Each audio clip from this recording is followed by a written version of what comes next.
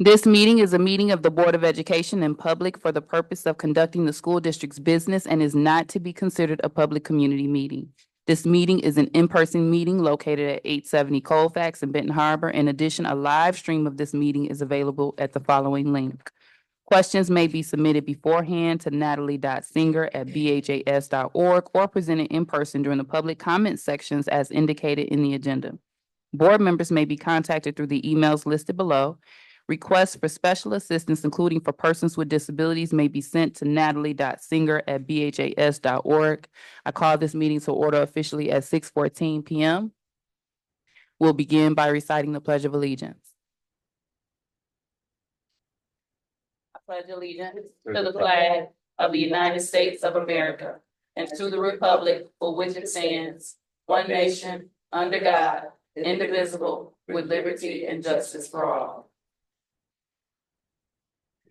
Ms. Singer, can you please call the roll in the absence of the secretary? Present.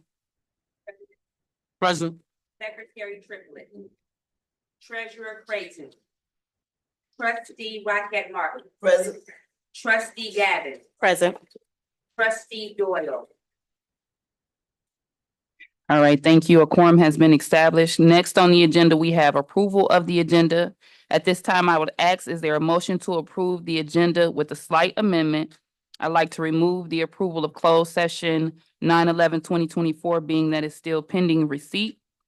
Is there a motion to approve the agenda as stated? I make a motion to approve the agenda with Is the there- necessary revisions. Is there a second or support?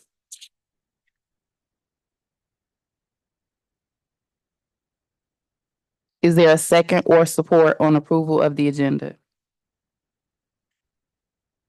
Okay, so that motion failed. Is there an adjusted request for approval of the agenda, being that there's not a second, because we cannot proceed with our meeting without a second of the agenda? You have the floor, Vice President Bowens. I give the floor back. I'll go ahead. We can do, So you're supporting? yes. All right, so the motion has been made by Trustee Rocket Martin and supported by Vice President Bowens. Any questions, comments, or concerns? I have a question, President Robin. You have the floor, Trustee Gavin. I know we got a late email today regarding some restructuring that Dr. Bus is looking to do, closing this building, doing that. Is that something that's going to be in this agenda? I don't see it. Is that something that we're supposed to be voting on or anything? So to my understanding, that information is all within the HR reports. So it's noted in your HR reports. Is it something that we're voting on, or is it something that? So at this time, it's being proposed for vote. Correct. Okay, so I guess my concern is that something like closing buildings, restructuring staff, all of that was just submitted to us today. And we're being asked to vote on something like that in our agenda.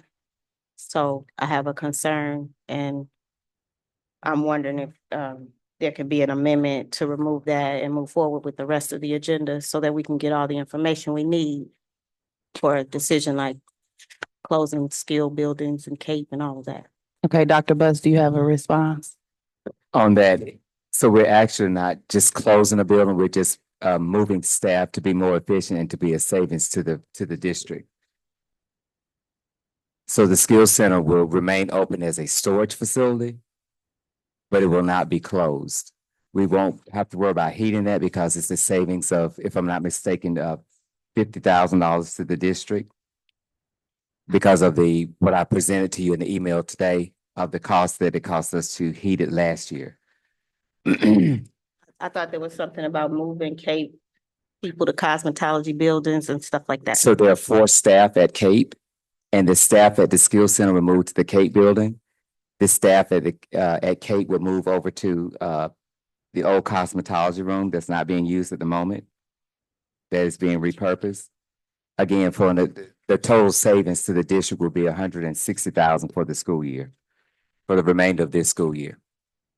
Yeah, that's just my recommendation. It's up to the board, but Madam, I'm concerned about making decisions so quickly without it going through work session or anything like that and us having a vote on something like that so quick. So we did discuss it in HR and Finance Committee. I mean, Uh, the general board work session in front of everybody and the public. Vice President Bowens. Madam President, I concur with trustee Gavin.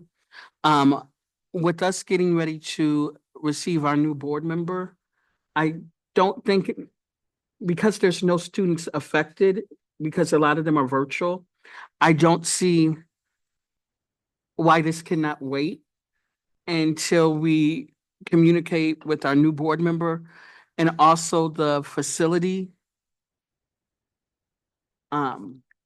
asset plan, but I'm trying to find that resolution that we would even be voting on for that. I don't see it, For what facility, what now? for the closure of the facilities.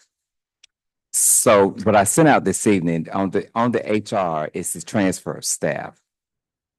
So we're, Oh, right, we're voting on the transfer of staff, but But there's no resolution that was mostly informational. So that typically doesn't require a vote. okay. So we're not voting on that tonight. Right, that doesn't require a vote. What we're looking at is the transfer of staff. Okay, so So trustee, Madam President, trustee Gavin put a motion on the floor, but No, so we are within trustee Rockette's motion to approve the agenda. Trustee Gavin simply made a comment regarding concern. So now we're within that same motion that Okay. Rockette Martin I made. thought she wanted to amend it, so sorry. Yes, ma'am. I was looking to, just point of clarity. I was just looking to amend the motion to exclude a vote on that decision right now. Which we had particular the decision, the building? The whatever Dr. Bus gave us today that we didn't have an opportunity to review, discuss, talk to community, anything. Okay, so Dr. Bus, can you please clarify which of your reports are directly related to the email sent? So the staff report that's directly related is the transfer of staff. Okay, so the movement of people and or movement of buildings to save district funds is not for vote. That was for information. It dealt with the transfer of staff, but it's not dealing with the movement of, there's no staff report to move buildings, if you would. So what I would ask, because I think there's a concern about the operational changes that you're indicating that you're making to us. I would ask that everyone in the room, please silence your phones. Thank you so much. And so what you've indicated is that that's not something that requires a vote. I would ask if you could check with legal counsel to ensure that that's not something that requires a vote, because it is a transition of an actual school building, although it's virtual, it's still a learning capacity. And so I just want to ensure that, although we trust judgment made by the superintendent, I want to ensure that we're not breaking our own bylaws by choosing not to have a motion on the floor regarding such an operational change, if that makes sense. Yes, ma'am. Okay. Madam President, Madam President, Can we please note for the record that Secretary Triplett is here as of 6:22 p.m.? You have the floor.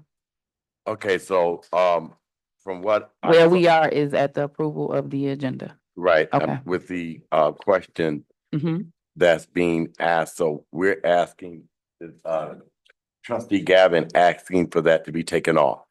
So where we are right now is within a motion, trustee Rockette Martin approved the agenda as it is, with the only adjustment as the removal of closed session minutes, which was supported by trustee Vice President Bowens.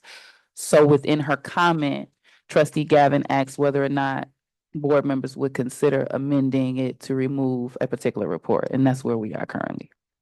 Just a point of clarity, just remove the voting aspect. I'm happy to have the discussion and get the information so people can know what it is, just the voting aspect of that. So Dr. Buss is indicating there's nothing to vote on, but I think there's confusion in that trustee Gavin is relating, you said that transfer of staff is part of the email.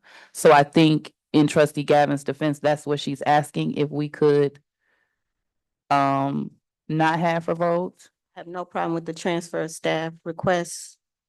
It was this email that talked about moving Kate to cosmetology and this, like, all of those things. Right, so You're not those voting on things, those we are things. not voting on those. And so what I have asked that he do, because he is under the impression that those are not changes that require a board vote. So what I have asked him to do, per the board, is to check with legal counsel to ensure that that is not something that requires a board decision, because that's a major operational change prior to him making that change. So that is not something that was set, that is on the agenda per Dr. Bus for a vote. But I am asking that he not move on that, those transitions without seeking legal counsel to ensure that it is not something that we should be voting on.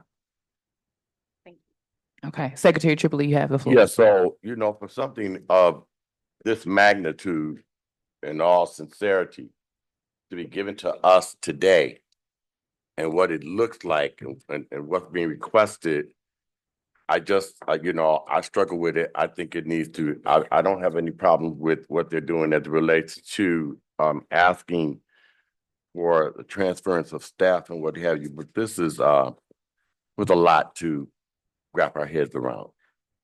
And so we're talking about moving a school, be it virtual, to another facility. The facilities committee, this is the first time I ever heard of it.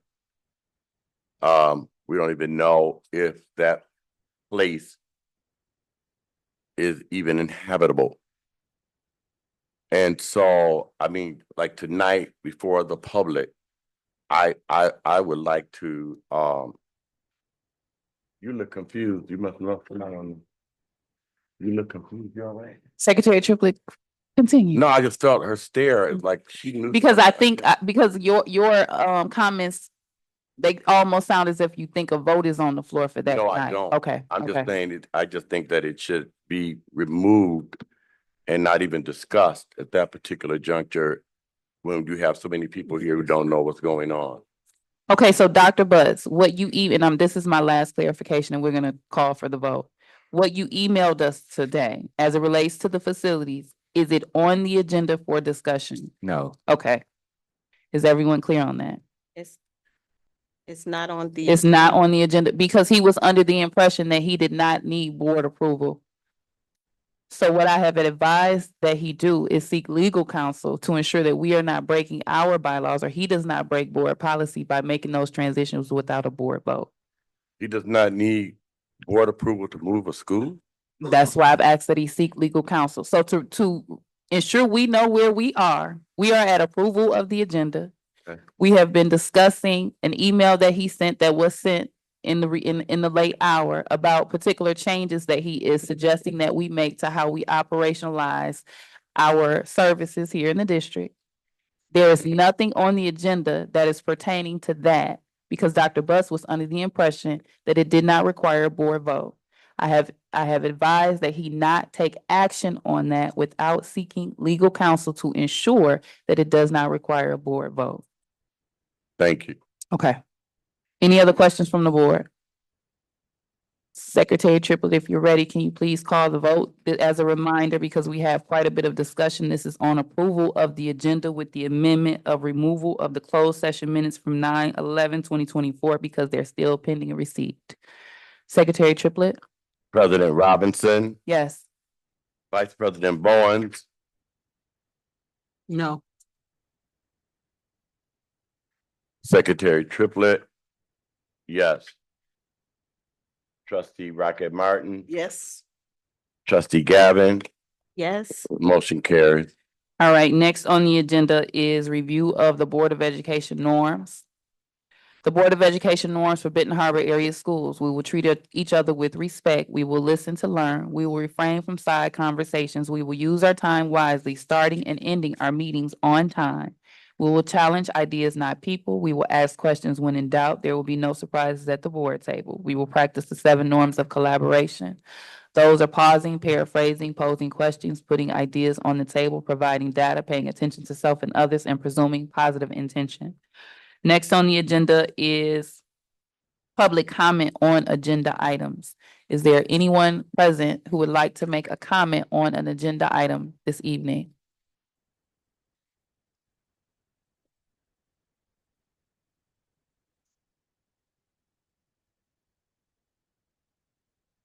All right, you have the floor. You want the public comment statement? Okay. The Benton Harbor Area Schools Board of Education recognizes the value of public comment on educational issues and the importance of allowing members of the public to express. Okay, so at this point, we can't continue because it's only three. So if both Secretary Triplett and Trustee Bowens have to leave, we'd have to take a recess. Okay. The Benton Harbor Area Schools Board of Education recognizes the value of public comment on educational issues and the importance of allowing members of the public to express themselves on district matters. Today, there are 2 areas for comment on the agenda of which you may decide when to speak. Public comment on agenda items and open public comment. We request that each interested participant complete a public participation form using legible writing to ensure that responses are appropriate and properly focused. Per Benton Harbor Area Schools Bylaw 0167.3, which governs board participation at board meetings, we request that you preface your comments with your name, address, and group affiliation when appropriate. Each statement made by a participant shall be limited to a 3-minute duration, and per our bylaws, no participant may speak more than once on the same topic until any other persons have had the opportunity to speak on that topic. Participants may remove their mask when addressing the board. Participants shall direct all comments to the board and not to staff or other participants. The board will listen, take comments and questions under advisement and not respond at this time. I, as president, will refer questions to the superintendent for research and response. Please ensure that your public participation form includes your contact information as requested. If you have specific questions for the board or executive team that require follow-up, please email those directly to natalie.singer@bhas.org. You have the floor. Thank you. Good evening, everyone. My name is Tiana Batiste Waddell, 330 Colfax Avenue, South Bend, Indiana. Jack's Aspire Foundation and Save the Youth Michiana campaign and several additional citizens continue to demand the Benton Harbor Area School Board of Education recommend and vote for the termination of Dr. Kelvin Butts for failure to implement a comprehensive strategic plan and requirements in the partnership agreement effectively by causing an increase in student achievement. This evening, we continue to hear that communication is being given last minute. Decisions aren't being made with the whole team. And this is in regards to the 21st Century Ed proposal. Trustee Gavin stated last meeting, quote, "As long as we do what we have to do on our end." She said it 3 times during the last meeting. Again, as long as we do what we have to do on our end. Where's the data that shows the relation to the 21st Cent Ed proposal and the strategic plan? If you aren't paying attention to those details, how can we trust that you're going to be able to manage a $1.1 million STEM project? Yes, STEM is important, and I would even argue that STEAM, adding the arts, is important. However, as Elnora stated, as long as we do what we're supposed to do on our end. Well, based on the Michigan accountability data, literacy achievement decreased slightly in many grade levels. Right? Graduation rate significantly decreased. Why? Student services doesn't have any reports on suspension or expulsions. Why? What data are we using to drive these decisions? The $1.1 million project won't be effective either until you fix the lingering toxic culture. ESSER 3 funding we're using for this, it seems that we're making a quick decision just to spend money. Thank you. Thank you. Is there anyone else who would like to make a public comment on an agenda item? All right, hearing none, we'll go ahead and proceed. Next on the agenda, we have approval of the meeting minutes. As noted, we removed closed session 9/11/2024. I would ask that we ensure that those are provided to Ms. Singer as soon as possible. At this point, we are taking a vote on regular session 11/12/2024 minutes. Is there a motion to approve? Make a motion to approve the 11/12/24 minutes. Is there a second or support? I support. The motion has been made by trustee Rocket Martin and supported by Secretary Triplett. Any questions, comments, or concerns? Hearing none. Secretary Triplett? President Robinson, Yes. Vice President Bowens, Secretary Triplett, yes. Trustee Rocket Martin. Yes. Trustee Gavin, Yes. Madam President, motion carried. All right. Thank you, Secretary Triplett. Up next, we are at board business. As a reminder, protocol as of 9/13/2022. All comments will be limited to 2 minutes per trustee per topic. We have first up for board business, a lovely holiday presentation by Threads of Hope.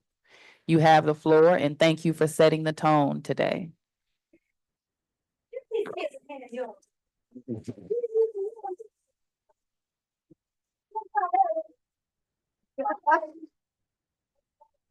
Real quick, because we want to thank you all.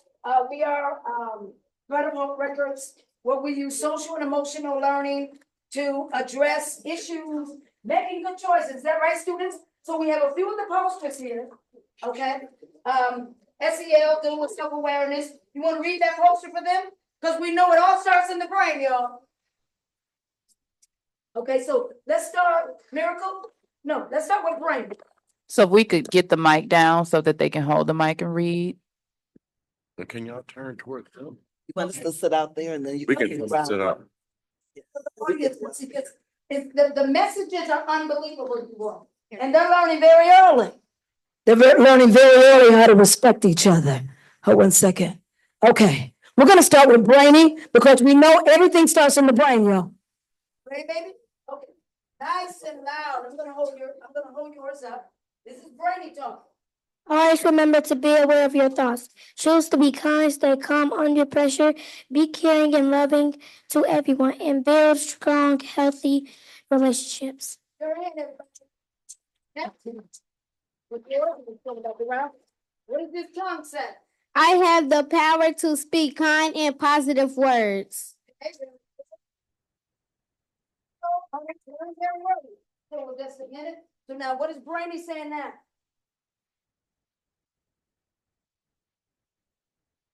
I am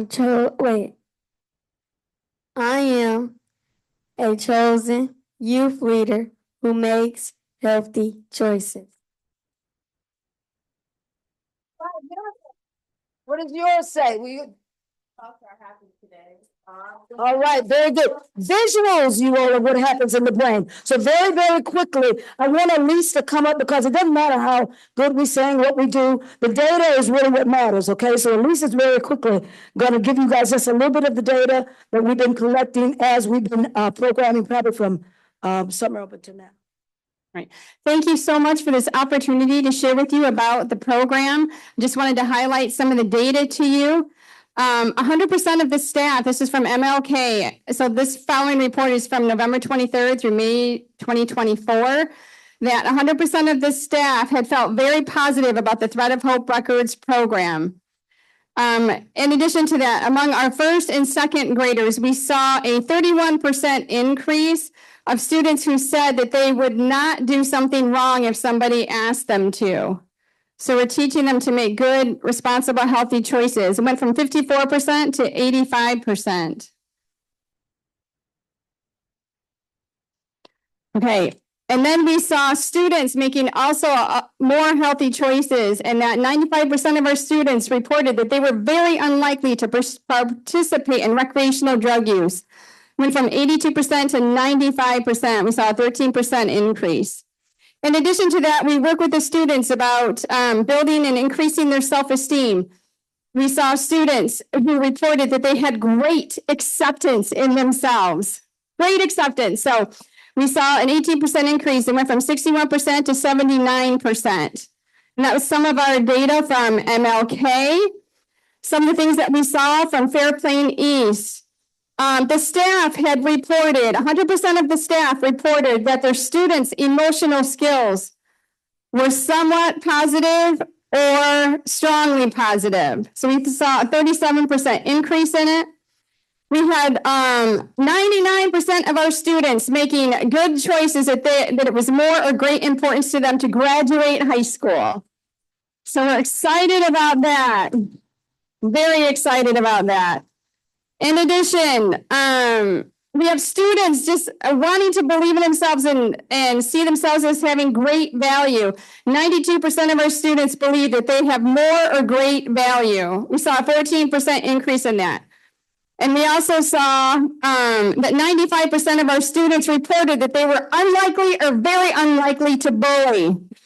So we were very happy with that. Yeah, okay.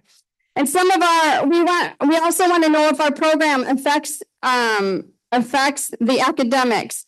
And so from Fairplain East, the fall of 2023 to 2024, we saw that their reading scores, their points in their reading scores went up 9.1, and their math scores went up 11.8 amongst the fourth grade. And the other ones for the fifth grade went up as well. MLK, we saw growth in their reading scores as well. From the fall to the spring, they had an 8.5 growth in their reading and a 12.9 growth in their math. So woo-hoo! That was first graders at MLK. So in each one of these grades, their growth, it happened. Because I'm limited on time, I can't go through all of them. And so one more with the summer school, because we're also there during the summer school. And we saw the reading scores in the summer schools, which includes MLK and Fairplain East. Reading scores went up 8.3%, and that's for the first grade. And second grade, they went up 16 points for their math scores. All right. So, you all, first of all, let's give the board a hand. You all met Dr. Butts, and Ms. Wardell was here first to see. Well, no, Dr. Butts. Dr. Butts is the one who talked about bringing the program in, and then Ms. Wardell brought us in. So, you all, let's give this board a hand, you all. Students, can you all say thank you to the board?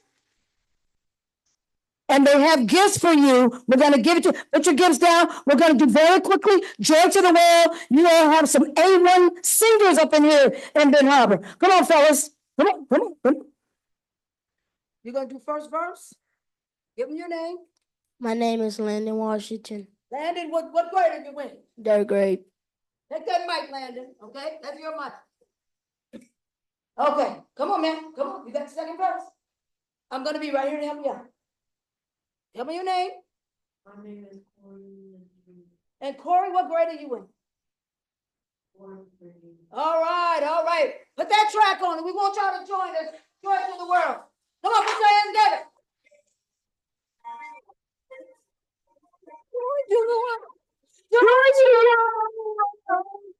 The Lord is come, and I receive her King. Let every heart, let heaven and nature sing. Let heaven and nature sing. Let heaven and nature sing. Everybody sing.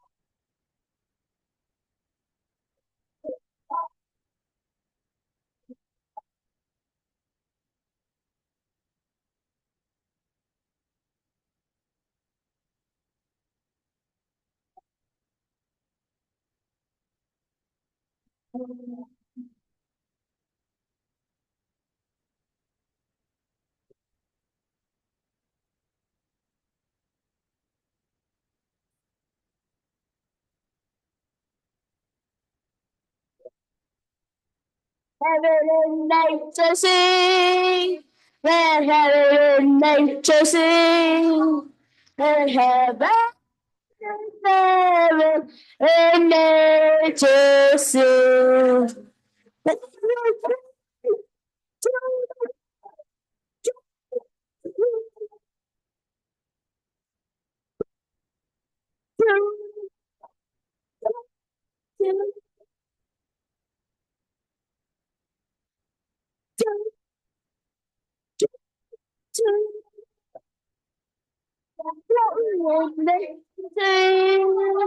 In heaven, wherever nature sing, whenever nature sing, whenever nature sing.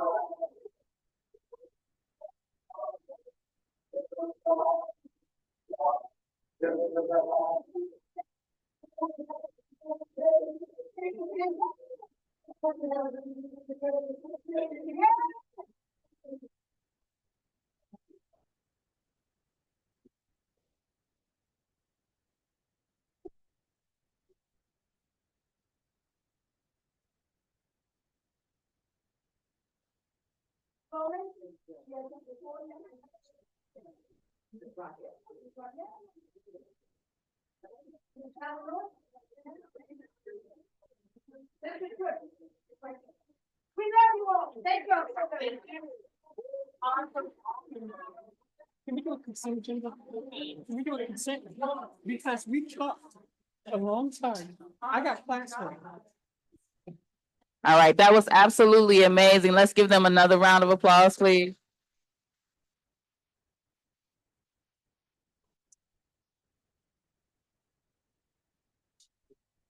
Oh, my God. It's hot in here. I think I can have some freezing. All right, so I just want to say thank you all for setting the tone for us. Absolutely amazing, and I think it shifted the energy in the room, so thank you so much.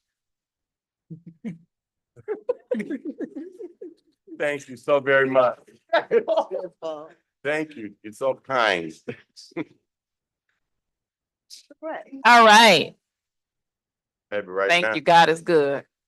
All right, up next, we have a presentation from Community in Schools, Michigan, presented by Ms. Vaz. You have the floor.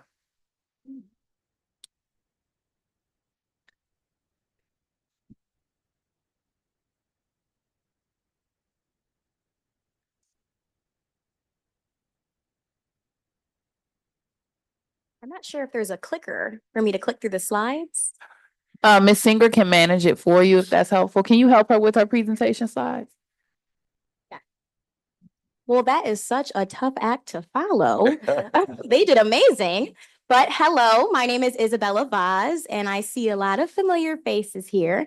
I am now the program director for Communities and Schools of Michigan for the far west side of the state. So that is Muskegon, Grand Rapids, and lovely Benton Harbor.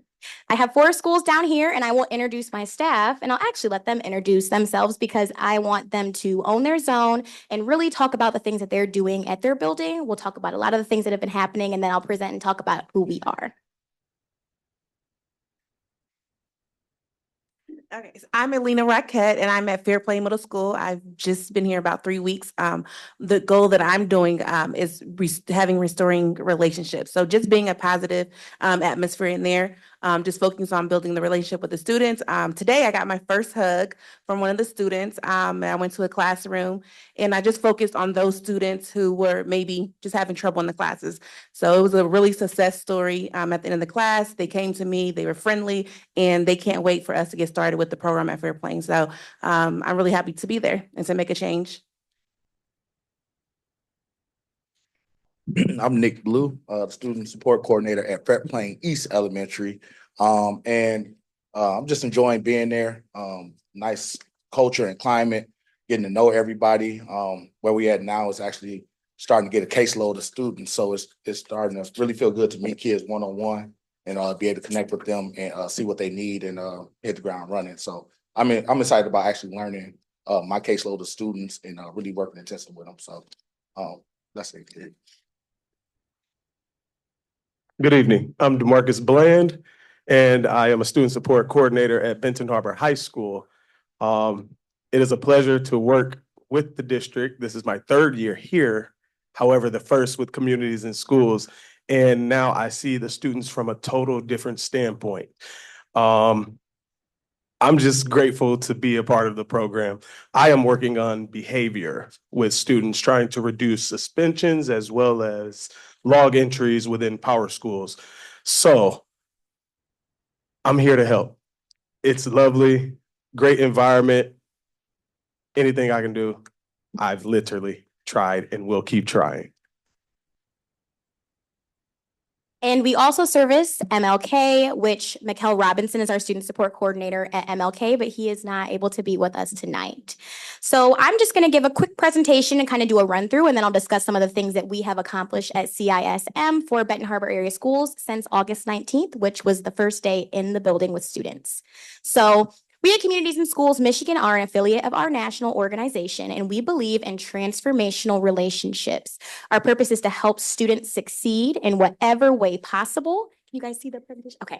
Our purpose is to help our students succeed in any way possible and help them define their potential and help achieve. We understand that every single student may not choose college as their pathway, but no matter whether you choose college or another pathway, we know that you will become an adult in society. So we want to make sure that you're able to be successful and use the tools that we have taught alongside the schools to help them be successful. So through that, we utilize our values of collaboration, equity, accountability, excellence, and integrity. And like I said, we were very relationship-based, and we focus really deeply on that transformational idea. So this slide kind of just encompasses who we are, what we kind of stand for. And as you see under our beliefs, we are going to also talk about how relationships are the cornerstone. So we succeed by utilizing our database system and our model to help implement some of these ideas that schools have, but may not have all of the people in the places that they need to have them in order to do that, which is where we step in and try to fill in some of those gaps. So this is a little bit of information about us. I will let you read this slide because it is a little bit hardy, but there are some numbers at the top if you want to just take a look at those really quickly, and then we'll move on for the sake of time.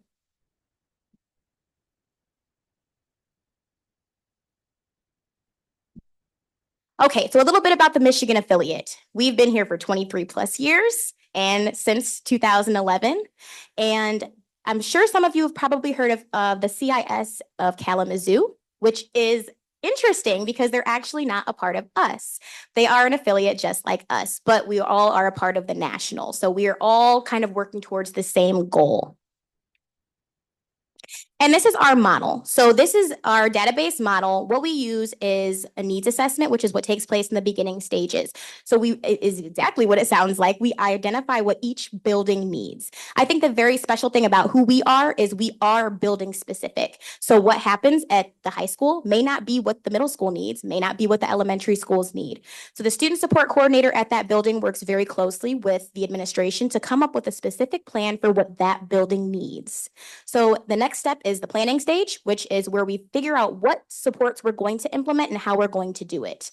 After that, it's the integrated student supports, which is exactly what we talked about, putting those into motion. Lastly is what is, I think, one of the most important pieces is the monitoring and adjusting. So this is what's going to take place once we've been doing what we've been doing for a while. So consistency is key, and it's also special with our model because in order to make the right changes, we have to know what changes those are. We won't know what changes those are if we don't do the right thing and keep doing it over and over and over until we see what's working and what is not. And at that point, we make those adjustments. And then the evaluation stage is where we look at the data from the school year and we figure out what things we want to continue implementing and see what changes we need to make, if any, for the following school years to come. And then stage 6 is our proven success. So I'm not going to talk too much about this because this is something that's similar to what you already implement here at Benton Harbor area schools of the multi-tiered system of support. So we utilize tier 1, tier 2, and tier 3, which tier 1 is the entire student body. Tier 2 is going to be your small groups. And tier 3 is that one-to-one individual support.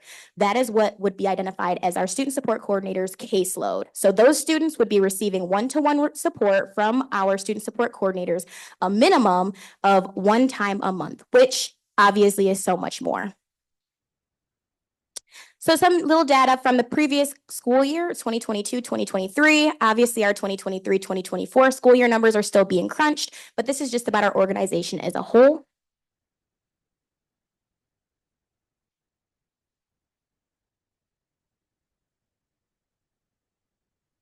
All right.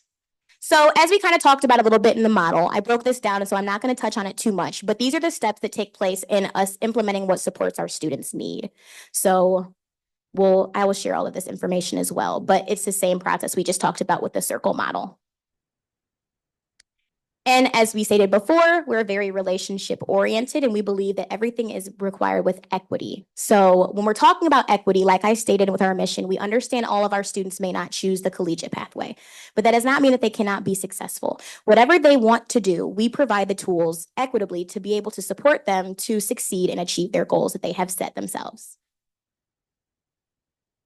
So in schools and beyond, one thing that we talked about as an organization is we always say that we have one foot in the school and one foot in the community. So it doesn't just stop at school. It doesn't stop at home. We're constantly working with community partnerships, and we're constantly working with building teachers, students, and staff to figure out what the students truly need. What are these gaps that they have? How can we break these barriers so that our students can achieve and get everything that every other student deserves to have to be successful? And this is a list of some of the partnerships that are through the organization. We also have some area-specific partnerships that I will talk about a little bit later. And then our school support teams. So each of our student support coordinators had to work with the building, of course, to form the student support team. And what that is it's based upon whatever their school goal is. They form a team of people per the administrator in the building's recommendation of who to meet with to help implement some of these ideas and goals. So based on that school support plan that was initiated after that needs assessment, they will work with this group of people to make sure that they're on pace and on track to be able to achieve the goal that they set for the school with administration. And again, another slide of all the different types of supports that we provide. These were the options that administrators had to pick from in the building level alongside our SSC to figure out what the direct need of CISM was for their building. And this is a testimony. I'm going to skip through this for the sake of time because I want to make sure I get the information about Benton Harbor to you guys. And then keys to CIS success. So one big thing I really want to point out is intentionality. Everything that we do is with intention. So one of the biggest things I talked about earlier was that each building is specific. We're not just going to come and provide any support, especially a support that is already provided in Benton Harbor.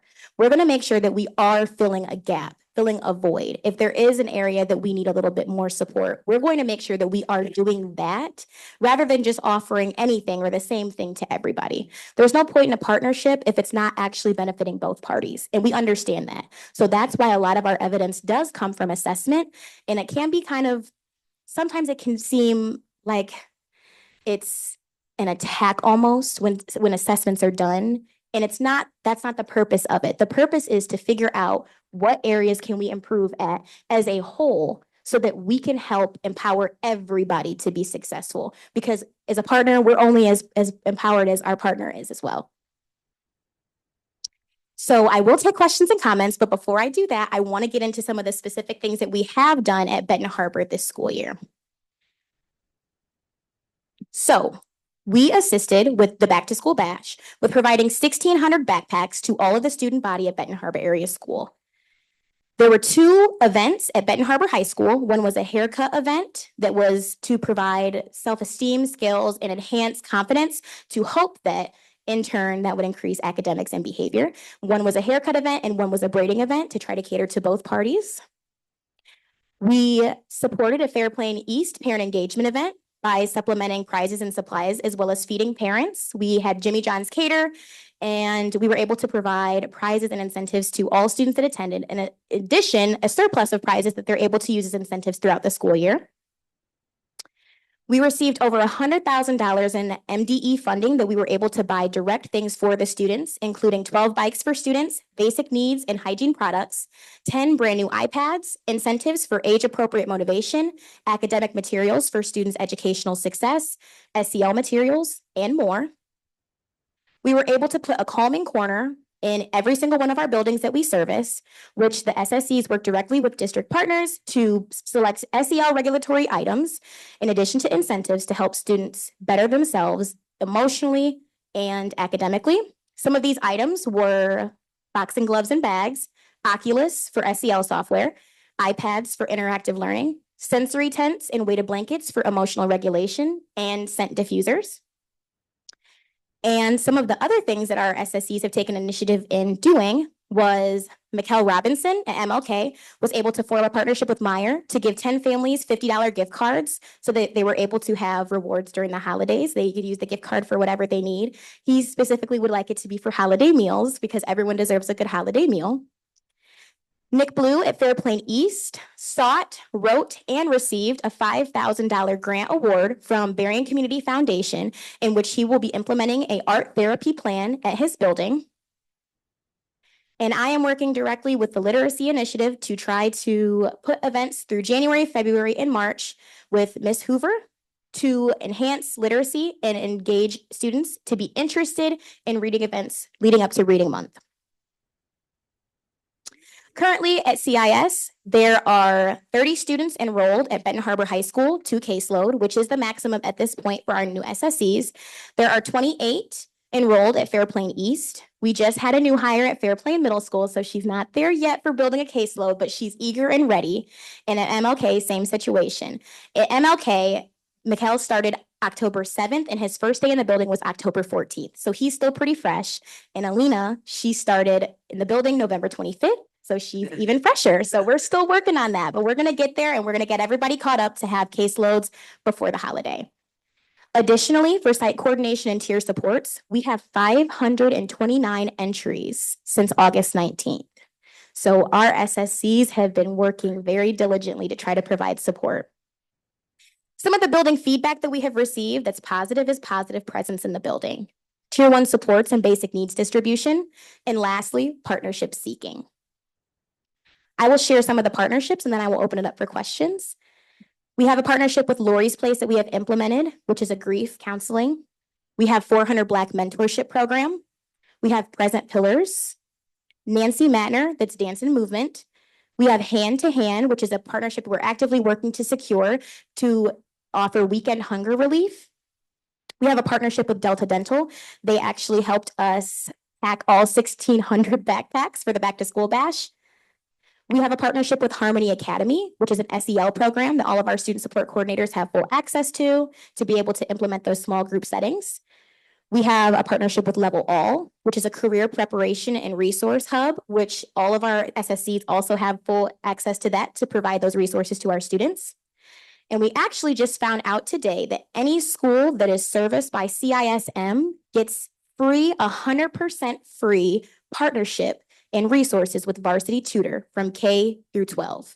So based on our partnership with CISM, you guys are able to receive Varsity Tutor completely free. And then lastly, of course, we cannot forget about our educators. We also offer a partnership with Black Male Educators Alliance. They have been providing professional development once a month to our teachers and educators at Benton Harbor area schools. They are a nonprofit organization that helps Black educators and students thrive. They focus on empowering the individual by providing support, resources, and advocacy necessary for academics and professional success. Their goal is to develop educators who transform the educational experience of Black and Brown students so that they can become leaders of their own. And we're actively seeking a partnership for substance abuse awareness resources. So I will open the floor for questions or comments. All right, so are there any questions or comments from the board at this time? Trustee Rocket Martin. Yes. So pleased to hear all that you're doing for Benton Harbor area schools. My question for varsity tutoring, I kind of had a little, know a little bit about them, but how would our students access that? And do they do all grades? Yes, so currently, correct me if I'm wrong, Benton Harbor Area Schools currently has a partnership for McKinney-Vento students for varsity tutors, is that correct? Solely for, yes, so.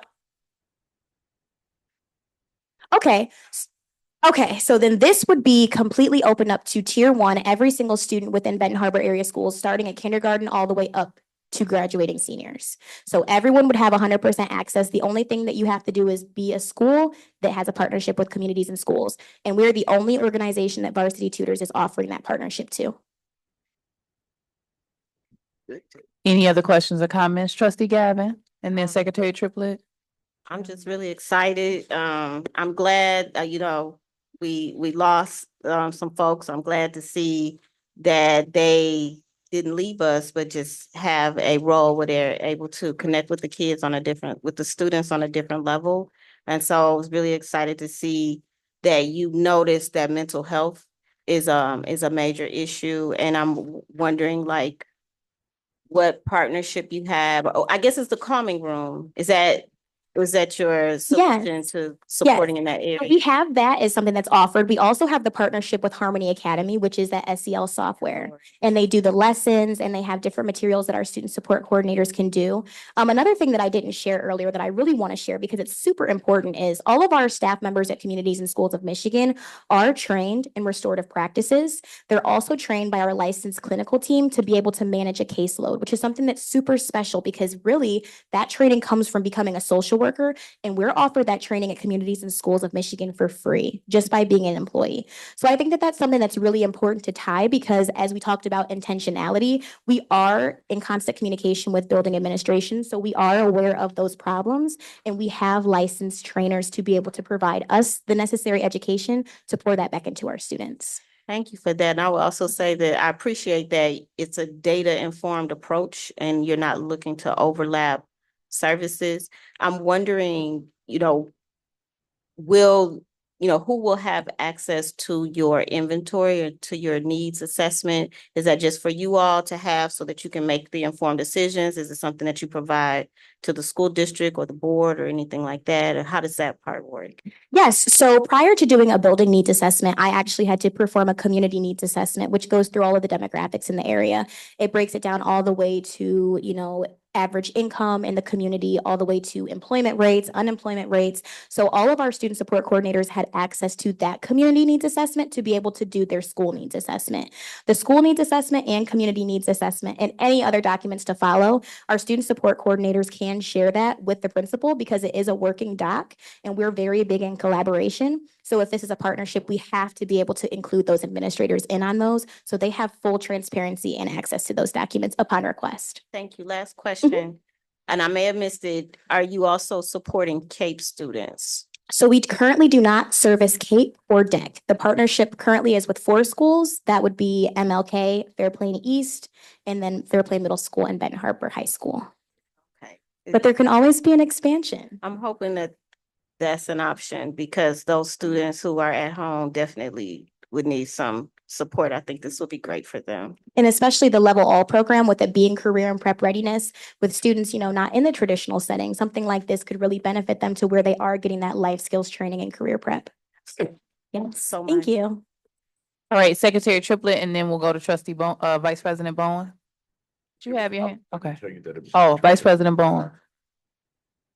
It was a beautiful presentation. My only question is, are you guys working with the parent liaisons? So it depends on what the school goal is. The school support team is formed by the student support coordinator and the administration in the building based upon who they deem best to be on that team. So we understand that the family specialist in the building, our jobs do overlap a lot, but we try to make sure that there is no overlap because we want to make sure that everyone is able to empower their own area. So I believe that based on what we have selected, that we are not in alignment with what the family specialists are doing. So they're still able to perform their role. But you do overlap, so you can be in the same school and Yes. bring in the same resources and overlapping. Yes, so we can, that is a potential, but we try to pick our school goal with intention. We pick our goal based on something called the ABCs, which is attendance, behavior, or curriculum. So anywhere in those can be the school goals. So we try to make sure that our student support coordinator and administration aren't picking a goal that crosses too heavily with a role that's already existing in the building. Okay, thank you. You're welcome. Secretary Triplett. No, I'm just excited to see community in school. I do say, I was very, very concerned with when we talk about our partnerships and what have you that we established, where many of our great employees were pulled from our district, and they have that choice. But it also, when you turn around, you see those individuals working in this program and working in our school. That's a plus too. So I think it's important that, because I have to be honest, and including you, you were such a powerful employee Thank you. in our district down through the years. So I really, really enjoyed some of the things that you were doing in the school district. I'm very familiar with communities and schools, and so had an opportunity to work an entire year. And so when when you see kids going down there to communities and schools, kids that are hungry, kids that need coats or clothes, and have all different types of referrals available, and the students go into anonymity is the spirit of the process as well. And so kids, I've seen it work where they go into, and they can go in and get, and parents come into the school and they shop. So I hope that, that these are the types of things that we see, because a lot of times people don't really understand what homelessness looks like. Everybody think that homelessness is in the street. People you see in the street, that's only 5%, if that much, of people who are actually quote unquote homeless. But if you're living at your auntie's house with 3 or 4 kids, and you all are living together, some of those families are, that's a part of the homelessness population. So I'm just excited, seriously, and I hope that you are really, really be an attribute, that people feel good, feel safe, and that you are really honestly get down and do the work, because communities and schools is a powerful initiative. Thank you so much for your presentation tonight. Thank And you. you do have some absolutely amazing employees from our school. No. But thank you so very, very much. And it's nice to meet Ms. Rockette as well. I met her the other day at her school, and she was placed there. So I'll wrap by saying I'm extremely excited that you all are partnering with Benton Harbor Area Schools. My first job within the education field was as a after-school educator for Kalamazoo Communities and Schools. So when they started to pre-message that the program was coming, I was extremely excited.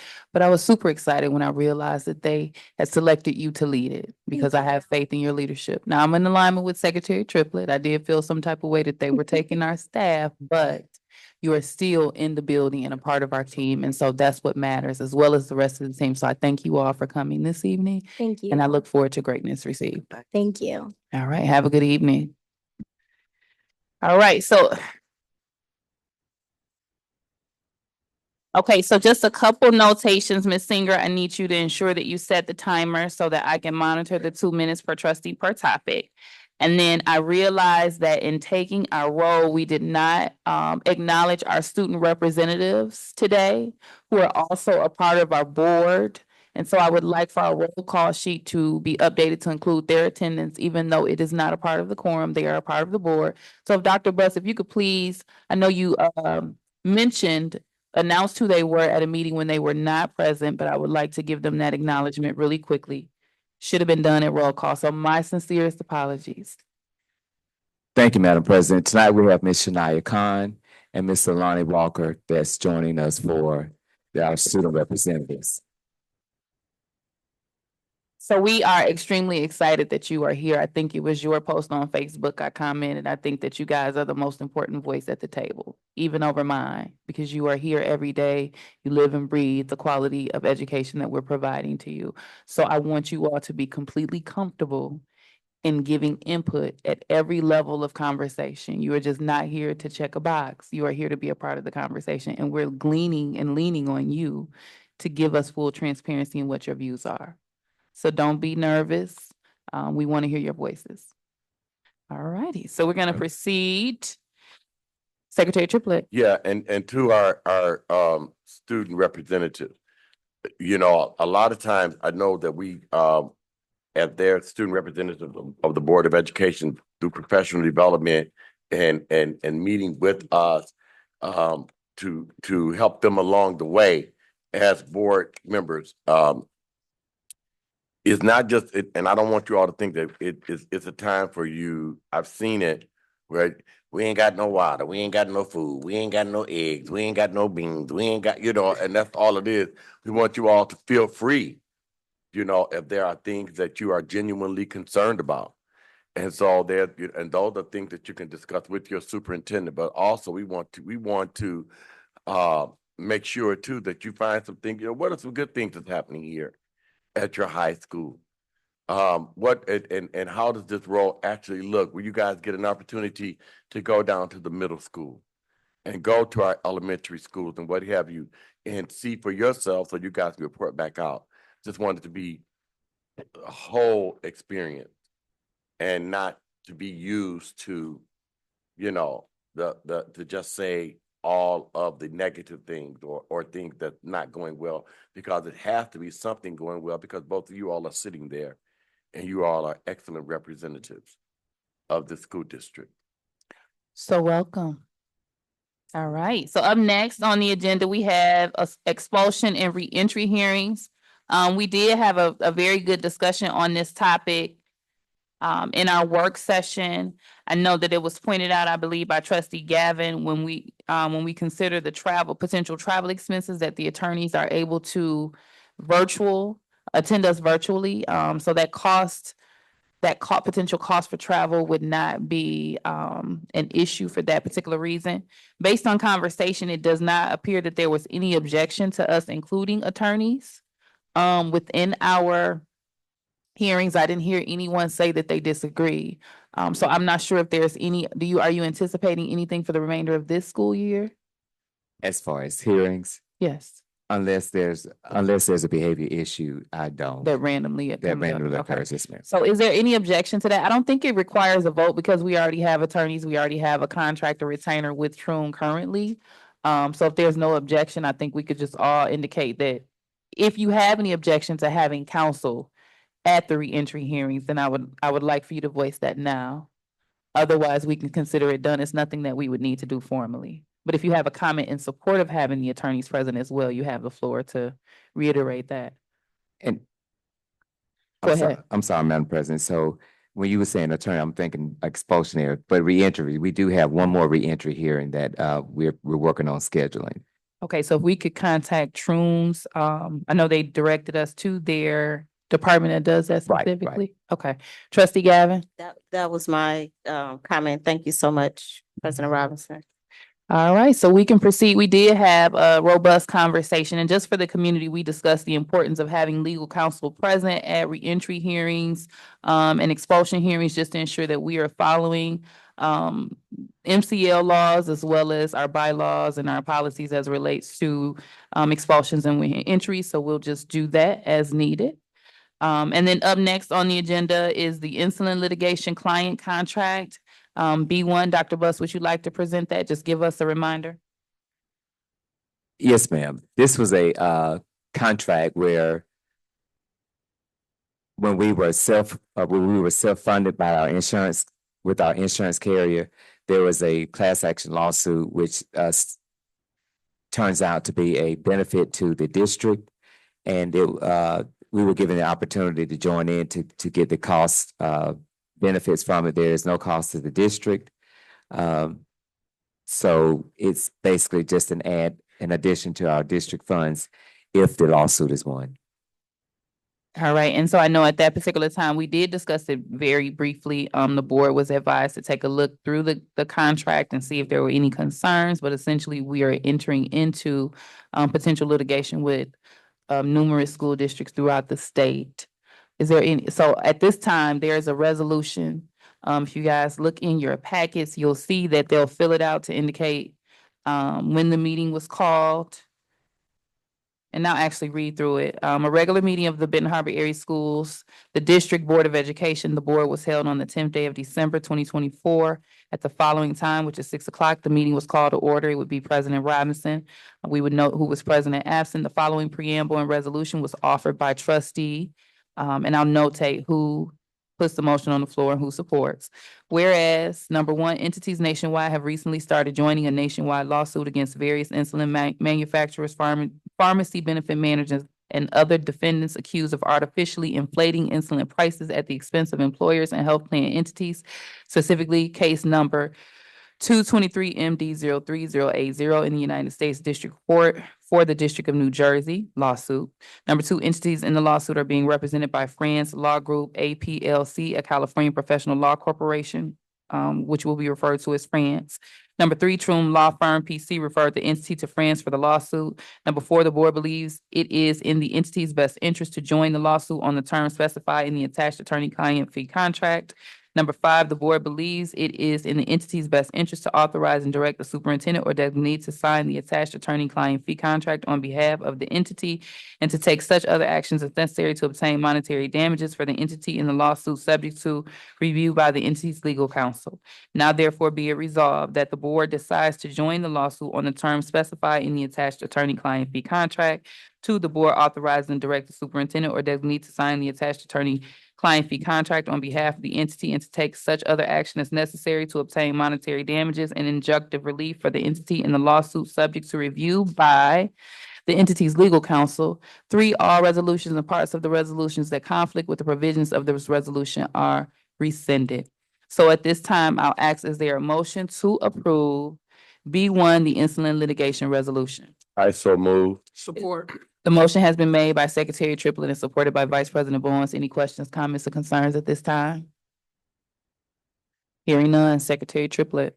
President Robinson. Yes. Vice President Bowen. Yes. Secretary Triplett, yes. Trustee Rocket Martin. Yes. Trustee Gavin. Yes. Motion carried. All right, next up, we have our partnership agreement update and our strategic plan update. Thank you, Madam President. In your packages, you will find the preliminary results from the state that was sent down from MDE and the office from Michigan Department of Education and the Office of Partnership Districts.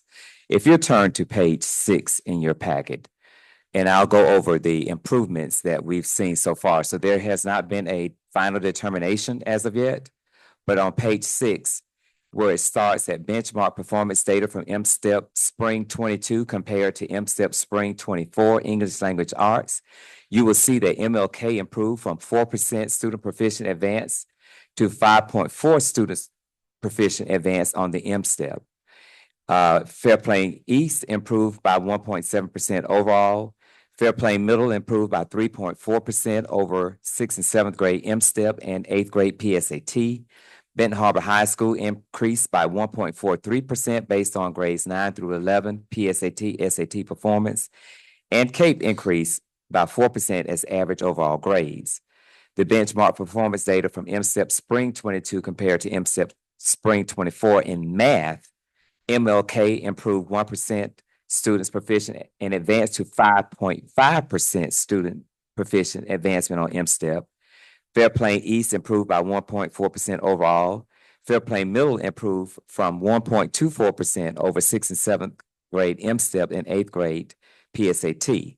Benton Harbor High School decreased by 0.8% based on grade 9 through 11 PSAT and SAT performance, and Cape increased by 1.85% as average overall grades.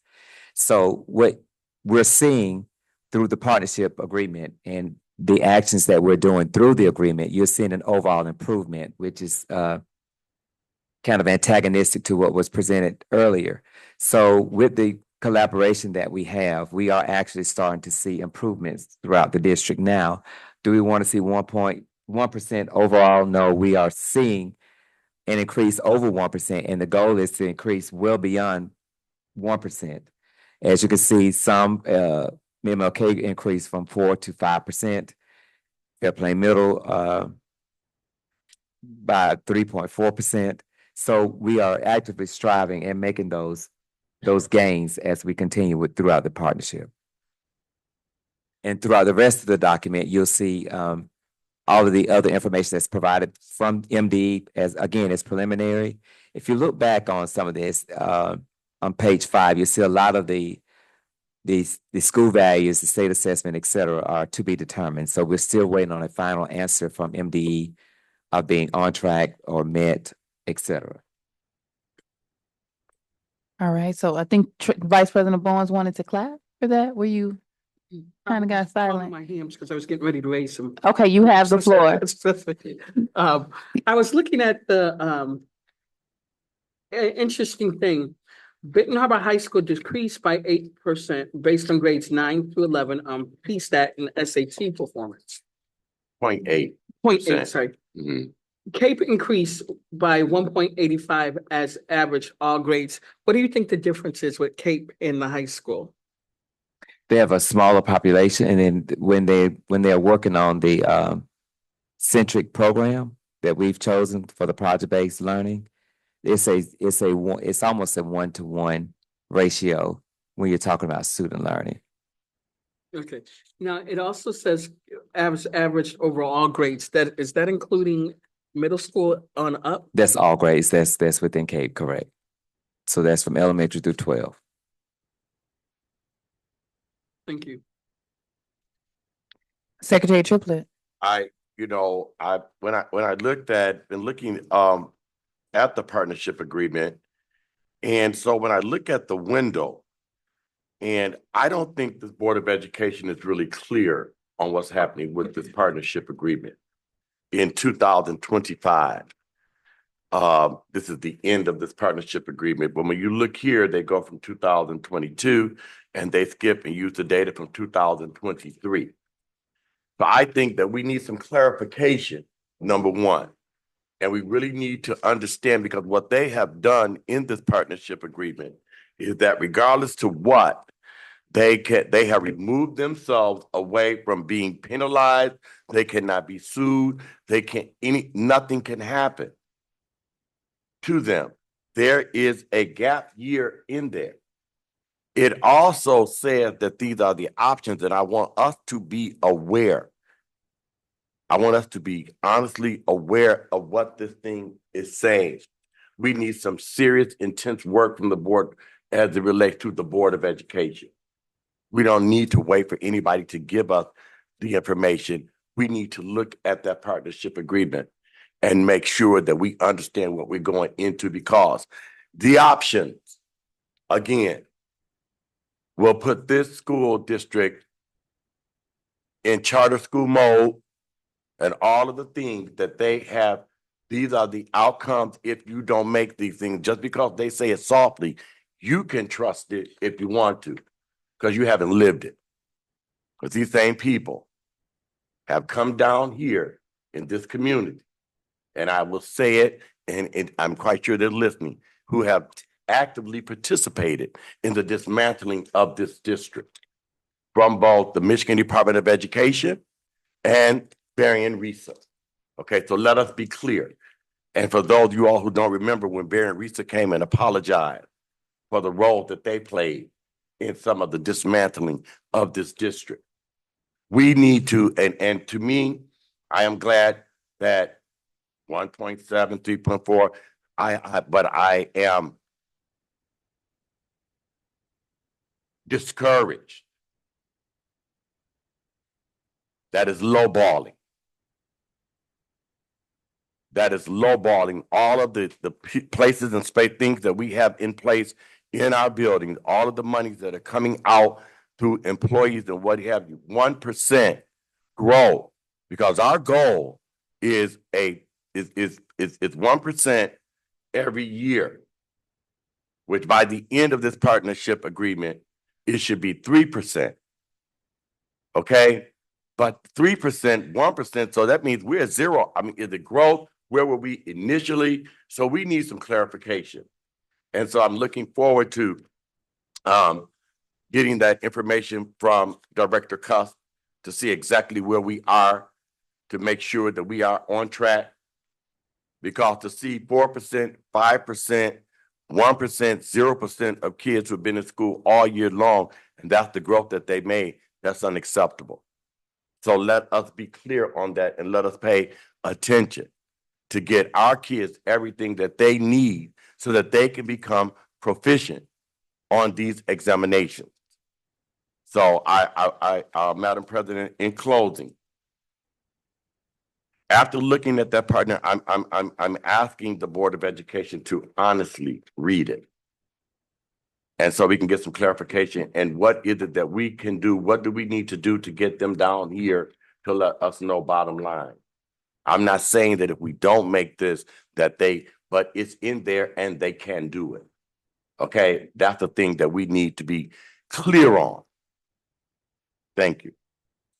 All right, so just for the record, for the board, it's currently 7:29. I know we did get started a little bit late due to attendance, but I just want to make sure everybody is aware of where we are. And then just so the board is aware, I did request a meeting with Ms. Chapman. And so she did send me an email yesterday so that we can schedule, because I did miss the initial conference that you attended. So I wanted to make sure that I received the same feedback that you all received. And so that I can get in and kind of dig more in understanding level as you're referencing. Yes. So I am anticipating a virtual meeting more than likely on a Friday based on her, depending on her schedule, because that's the date that I'm free. If there's anyone that's potentially interested in attending with me, if schedules can correlate, as long as we don't have greater than a quorum, I have no objection. If there's maybe one or two of the curriculum committee members that would like to be on that call with me. Okay. Trustee Gavin. Thank you, President Robinson. I have just a couple questions, and I will preface it by saying that I'm not a fan of many standardized tests. I am a proponent. I am in favor of testing students to gauge their learning, but I have not been impressed with a lot of the standardized tests just due to the fact of their, historic racial biases. So I'm going to preface that there. Absolutely. Also, just in regards to, clarity and accuracy, looking at the review status pages, Dr. Buzz is saying that the district has not met the targets. Is that accurate? Even though we've had some increase, which is good, I'm celebrating those increases. Yes. We should be celebrating those increases. It also indicates that we have not met those targets that we are expected to make 1% increase each year.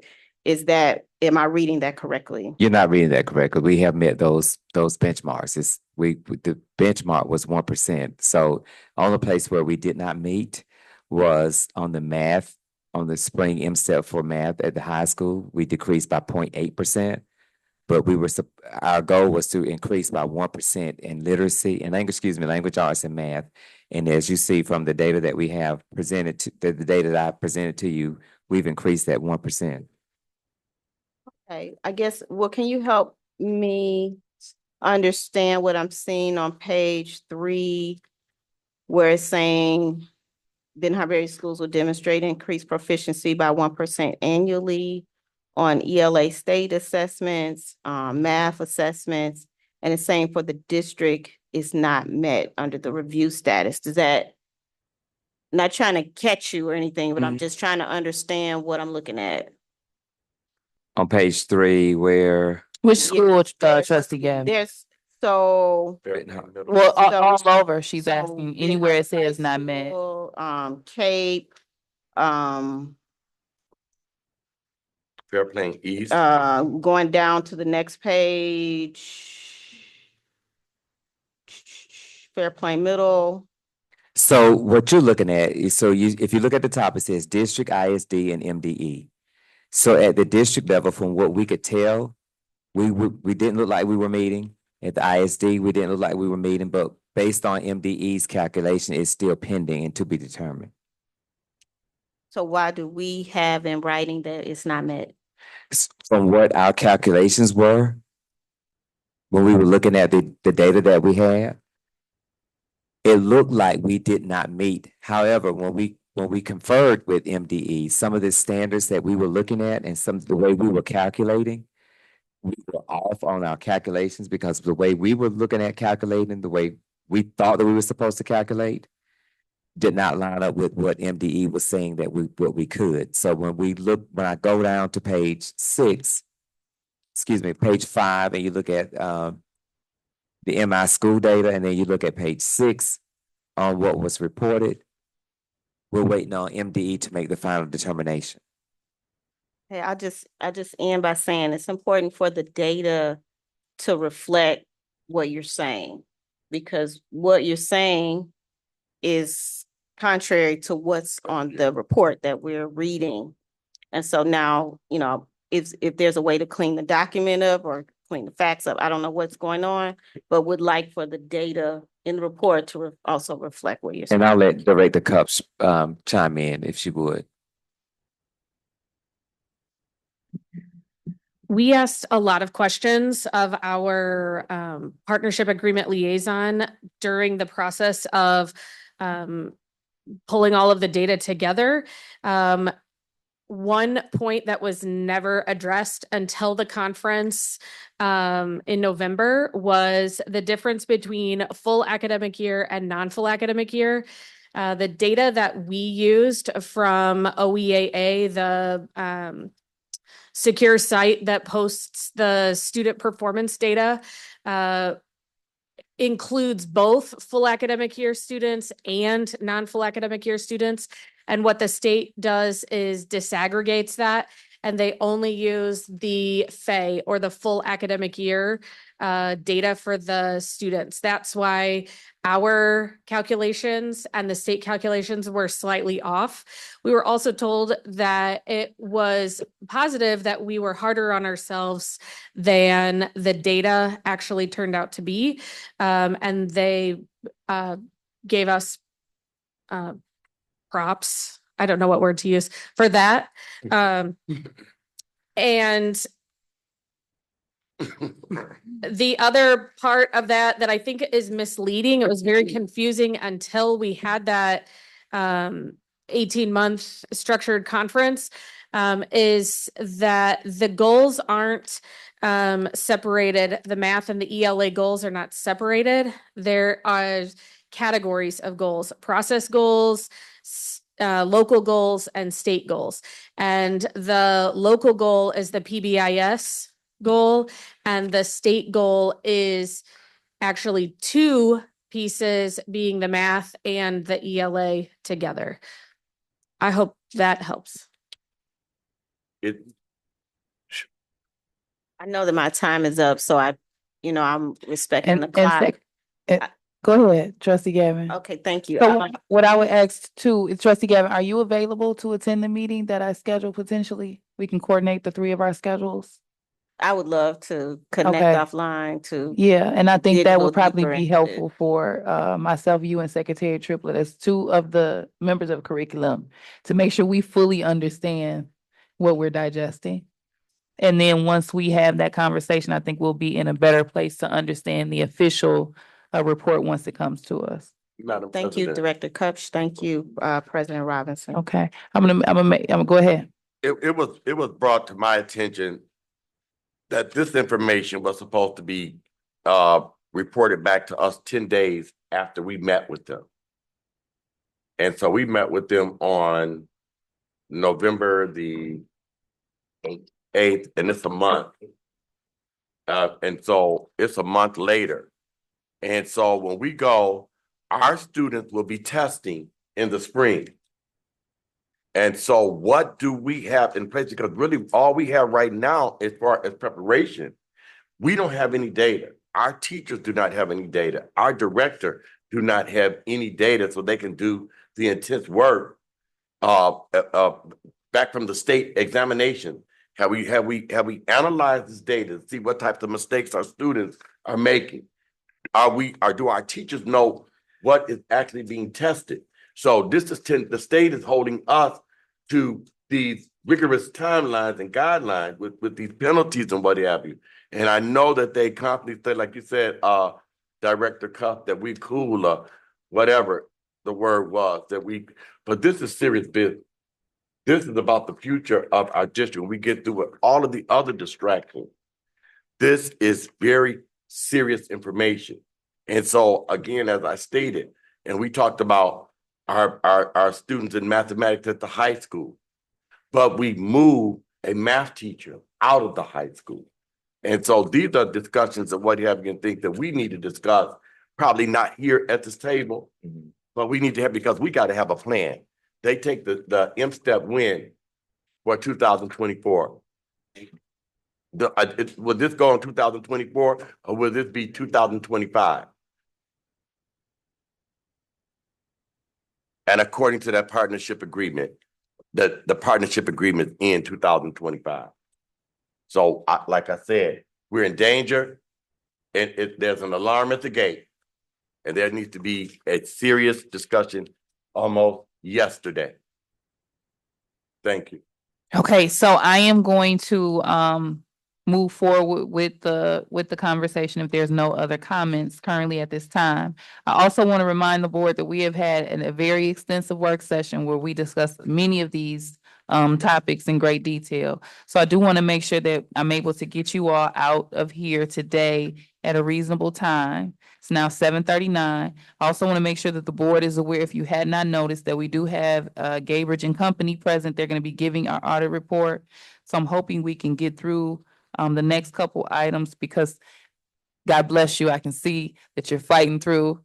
So we're gonna try to get to your section as soon as possible. So up next, we have a strategic plan update, Dr. Buck. So what I would like to do, Madam President, if when we get the official information from the partnership, then I can update the strategic plan so that we can ensure that we are moving in the right direction as far as the partnership and the strategic plan and to make sure they are braided together appropriately.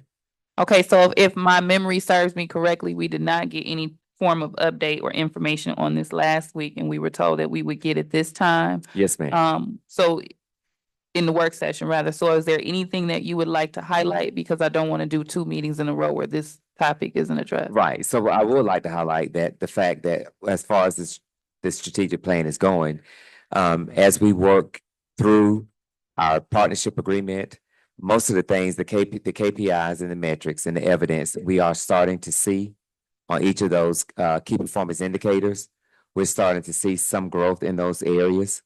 So those are the things I like to highlight. And as we continue through, yes, ma'am, I did say that, and I was anticipating more information from the state, but I By have now, no control yeah. over that. I think we all anticipated an official response Yes, by ma'am. now. So I will coordinate with Trustee Gavin and Secretary Triplett. Fridays work best for me.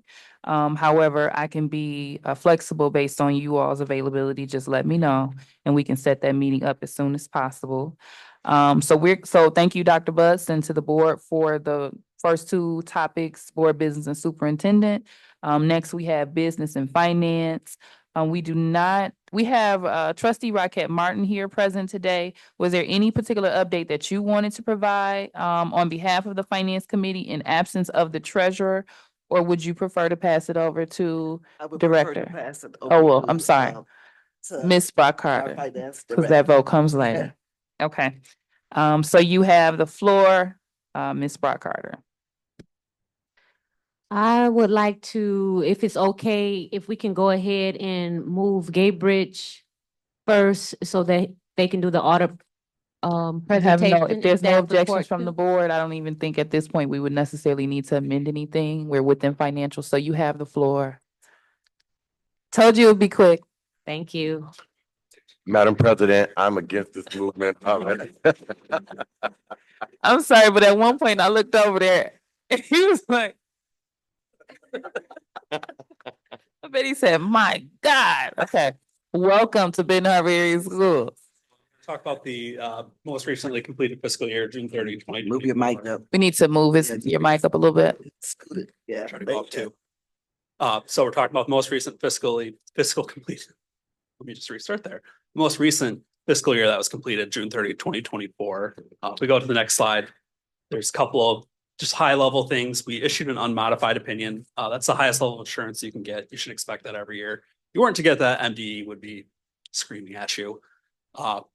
We did note 3 internal control findings. Most of those kind of just related to the timing of the finance director leaving, making those final budget amendments, some of the audit prep and journal entry related stuff. So overall, on findings, kind of the less concerning ones. None of them. We can't hear you. None of them were compliance findings. Okay, sorry. You might want to take the mic out and Yeah, hold it because you're a little bit tall. Yeah, there you go. So all in all, those findings are less concerning than then compliance findings over any of the federal programs, which I'll talk about a little later, which there were none of. So if you want to go to the next slide. A couple of the high level financial highlights, the fund balance across all funds at the end of the most recent fiscal year was roughly $36 million, which was another $7.5 million increase. So over the last 2 years, you guys have seen a pretty substantial increase in your fund balances from a lower level of, still being in the positive to now having a roughly a 60% annualized expenditures in your fund balance, which is a very healthy fund balance. It's probably one of the higher ones we've seen for schools. So that's always good to see, good to be able to report. That's kind of been useful, seeing some of those ESSER funding getting used for increasing those fund balances. So that's always great to be able to say. If we go to the next slide, this is a comparative statement of net position. Some of the highlights I point out is the increase in cash that kind of corresponds to that increase in fund balance. And then we've also seen the OPEB and net pension liabilities both decrease recently over the past couple of years. The OPEB, the retirement health care plan, actually is currently overfunded. It's at 105%. So also helping the financial condition of the school. The unrestricted net position at the end of the most recent fiscal year was just below $1 million. So I actually said earlier today with the finance committee, that's probably one of the lowest deficits I've seen. So pretty close. Hopefully another good year, and you guys will be out of that unrestricted deficit net position. Pretty much every public school has that, just due to that pension and that OPEB liability. So I want to go to the next slide. This is a comparative statement of activities showing the revenues and expenditures for the most recent completed fiscal year. The biggest change really was that loan forgiveness from the state loan. That was roughly about $10 million. Expenditures increased slightly just with some of those ESSER programs. So all in all, net position also increased significantly in the most recent fiscal year. I'm going to go to the next slide. This is just some of the RSI tables that will show the funded percentage of both that pension and the OPEB. Obviously, there's nothing the school district can do since these are the MIPSers plans, they're statewide. So you kind of you pay in what you have to pay in. And as time goes, they hopefully will be more and more funded. You can see the pension has gone from 60 kind of up and then back down. Thank you. Second back to strange. So, yep. So when you look at the OPEB and you look at the third line where it says school district covered payroll. And so I'm looking at a pattern where from 2020 to 2023, the district payroll has increased. Is that not correct? That is correct. As the student body and what have you has decreased. So would that be like a red flag? And when you talk about that, is that coming out of the general fund? It's going to be coming out of the general fund, the food service fund. Really, those are the two main funds where you have payroll costs. Is it a red flag? Not necessarily. Obviously, we've seen inflation over the last 4 years has been pretty significant. Retaining teachers and paying them fairly too is probably built into that cost. So it probably obviously is something to always monitor, make sure you aren't staffing at too high of a level. Not that I'd ever want to say ratios are going down is bad, but it's something to monitor, but it's not something that at the ratio I'm seeing, it's not highly concerning. So when you talk about that payroll, that's when we talk about right size in our district. This is the type of discussion that we're going to have. It's not just moving and shifting people. It's a serious conversation based on, because I think that was the thing that put us in a deficit years ago, is that we were rapidly losing students and still operating at that same level. Like we had 10,000 students and we were down to 7,000 or 6,000, but we were still operating, and eventually it caught up with us. So when you look at the school district covered payroll, would that include EDUSTAF staff, and is that something EDUSTAF something different? The covered payroll here is only employees that are under the MIPSers programs. So pension plus, pension plus 2. I know they keep making new programs every couple of years to try to reduce that cost. But so EDUSTAF, any of those outsourced areas would not be included. Not included. Okay. And yeah, that is obviously a good point, is something to monitor, because you did have that huge buildup in fund balance. You don't want to see it with ESSER, kind of those ESSER funds are pretty much gone now. You don't want to see it go back to that same position. But Obviously, there's no dumb question for me. If I don't know, I'm gonna ask. yes, amen. I didn't major in this. Oh, Thank you. If we go to the next slide, this is the finding on internal or the finding on question costs on the federal single audit. So any year the school district spends over $750,000 in federal funds. In 2 years, it'll be $1 million. You're subject to an additional audit requirement. So Benton Harbor and a fair amount of other schools are pretty much annually required to do this. Where we're kind of digging into one or two programs. This year it was the ESSER programs. Last year, I believe it was ESSER and Title I. In future years might be food service Title I, where we dig into some of the compliance stuff. And in doing the compliance testing, we didn't have any issues to note this year. So that's always great to be able to report. And then the next slide, I think that's all I really had of important highlights. Obviously, the fund balance is a great one to be able to point out that you have the ability to make choices out of what you need to do versus survival. So. All right, so I'm gonna open the floor up for any additional questions. Trustee Rocket Martin. So in common language, where would you say, or how would you say our finances are right now? Good, medium, low?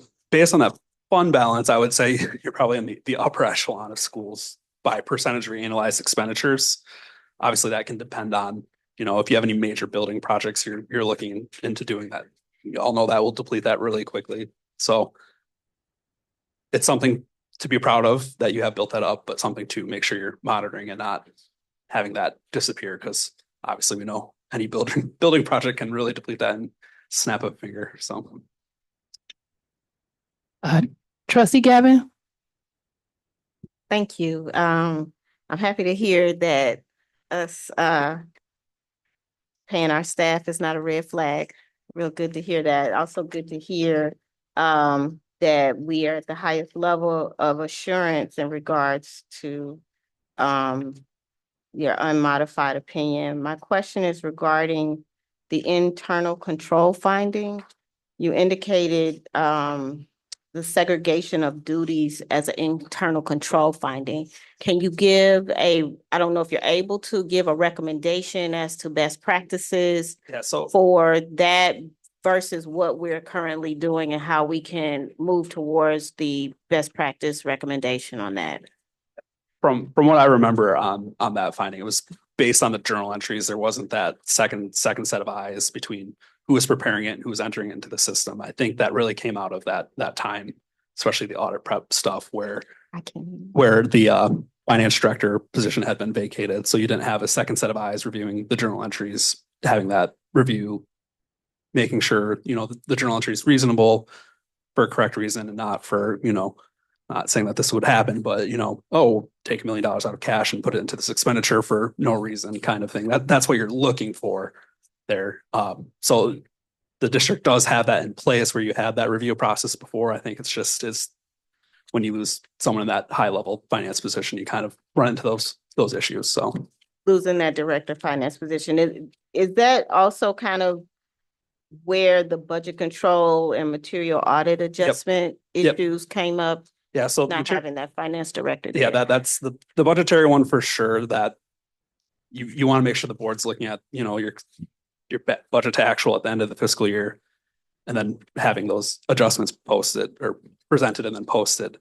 And that's where, having a finance director obviously alleviates some of the other concerns, because obviously the business office is already busy just, making sure payroll's being met, all that information's being entered, payables, etc. I really hope we can catch you on the recording there. You speaking a little low. Sorry.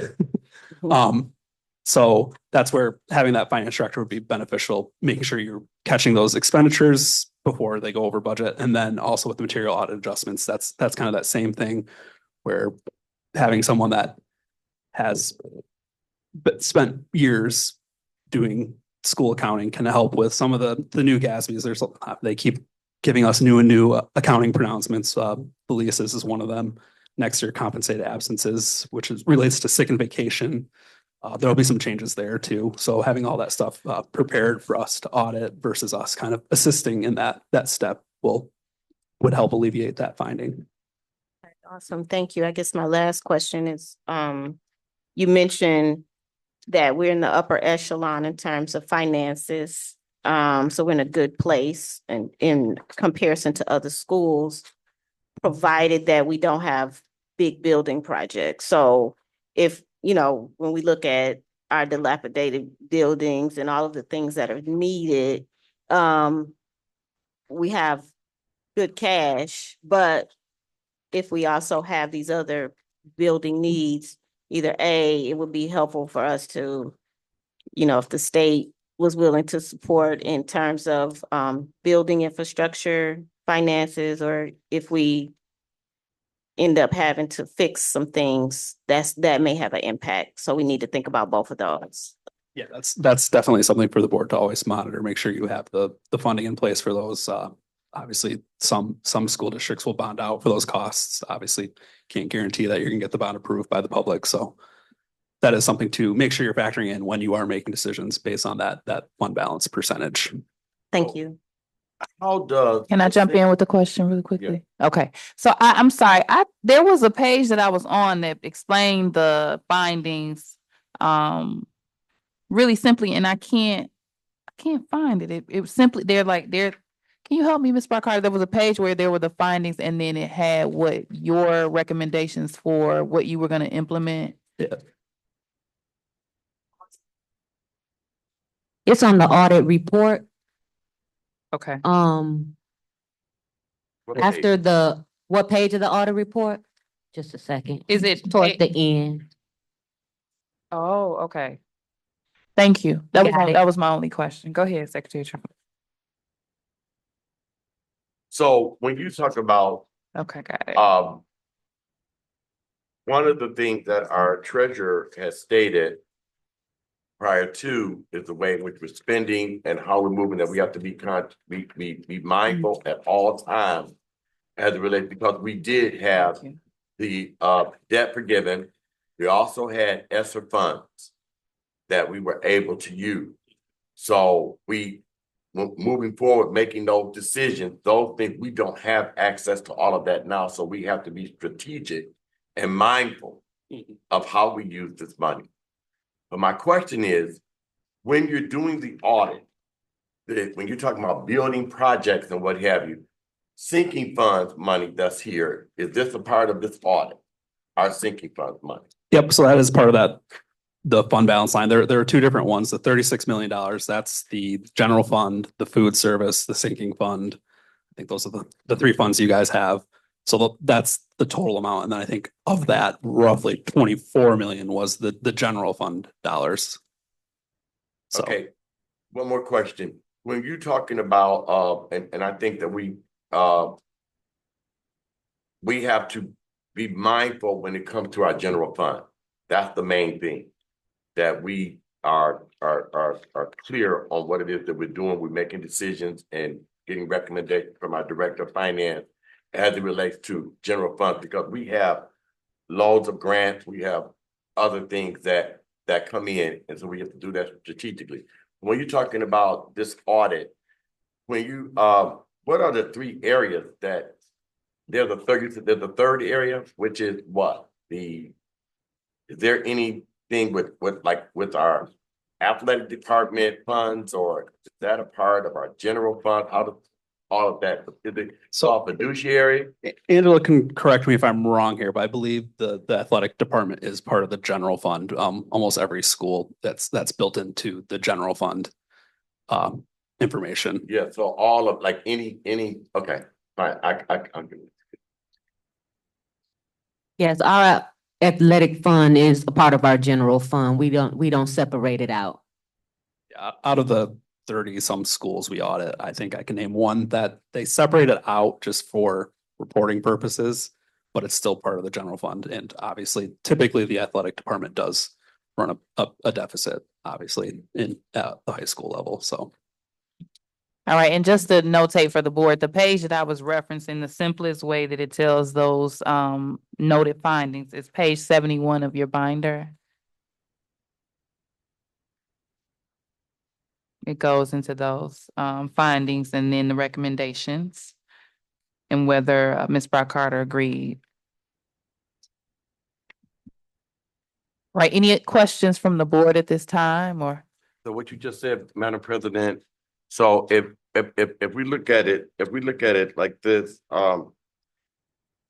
how these are what things that weren't good, I mean, that needs to be dealt with?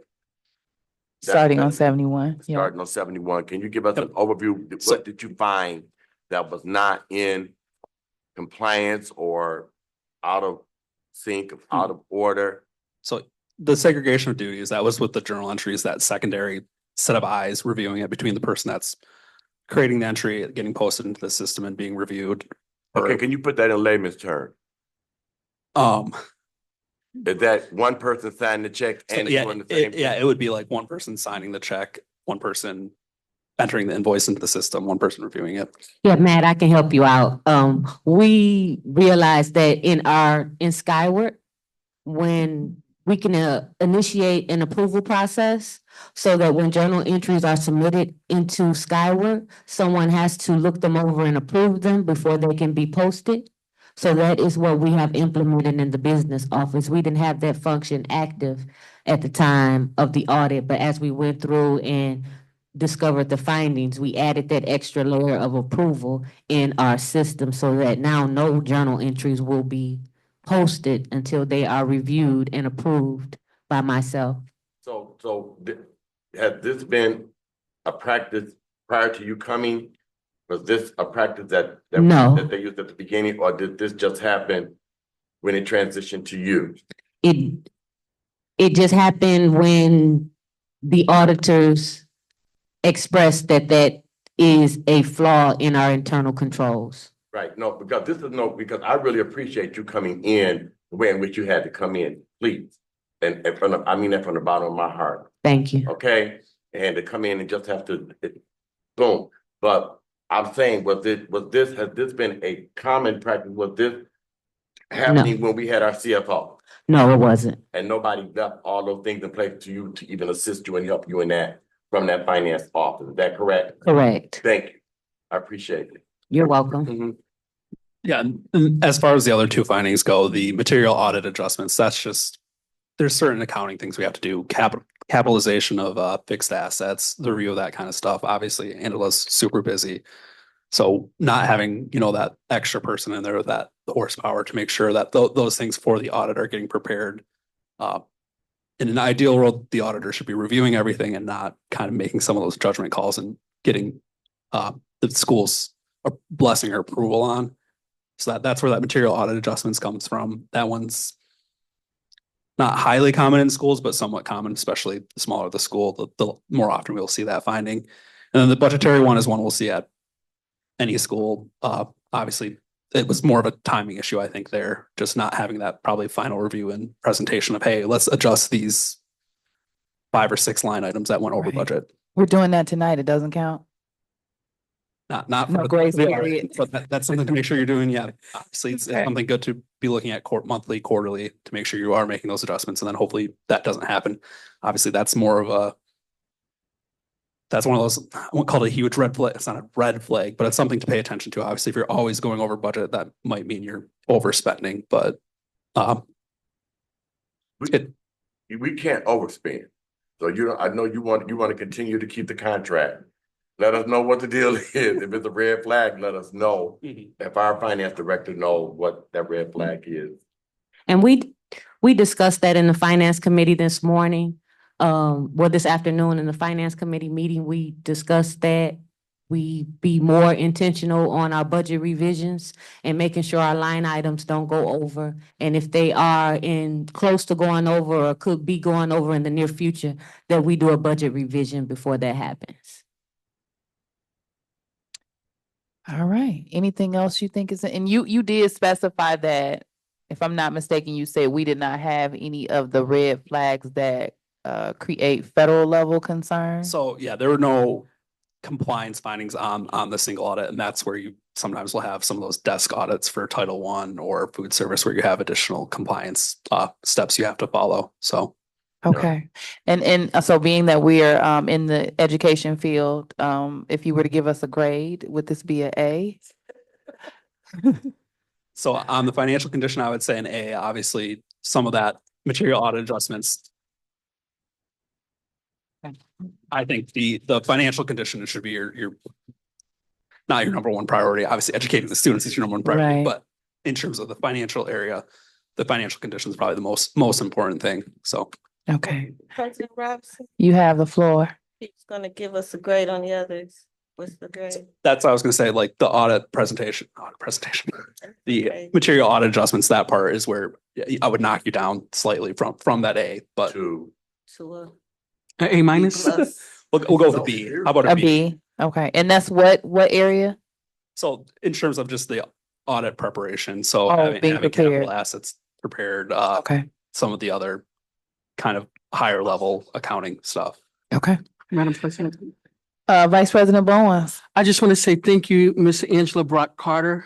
You stepped in at a tough time when there was no one there, and your leadership paved the way and made sure we were able to get a clean audit. Listen to what they say, but watch what they do. And your actions have proven that you have held the business office down. And I just want to say we see your work, and thank you.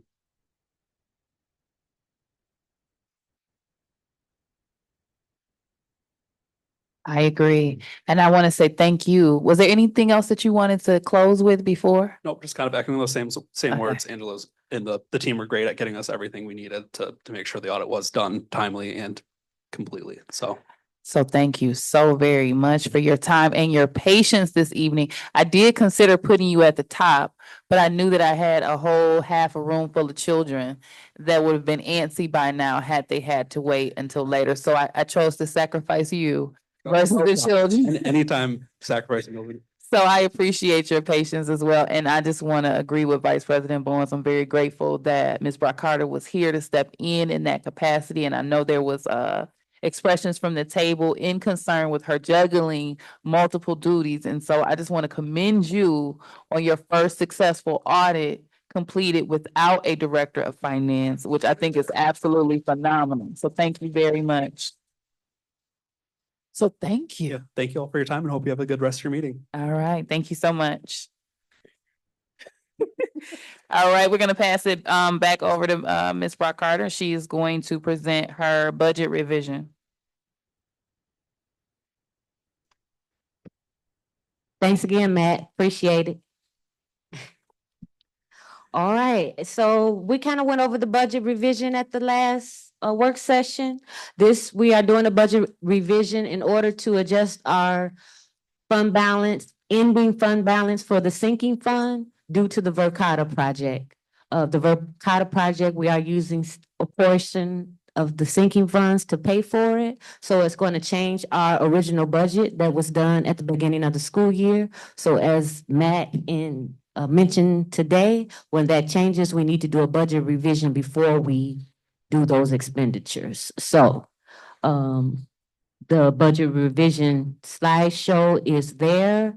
We kind of went over each slide at the last meeting, so if nobody has any questions, we can go straight to staff report F1. You can present F1 and then if there are any extra questions other than what we discussed in the work session, they'll be asked at that time. Okay. Staff report F1, subject 24-25 sinking fund budget revision, dated for today. Reason for board consideration, the sinking fund budget has been revised to reflect the updated revenue and expenditure estimates for the 24-25 fiscal year. Facts and analysis, the proposed budget revision reflects the new school security improvements approved after the budget was adopted in June 2024. Policy reference, 6231 budget implementation. The recommended action is that the Benton Harbor Area Schools Board of Education votes to approve as presented the 24-25 sinking fund budget revision. All right, is there a motion to approve staff report F1? Madam so President, moved. Is there a second or support? I support.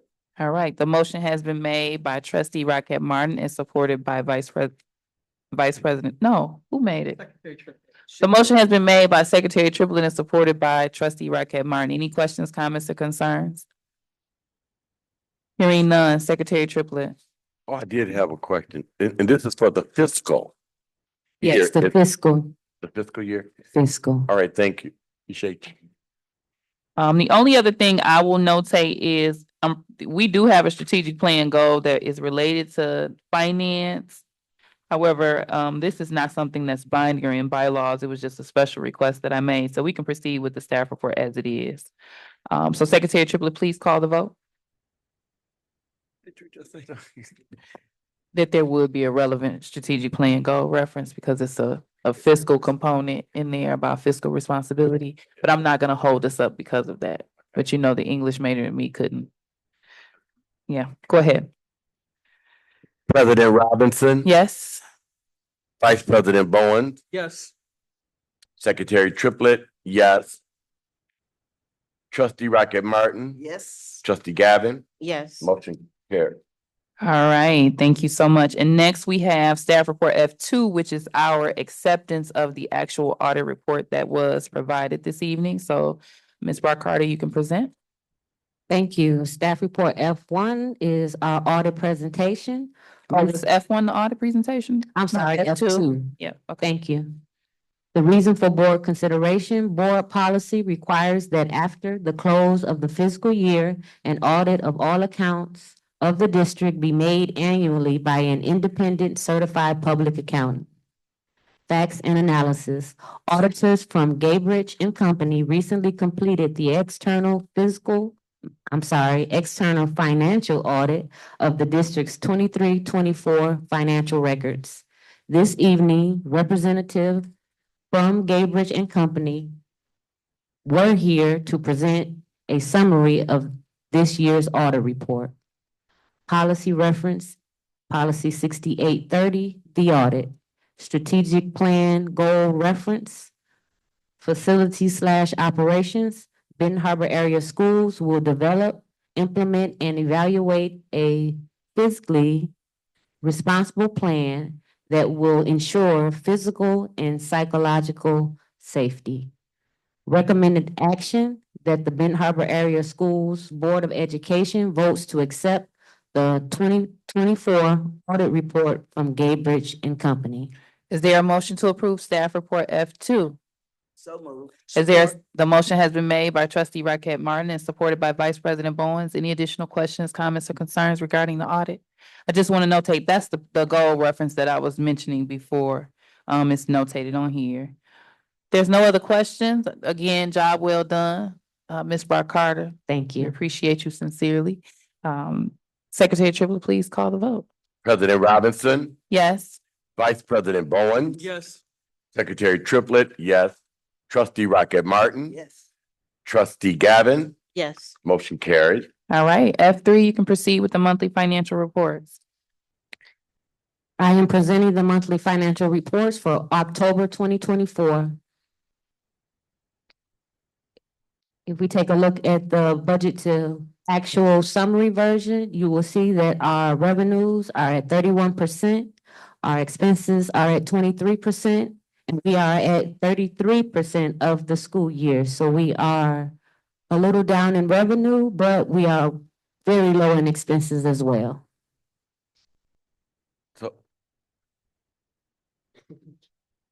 Do you have a question, yeah, Secretary Triplett? you said we're down in revenue. When you say we're down in revenue, does that mean we don't have the money? No, I mean compared to, we are at 33.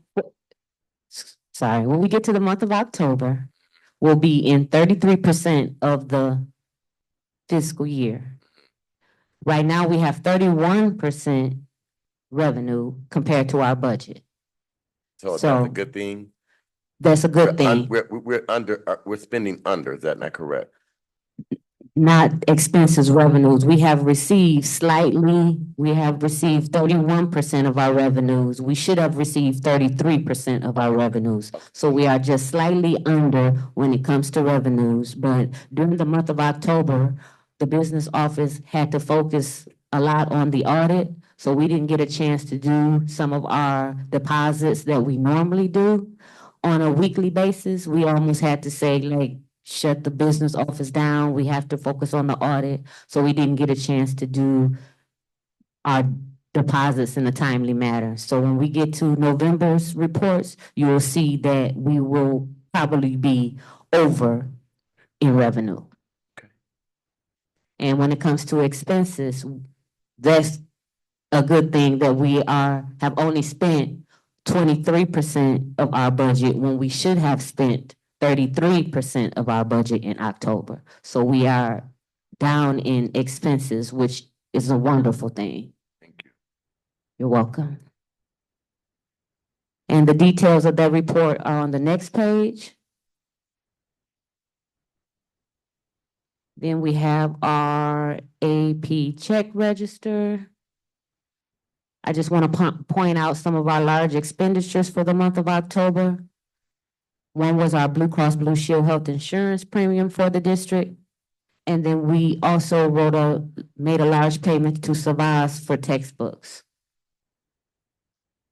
Can you remind us which textbooks were those? Were they something that we recently purchased? That was a part of the curriculum adoption, Okay, but they didn't bill for those until October.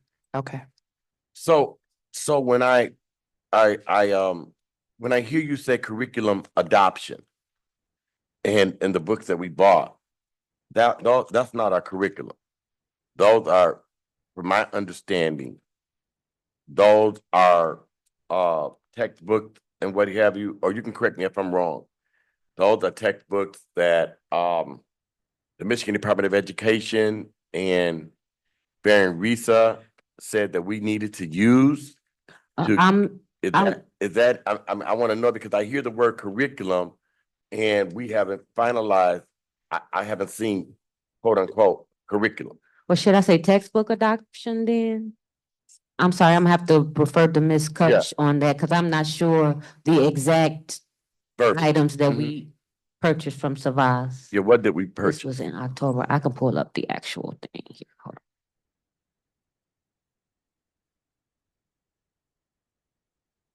on. And I asked because we approved so many things. So that name is just not one that sticks out to me specifically. So I just want to kind of connect it to which large purchase that was. Yes, it was Envision Math K-8, and it also included professional development. Yep. Okay. So it's not the curriculum, it was the textbooks to go along with curriculum. The curriculum we use is MMC, Michigan Merit Curriculum. Right. The textbooks that we bought complement the Michigan Merit, Resources their resources to support the MMC, the correct. Okay, cool. And we weren't billed until October. But when she says curriculum, then that kind of. I use the verbiage to make sure I No. pronounce it That was correctly. given to you. No, I'm just trying to make sure, because like President Robinson said, we purchased a lot, and she asked last week. We've purchased several books, we purchased math, we purchased we had a lot of things that we put in place, but we don't have that plan. That we can see. We got it. Now, what are you all doing with it? So I just wanted to make sure that we were on point.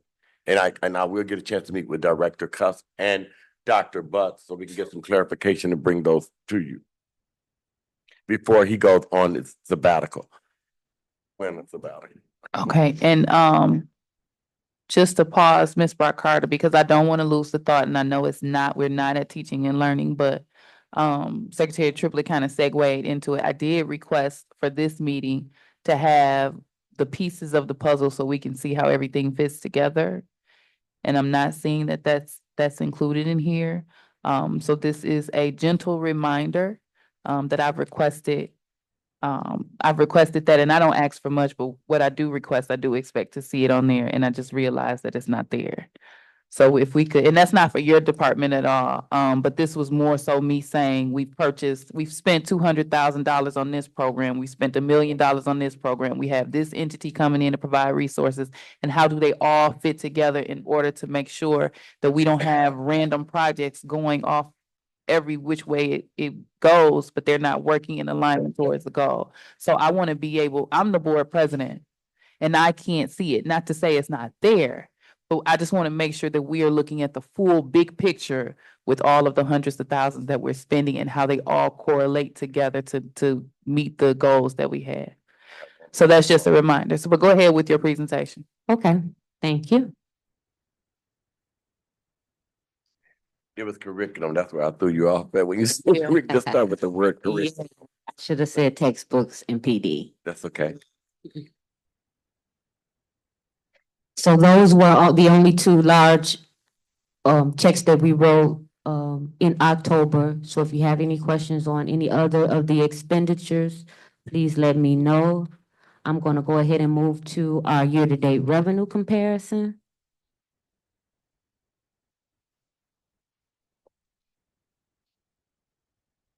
And as I mentioned earlier, this slide kind of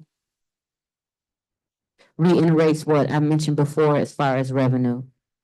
That we are down slightly, but I guarantee you when you see November, we'll be all smiles. And again, for expenses, of course, if we're down in revenue, we should be down in expenses. We shouldn't be spending more than we bring in. So we're in the right place.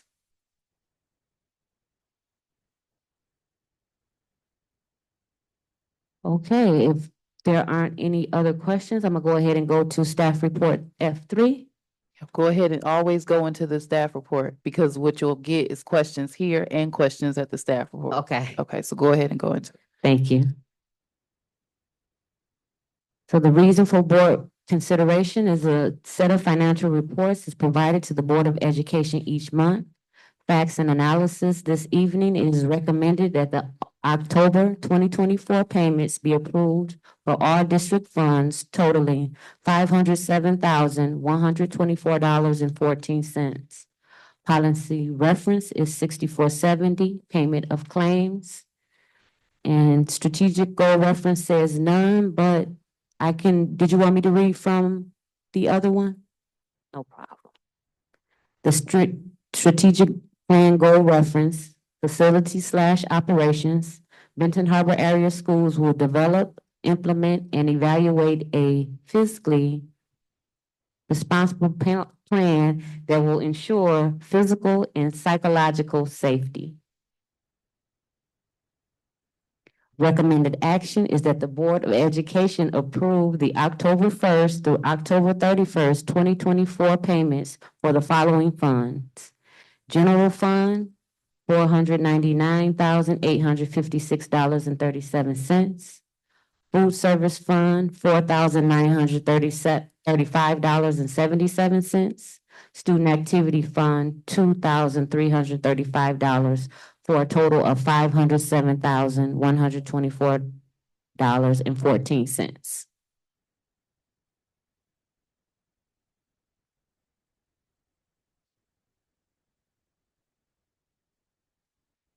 All right, is there a motion to approve staff report F3?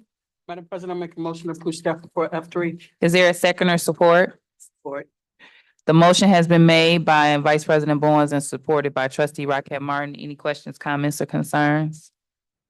Madam President, I really would like and our new finance director and what have you, when we talk about strategic plans, those things on those reports, we need to have that information on the report and the assistant, the assistant that you need, because you've done an absolutely amazing job in what could have been a very chaotic situation. But when these reports come before the board, because we're copying and pasting right here on scene.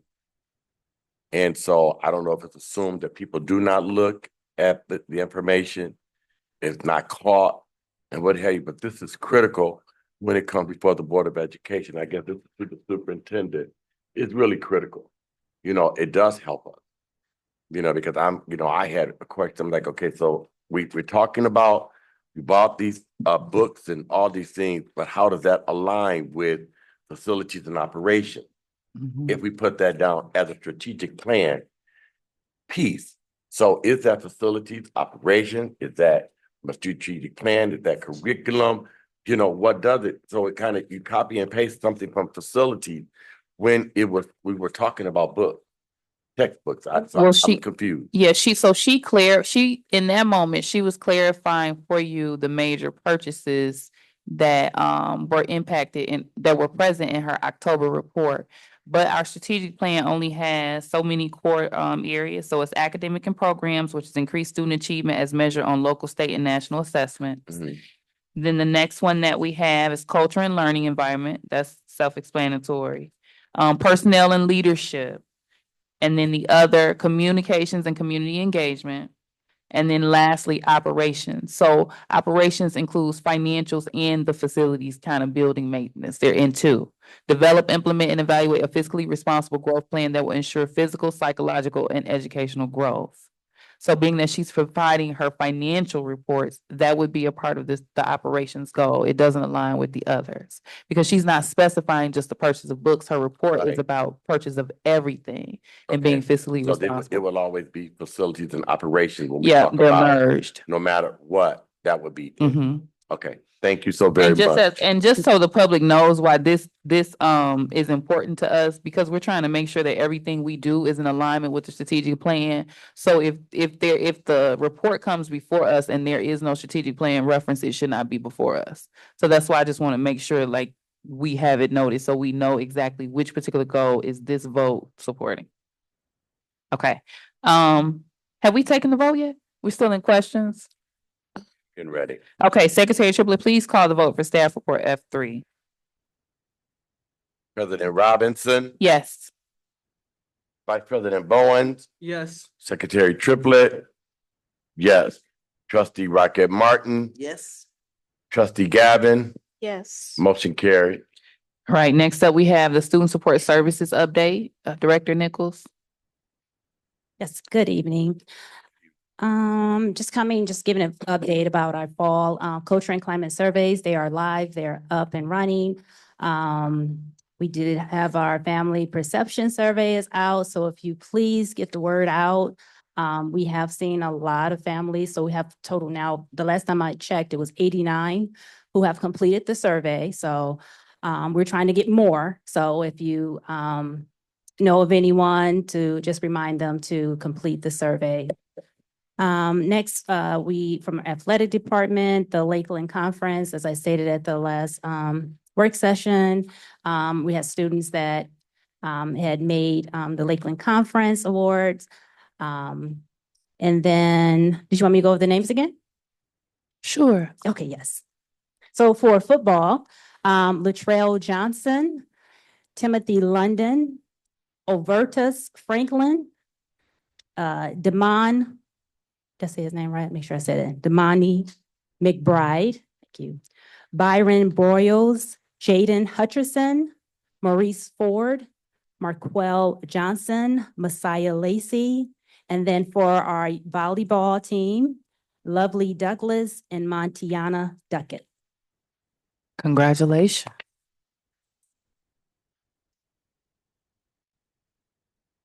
Okay. And then we have our family engagement and community events for the month of December. We had an event at Fair Plain East today. On the 12th, excuse me, we have MLK, the holiday literacy night, and that starts at 5 and it runs to 7 o'clock. And then at our Discovery Enrichment Center, excuse me, it's always magical at Discovery, and that's tomorrow, December 11th. Starting at 5 o'clock to 7 o'clock. And that's Student Support Services update.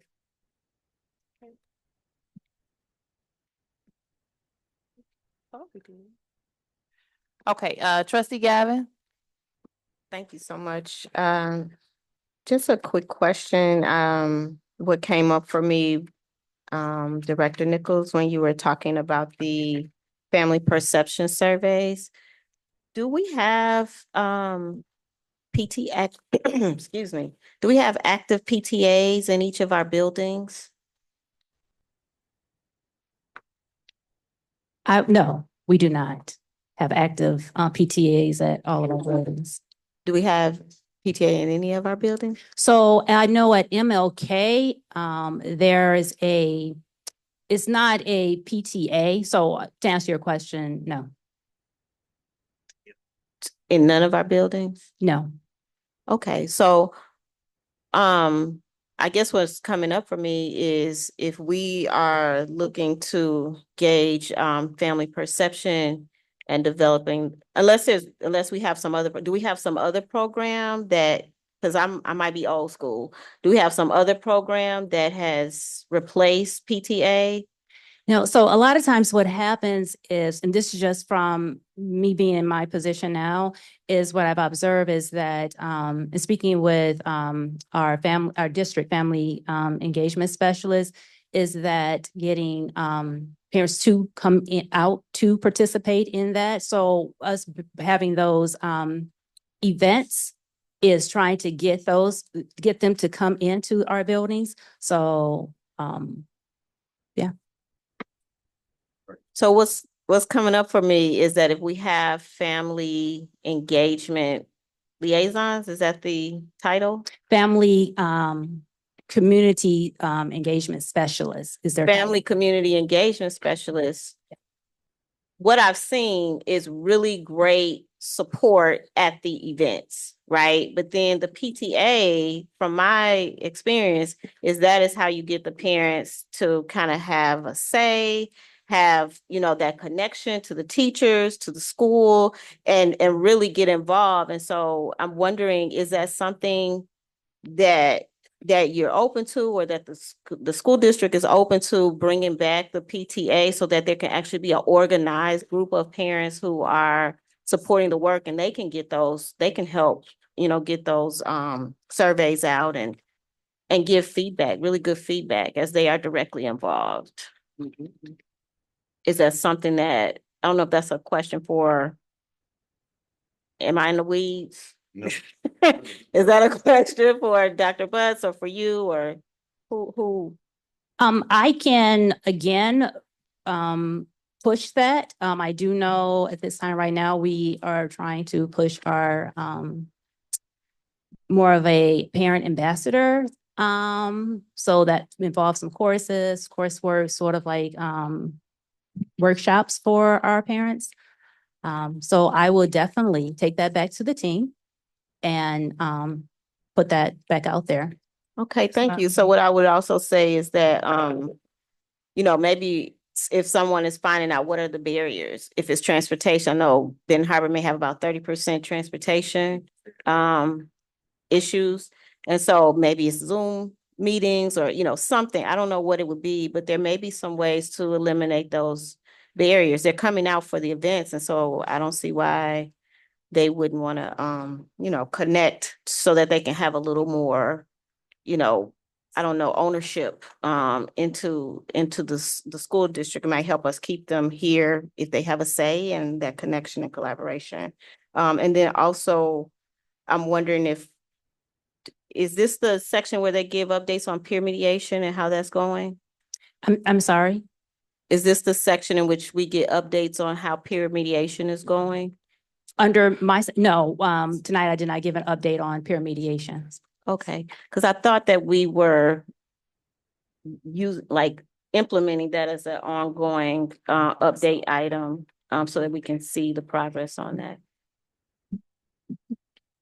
Are you asking for me to include in this monthly update peer mediation? Yes, absolutely. Thank Okay. you. I believe we had already discussed it prior to, and would be great to see that moving forward. And I'm glad that I'm glad that they graduated and they took the courses, and I would love to see, what is the updates in terms of implementation of them promoting peace in their schools. Okay. Okay, one quick second. Just a reminder, I need the timer. I have no idea how long we are speaking. I respect all comments, but I can't monitor the talk time, and neither can trustees. And this is not directly related to Trustee Gavin, but I don't know the last time I heard a timer. It really only goes off when Secretary Triplett gets the mic. So I just want to make sure we're being equitable to all trustees and we keep the 2-minute timer on for everybody, including myself. Okay, Secretary Triplett. And what is the penalty if you keep talking past, if everybody knows that's what's happening? We don't turn it on yet. because I haven't started my comment. I'm in the midst of shade right now. No, but in all sincerity, when we talk about PTAs are critical pieces. And just historically, I've heard parents, that is the role of the principal to establish and do that work, to identify parents who are in those schools who have come and supported that school. If they have that kind of relationship with the school, because I've heard parents say they tried to get in our school and were denied. They wanted to do PTA. They wanted to come in and work, and they were just rebuffed. And so when you talk about a parent-teacher association, it supports the students as well. They do all type of amazing things. It is a national program. And so it's not just like this is the role of a student service, because for me, I just don't hear, and I've said this on several occasions, I don't hear what principals in Benton Harbor area schools are responsible for and what they are doing. And so when we look at it, if it's my school and you're organizing a parent-teacher association, that's my role. I'm there. We have all types of liaisons, and parents are offended. They are sick of us putting programs together to quote unquote teach them how to be parent. We got this program. We're gonna educate them. We're gonna give them professional development and teach them how to be somebody mama and teach them how to be somebody daddy. This is the thing. A PTA in every school is critical. The PTA is involved, like in the high school, if they want to do fundraisers and they take those type of leadership things. So I don't want to put that as a burden on you. But just to look at it and do the backward design, that's something that I think school leaders should lead that work. That's something separate and apart. Because we made a decision with only 30 people, 37 people answering a survey during the pandemic that shut our school down. Only off of 30, because it's like these surveys are just checkpoints. Every principal should have a plan of action on how to reach their parents to get this survey completed. What are the behavior specialists? What are the family liaisons? What are they doing?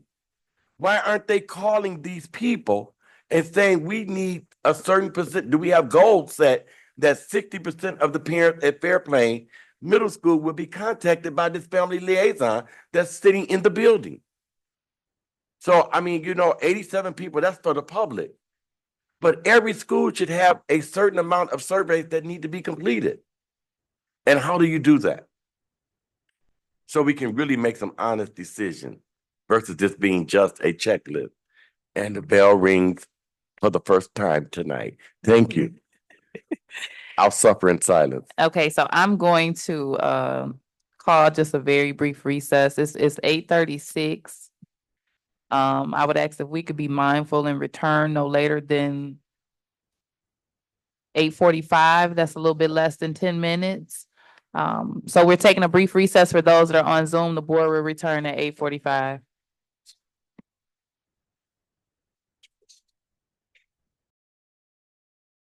To Director Nichols for your presentation regarding student support services. We're going to continue with the agenda.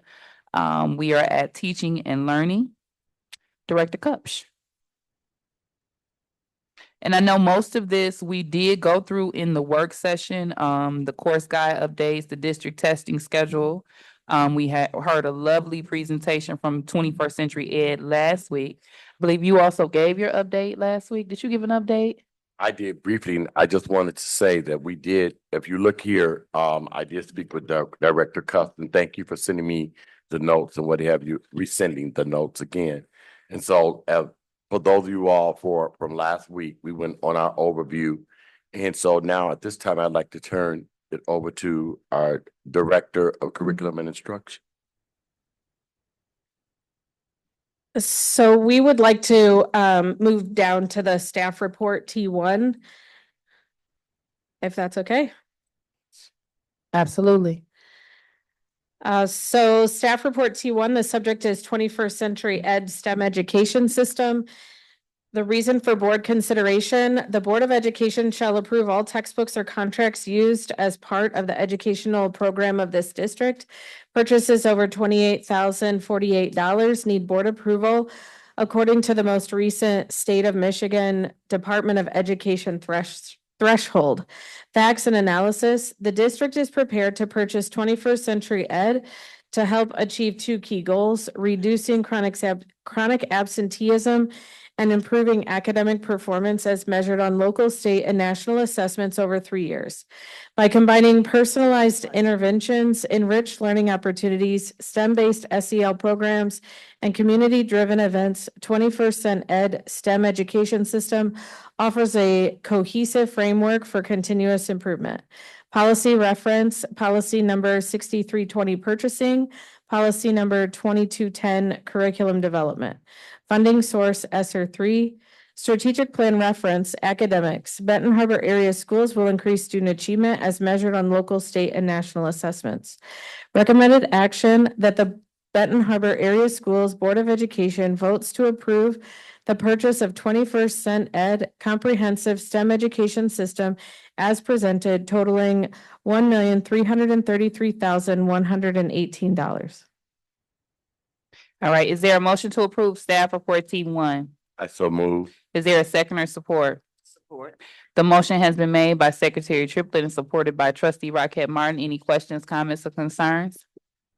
I'm just, Madam President, I'm You have the floor. excited. I am very, very excited. I want to say to the community that one thing that is critical, and our president has been calling for this, and I'm quite sure, and not just our president, but members on this Board of Education, that we start inspecting what we expect. I think it's an absolutely amazing program. And as we stated, if it's done properly, it is going to be awesome. There are some guarantees, but we have to make sure that we do our end of the bargain. And so again, it was awesome, and thank you all so much. Hopefully, you all will support this initiative. All right, any other comments from the board? Trustee Gavin. Thank you, President Robinson. I echo Secretary Triplett's comments in terms of my interest and support. And I also echo President Robinson's requests. I didn't make the request because I was wondering the same thing, but really happy that President Robinson asked the question, how would, all of these programs kind of fit in together so that it's not overlapping, and was hoping that we could get that, like, this is a $1 million investment. I think is worth it. Professional development for staff in the area of STEM, in the area of AI. They will receive a certificate from Howard University. You have all of this differentiation that you can do really fast, like all of these amazing things. And at the same time, a request was made for us to be able to kind of see how that works in alignment with the other things that we've already purchased. And so I'm wondering who is the person who can answer that. Is it Director Kupsch? Is it Dr. Butts? I would like to kind of get some information on that. And then also I would like to get, if possible, Dr. Kupsch's, I haven't heard your, what you think about the program. Would like to hear your thoughts about it, being the Director of Teaching and Learning, or I might be saying your title wrong. Sorry about that. Director of Academics. So Dr. Bus said he wanted to begin with the response. If we could stop my clock too, please. Thank you. Thank you, Madam President. That collection piece of how everything ties together is a academic piece, I think, mostly. So last week, Ms. Kupsch was on vacation, so we weren't able to sit down and collaborate, but we will be sitting down to collaborate to put together how all of these tie together and how they are positioned not only to our partnership goals, but our strategic plan goals as well. Dr. That Buck, wasn't the question. okay, Dr. Buck, she was on, I guess she was asking, what is your thoughts about the program? We've discussed it. She was there during the entire presentation.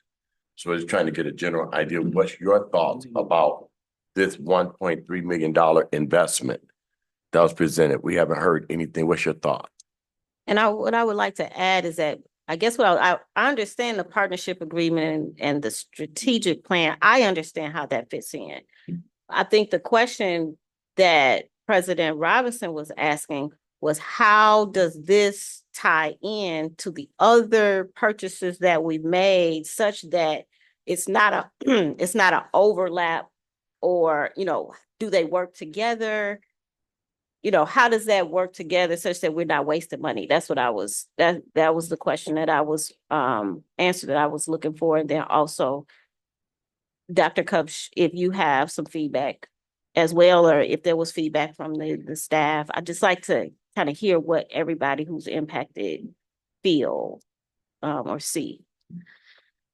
So I am a huge advocate for problem-based or project-based learning.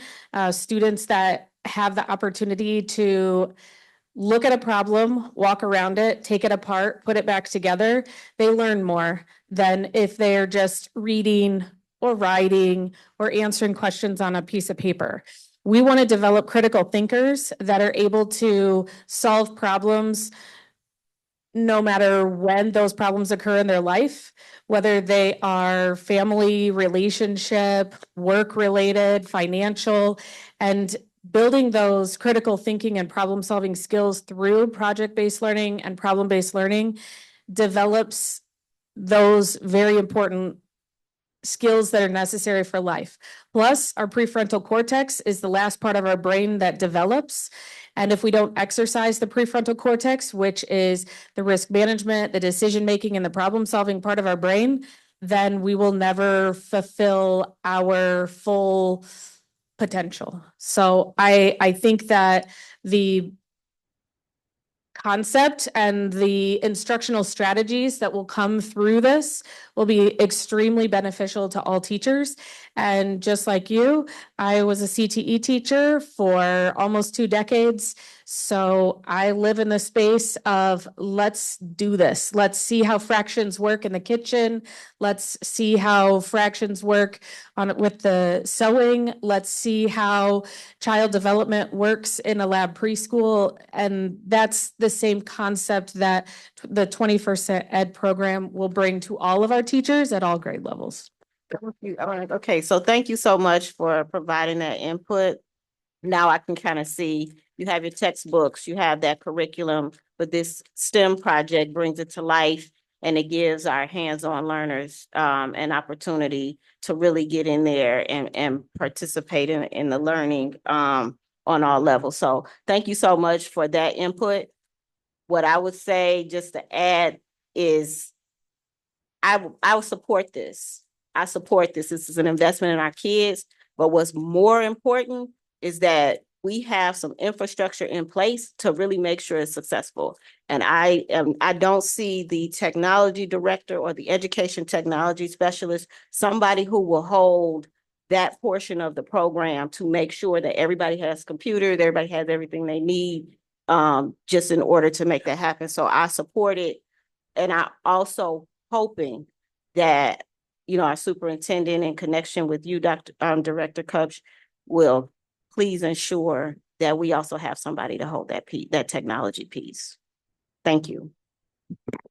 All right, and then as stated, Dr. Buss brought it to my attention, and I'm pretty sure no one else on the board remembered that we technically have a work session next Tuesday because of the holiday. So we'll be back next week. So what I'm requesting, Director Kupch, in the next week, if you could put that puzzle piece together for us. We have 21st century, we have CIS, we've brought African American literature textbooks, we have all of these different programs and services that we're spending money on. And I know that Ms. Brock Carter is gonna make sure that the money is there, that we find the grants, but we don't want to just be haphazardly spending money just because we have it. So I just want to make sure we're looking at the big picture. And this is not to say that we doubt what's being done, but I want to be able to fully explain not just what a particular program does, but the benefits that it has to the greater picture. Okay. President Robinson, I know, Trustee Gavin. I just want to say this real quick. I see that it's coming out of ESSER three. So that's money we have to spend. And we have to spend it within a certain period of time. Is that correct? So for those folks who are like, oh my gosh, you're spending money, we have to spend this money. And so this feels like a really great investment that's going to we're going to end up having a book, videography, all of these other skills, certified teachers, and all these things that are going to last to an extent where they can't take it away from us, and we'll have our own curriculum that we've developed. So thank you for that time, your grace. All right, you're welcome. If there's no other questions or concerns, I would ask the Secretary Triplett, can you remind me of who made the motion? Have we done that part? Yes. Yes. Okay. Triplett and Rocket Martin. Okay, can you please call the vote for staff report T1? Still have 1 minute and 12 seconds on my clock. Y'all didn't hear any bell ring, so I know I had some time left. I don't know how much I had, but I had some time left. Cause they didn't ring the bell. Look at Mr. Mason. He wakes up when I talk.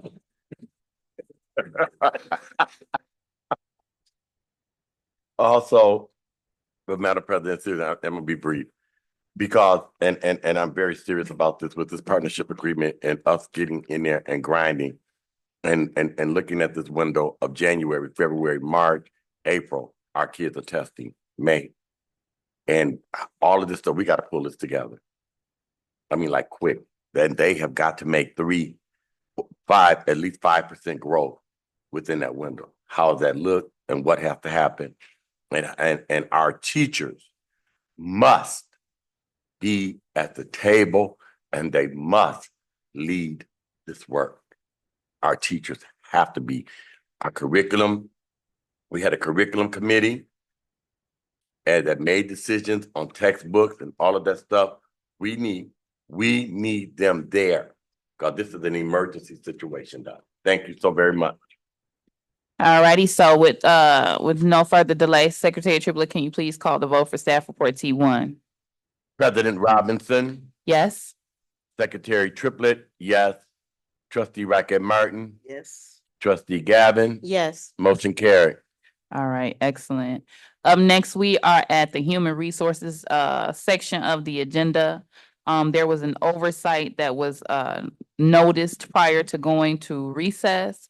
So I will allow, I'm not sure if Director McDermott or Dr. Butts would like to notate what that oversight was. Being that we've already approved the agenda and that notation was not on there, they did update the staff report and pass it out. However, that is not the original agenda that was approved.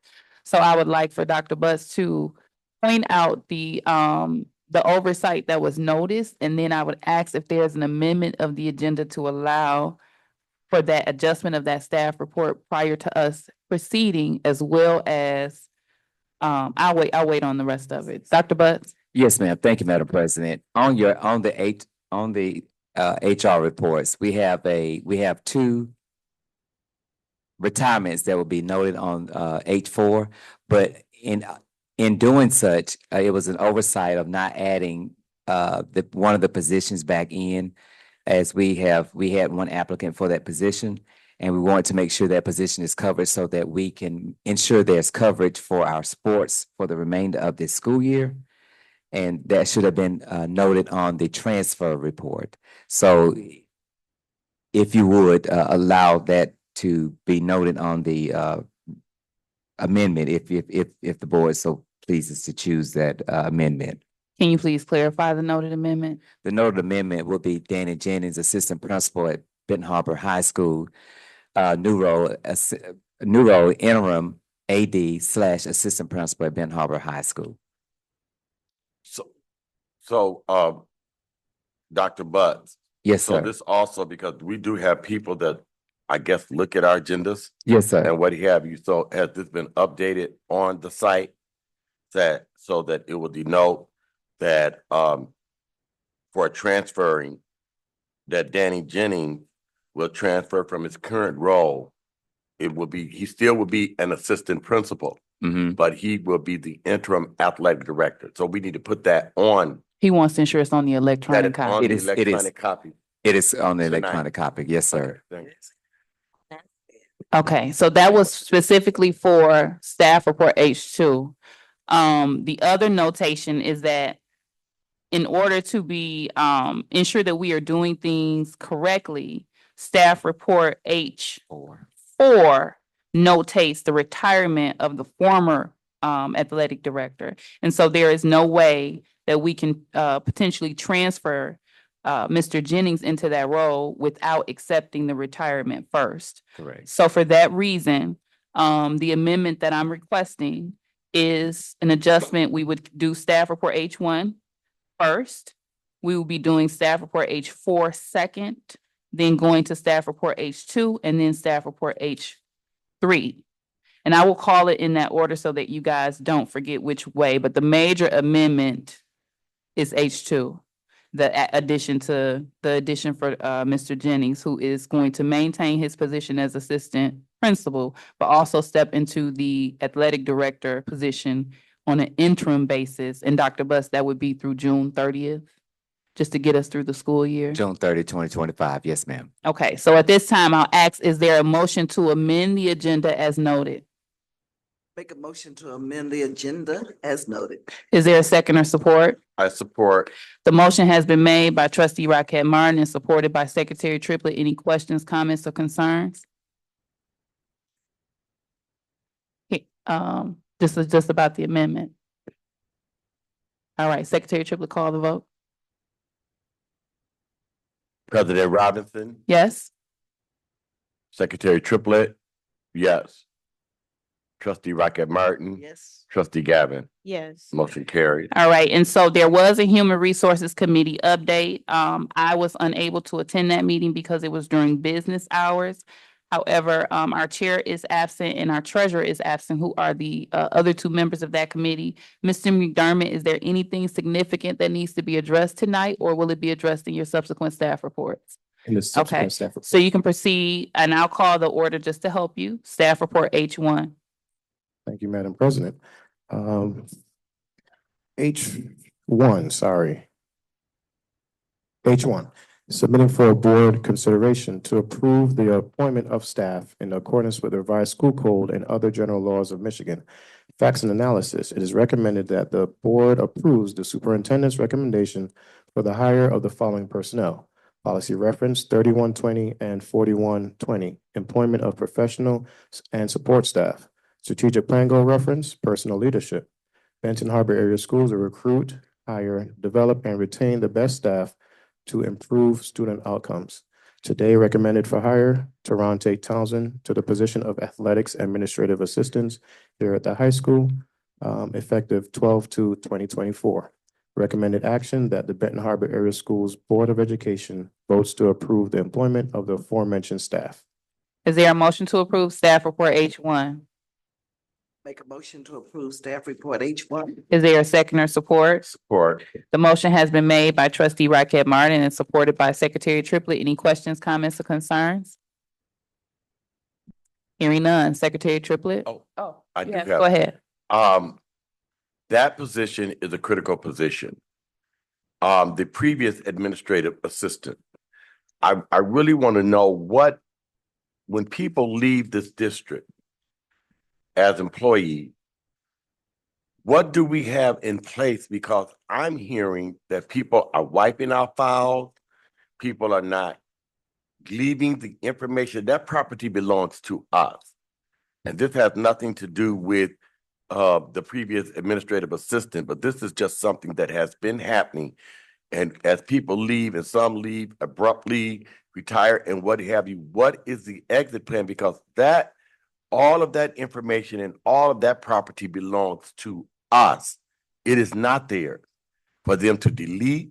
It is not there for them to wipe out, because what that does, that put our employees in a terrible position. And they sit there, they don't just say it publicly, but this has to stop. So as we hired this young man, I'm quite sure Mr. Blue would be more than willing to come in and help. But do we have any documentation, anything from this department that would show him everything that he needs to do in order for him to be successful? And You have the floor, I'm sorry. no, thank you. I've tried to maintain my place. So electronically, we do have a backup, Lou. I'm sorry. Electronically, we have in place that we can retrieve any information if tried to wipe out. We have a retrieval system, so it can't as long as it's on our system in our computers, it can't be completely destroyed. It leaves an electronic footprint. Physically, if there's any physical paperwork that's tried to be destroyed, it's kind of hard to retain. However, we do have systems and processes in place. Mr. Blue has stated that he will be willing to come back in and support fully. And the integrity of his work was still there. He made sure that his work was still there. So this person that's walking in, nothing was compromised for him in that position. Thank you. All right, if there's no further questions, Secretary Triplett, can you please call go ahead, Trustee Gavin? My question is really for clarity. Under the update portion, were we gonna discuss whatever it was Dr. Butts was talking about discussing in regards to Kate and all that other stuff, or I'm really confused. You know, are we gonna discuss those things? Is it moved to another meeting? I don't see any of that in the transfer of staff. So what I asked, because Dr. Bus was under the impression as the chief of schools that he could make that determination on his own. I've asked that he seek counsel so that we know whether or not that's something that actually requires a board vote. So being that we have a work session next week, we're going to get that advice from counsel so that we know whether or not he has the authority to make those determinations on his own, or if it does indeed require a board vote. So we will not be focusing on that tonight until we have that clarification. That'll be on the agenda for next week. Got you. Thank you so much for that. And just in response to Secretary Triplett's concern, I'm wondering, and I don't have the date right in front of me, I could look it up, but just, is there an overlap? Is the person who's leaving the director position going to do any training or prep or any of that stuff for the incoming personnel that's going to work in that office? Because even if the former assistant wasn't available, I would think that the director of athletics would be training or preparing the incoming folks. Is there anything like that in place? Dr. Butts? Thank you, Madam President. So prior to when we first got notification that our previous athletic director. Well, he's still current, right? Yes, as of until December 31st, our current athletic director, we instructed the high school staff that both APs to work directly with him to ensure that we had everything in place and to get all the necessary information to move forward. Also, we had Director Nichols to work with him as well, along with the high school team, to ensure that we had everything in place as we move forward during the transition, so that the transition would be smooth. Thank you. Question on that. Why would the high school staff work with him when he was taken from under the leadership of the principal of that high school? So if let me finish. I'm sorry. The person who was in charge was Director Nichols. So that should be closed out with Director Nichols. So does she have anything that she can share with us tonight as it relates to the athletic director and what is the current status? And if that is not the case, do we have anything legally? Can we check with counsel if that person is not available or willing to do so? Then do we check with counsel and hold checks until we get our stuff? Director Nichols? Yes, so our Mr. Van Hoven did state that he will help whoever is filling in. No, I'm not talking about help. I'm talking about his retirement is the 31st. so that he will make sure that this person that we get ready to put in there is not set up, number one, and that he knows everything that he has to do. Because I will not have anyone else go into these positions and basically be set up for failure. And we have paid people faithfully to do a job, and that person so can you let us know, or do we have any other recourse for those who haven't? Because 4 people have left here in key positions and left our people to fend for themselves, and that's not right. And we have got to put something in there, because one thing that we have done, we have been faithful. No one, since we've been on this Board of Education, has missed a payroll. Everybody has gotten paid, and gotten paid good money, and they owe it to us. You should not be having to go and do forensic work and search for this stuff. As they exit, it's our property, and they need to leave in the proper professional manner. We deserve it. We do have I would like to jump in. So most of the time, and Secretary Triplett did mention this earlier, sometimes what he says is automatically received with a different connotation. yeah. So I want to make it very clear that I support exactly what he's stating. We want to make sure that there is a transition plan and that the individuals that are being brought before the board are sufficiently trained and prepared in order to lead the athletic program. And we do have an offboarding, Okay. offboarding process. If there's anything that's missing or that we need, the last check is a paper check. So we ensure that we get all the things that we have set in place that they signed up for in the beginning, that we are collected and we have it in place prior to them receiving their last paycheck.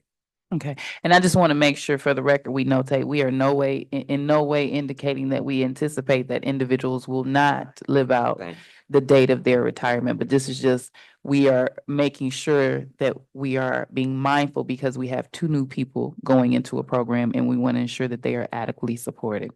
All right, so Secretary Triplett, please President call the vote. Robinson. Yes. This is staff report H1, yes? Secretary Triplett, yes. Trustee Rocket Martin, Trustee Gavin, Yes. motion carried. All right, so up next, staff report H4. And this is regarding the retirement. Thank you. Staff report H4, reason for board consideration. A list of employees whose employment relationship with the district is or will be separated is submitted to the board each month. Facts and analysis, it is recommended that the Board of Education votes to accept the separation of employment of the following staff. Policy 3140 and 4140, resignation of professional/support staff. Strategic plan goal reference, personnel leadership. Benton Harbor Area Schools will recruit, hire, develop, and retain the best staff to improve student outcomes. Separation of employment by ways of retirement. First, we have Dawn Fredrickson from the position of instructional facilitator. Effective date will be 12/20/2024 from Fairplain Middle School. Next, we have Mr. Michael Van Hoven, athletic director. Separation date 12/31/2024 from Benton Harbor High School. Recommended action that the Benton Harbor Area Schools Board of Education votes to accept the separation of employment of the aforementioned staff. Is there a motion to approve staff report H4? So moved. Is there a second or support? Support. The motion has been made by trustee Rocket Martin and supported by Secretary Triplett. Any questions, comments, or concerns? Yes, Madam You have the President, floor. I would like to first of all say thank you to Ms. Dawn Fredrickson, who is retiring. She'd worked with Benton Harbor Area Schools for some years. I worked alongside her for 20+ years. Want to tell her thank you. I was just looking at her actual retirement date, which is the 20th. So you have 10 days to get everything that she has had access to, because this role is just not a new one as she transitioned out of her previous one. We need all of those documentation. I'm quite sure that Dawn will make sure that we do her due diligence. And so I don't know who monitors that, but we have 10 days to make sure that we have everything, all of our stuff back, and that you share with our director of curriculum and instruction, and all of them, that Robin has everything that she needs and all of the historical data information that Dawn has that's applicable. Yes. Okay, and with Mr. Van Hoven, thank you so much. We appreciate the time you've been here with us as a Tiger. And I hope at least we have 21 days to make sure that our recommended replacement on an interim basis has everything, because when you talk about athletic, there are deadlines, there are state things, there are spring schedules, there are all of these different things. That person is involved in facilities, operations, and what have you. All of those things need to be transitioned to that individual. Anything that's upcoming and urgent from the state level, and I'm quite sure they'll get the training and what have you they need to sustain us until June. Yes. Thank you. All right, if there's no other comments, Madam President, if you don't mind, I would like to make a comment. you have the floor. Thank you. And I'll be brief. You know, separating from my seat, anyone that leaves our district, it is always a sad thing. So even as I prepare to read H4 and H3, I just want to say to everyone who's worked with our district, we thank you for your time serving, what you contributed to our students, culture and climate, and everything that you've done here with us. Yes. I must say, Ms. Frederickson, and Mr. Van Hoven, we thank you for making this your last stop in education. Ms. Frederickson, I want to highlight as well, although her most recent stint with our district started 2019, combined, as Secretary Triplett said, she's worked 31 years in education solely in Benton Harbor area schools. So I just want to highlight that, but I want to celebrate anyone who was able to retire from their industry. Thank you so much. So Secretary Triplett, can you please call the vote for staff report H4? H4, President Robinson. Yes. Secretary Triplett, yes. Trustee Rocket Martin. Yes. Trustee Gavin. Yes. Motion carried. Can't call, he can't set the time on roll call now. She's getting it right. She's getting it right. Oh my God, it's only a test that you're going through. Do you remember we used to be virtual? You would be the only person who mic wouldn't turn on. Maybe they're picking my mic off and everything, but that lets me know. That lets me know that I'm on the right track. I'm sorry. That I'm asking the hard questions and moving in the way in which we need to move. I'm laughing, but it's not funny, but it just made me remember that. Yes, it's very quite peculiar. But I'm growing in this process. Okay. Hallelujah. All right. Up next, we have staff report H2, Director McDermott. Thank you. Staff report H2, transfer of staff. Reason for board consideration to approve the employment of staff in accordance with the revised school code and other general laws of Michigan. Facts and analysis, it is recommended that the board approve the superintendent's recommendation for the transfer of the following personnel. Policy reference 3140 and 4140, resignation of professional/support staff. So that needs to change, sorry. Strategic plan goal reference, personal leadership. Benton Harbor area schools will recruit, hire, develop, and retain the best staff to improve student outcomes. First on our list, we have Ms. Angela Brock Carter, currently business office manager, recommended transfer to the role of director of finance, effective date 12/11. Second, we have Mr. Danny Jennings from the role of assistant principal, Benton Harbor High School, to the role of interim AD/assistant principal, Benton Harbor High School, with the effective date of 12/11. Next, we have Ms. Sarah Cadet, current role ELA teacher here at Benton Harbor High School. New role, effective January 6th, the start of the new semester, would be kindergarten teacher at DEC. Next, we have Ms. Felicia Smith, currently equipment manager, Benton Harbor High School, through EduStaff. Next, recommended transfer to the role of safety monitor, Benton Harbor High School, still through EduStaff, with the effective date of 1/6/2025. Last on our list for today for transfers, Shannon Hoover, currently literacy coordinator, central office, to the role of instructional facilitator, Fairplain Middle School, also with the effective date of 1/6/2025. Recommended action that the Benton Harbor Area Schools Board of Education votes to accept the transfer of employment of the aforementioned staff. All right. Is there a motion to approve staff report H2? I make a motion to approve staff report H2. Is there a second or support? Oh, Trustee Gavin? can we fix this? This is resignation of professional. Is he gonna, Yeah, they're trying to get it edited. Yeah. can they fix the staff report? I think they're doing it electronically now. Yes. So it's, who's adjusting? I don't see the adjustment. It's behind. Oh, there she is. Natalie, are you adjusting?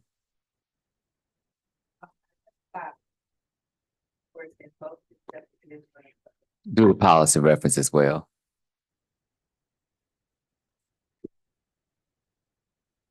So I just want to notate for the record, when I look at the agenda, I'm looking at the topics. I'm looking at the names, the dates and things like that. I'm not going to catch all of these things here. So I need for you guys to make sure that, because these are small oversights, but they're major. And it's easy to overlook them, but they're extremely important.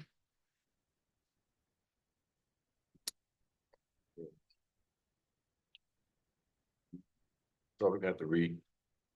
And while we're waiting for, no, that's just a policy reference. We're okay. Because that doesn't actually change what we're voting on.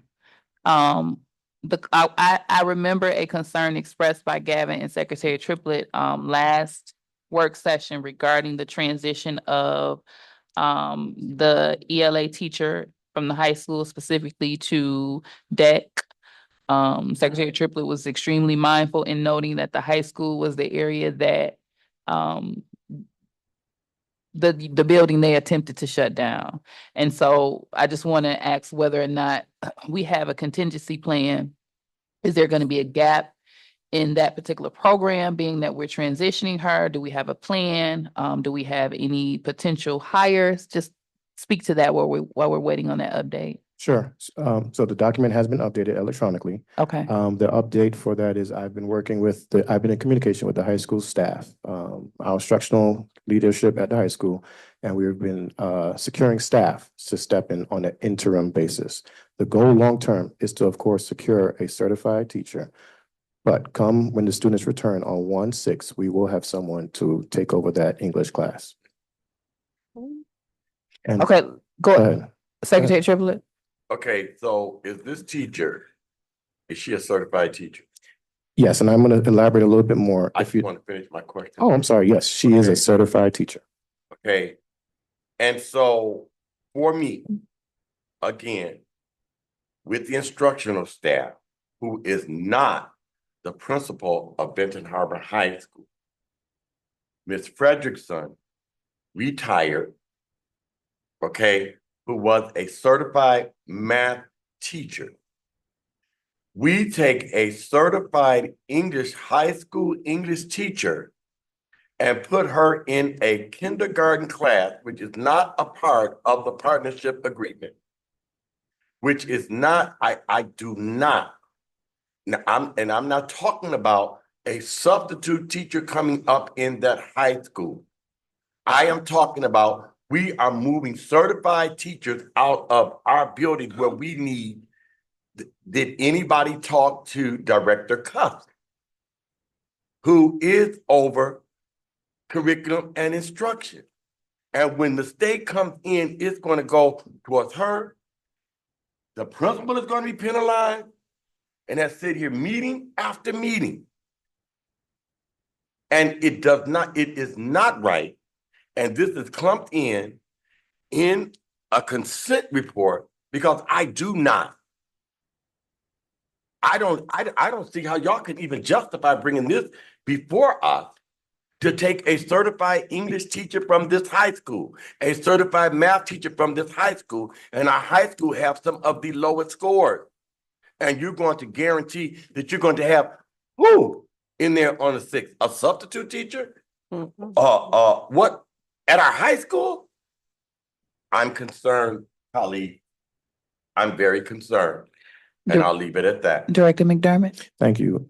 I hear the concerns, and I truly, indeed, understand how it may seem.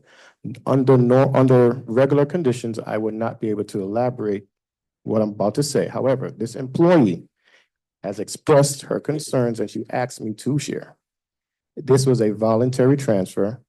She was new. We recently hired her over the summer. Her experience personally at the high school has not been what she wants it to be or expected it to be. She is also certified, she is certified 6 through 12 in ELA. She's currently securing her additional endorsement in early elementary childhood. I'm probably saying it wrong. So she's pursuing.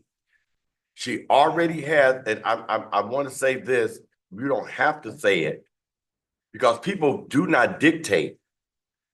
The Human Resource Department hired these people and put these people in these positions.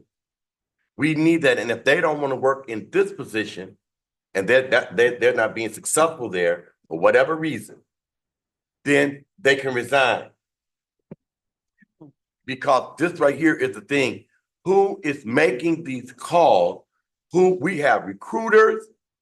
You served as a recruiter, and we cannot have these kids in these high school with non-certified teachers. And again, I am aware, and I want this on the record. I am aware, and it does not feel right. It is not right. And again, this principal has sat here, major spot, holds in schedules and everything. And so our kids' score do not reflect their ability. Our kids' scores are starting to make me feel like they're reflecting our inability to provide required certified teachers. And when we have them, they should remain. And if that's not the case, that's what we're looking for. And we're going to move her to deck, and she don't have the certification, but she's a certified English teacher. I can't go with that. Madam Y'all President, can ring the bell all you want to. I cannot go with that. I just have one last comment. Yes. It is never my goal that a certified teacher leaves our district when we have another vacancy within our district. So I hear the sentiments. This is a certified teacher that has made an interest to say, I still want to provide service to our students. However, her experience, her whatever, and I don't want to put words in her mouth or on her, she feels right now she can provide a better service to a lower elementary grade. So once again, that is the only reason I felt comfortable presenting this person versus having them submit a resignation letter. And that's what I was saying. And I understand, but what I'm saying, I'm gonna close off with this, Madam President. As the chairman of the curriculum committee, I'm definitely going to support my director to the best of my ability and our principals and what have you. But you're gonna move her. She does not have the credentials to even go down there. And she's in training. She's not certified to even be there with our kids at that level. You cannot justify this move. It's unacceptable. It's unacceptable. She's not certified to be down there with our baby. She is certified. If she can get some support and help up in there, then let's do that. But she's not certified to be down there. But she is certified to be up there. Thank you. Okay, so can somebody give me a time check? 9:38. Oh, Lord. Okay, so is it the will of the board to pull Ms. Cadet out of the H2 report? Would that allow us to proceed with the meeting, and we can review Ms. Cadet as of next Tuesday at the work session? Trustee Gavin? That works for me. Her start date is not till January 6th, so. And we have sufficient time to have more of a conversation. I would just, with the sake of everyone's time, and I would hate to risk the other transfers noted for that one. So if it's not against the will of the board, I would just ask that we vote on H2 with removal of Ms. Cadet. Yep. I'm not gonna require that we take a vote this time. I just wanted to make sure that no one previously felt swindled into a staff report vote without us knowing that Mr. Jennings, which is a major position, was on there. So I'm okay with us editing or tabling that particular portion to the work session next week for further discussion and proceed with H2. Yes, but Madam President, I do want to say this, and I'm very serious. I don't know how anybody up here would feel swindled by the facts that was just presented. No, I mean, I didn't want, you mistook what I said.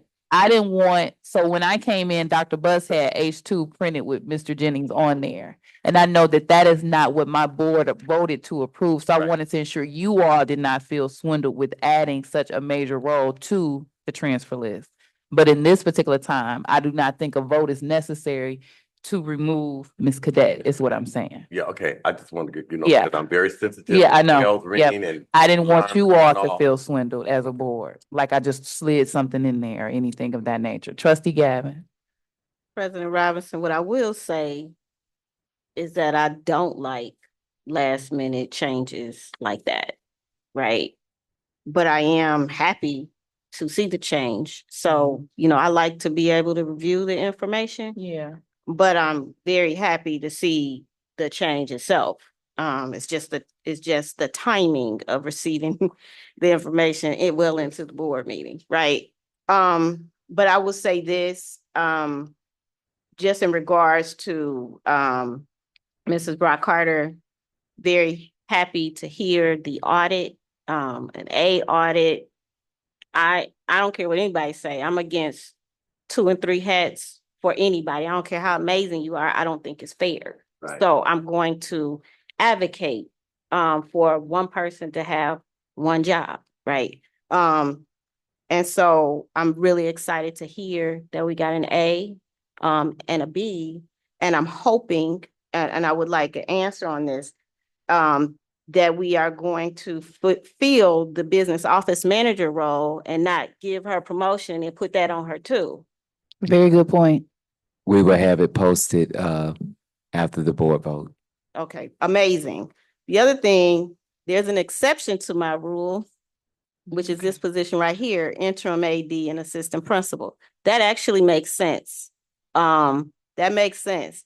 Now, I've never worked with Mr. Jennings as an athletic director, but this gentleman bleeds sports. I think he has his whole life, and I'm really excited about what's possible in this situation. I'm glad that it is an interim position. It gives Mr. Jennings the opportunity to see, if this is a good fit. My one concern is that if we are, giving him this new position, the other person that had the position made X amount of dollars. If we're giving him 2 roles, are we properly compensating him? Or do we have this, pattern of putting extra jobs on people without properly compensating them for the 2 jobs that they have? Or for Dr. the added Burns? work, I'll say the added You have a work quick that response? they have. Yes, ma'am. So with him taking over this position, some of his duties will be removed. And I have another person that will be taking on those duties as other duties is assigned, which will still not overwork them as well. I'm sorry, that doesn't answer my question. My question is, he now has Will they get paid? the assistant principal position and will possibly have the interim AD position who was paid at a certain rate, right? So are we making sure that, and that's not my, I guess it's nobody's business what that rate is, but are we making sure that there's some comparable pay for this added work? So there is not, what I'm trying to explain to you is that I'm removing half of his duties so that he can take on the other half of those duties and making sure it's comparable and adding other duties assigned to another administrator to make sure that we still have coverage. Okay, so what I'll just add is that whatever the AD was making, interim should make something close or something. I don't, that's just my thought. I am not the superintendent, but I just want to make sure that we add extra duties on folks. And we're giving them a director position, that we are being fair in our hiring practices, not just for Mr. Jennings, but as we do that to anybody that we're giving, other roles to. And so that's it. Just want to congratulate the folks. And the other question is the literacy coordinator. Is that position related to,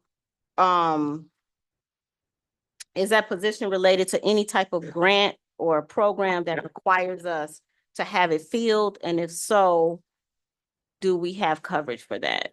It's through the MICLSD grant. Mhm. It ends next year. We get funding for one more year.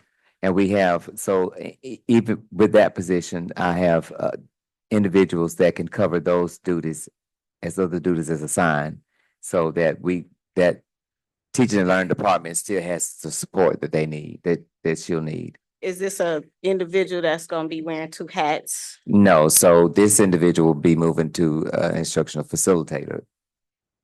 So the other individuals that will be pitching in, one position is actually, it should have been part-time, but we're trying to grow the program. So the program is not fully grown yet, so they can take on some of those responsibilities without overburdening them. So you're saying that we have a part-time worker who could take on this literacy coordinator position that was a full-time job, and so they'll have this full-time job and their part-time job?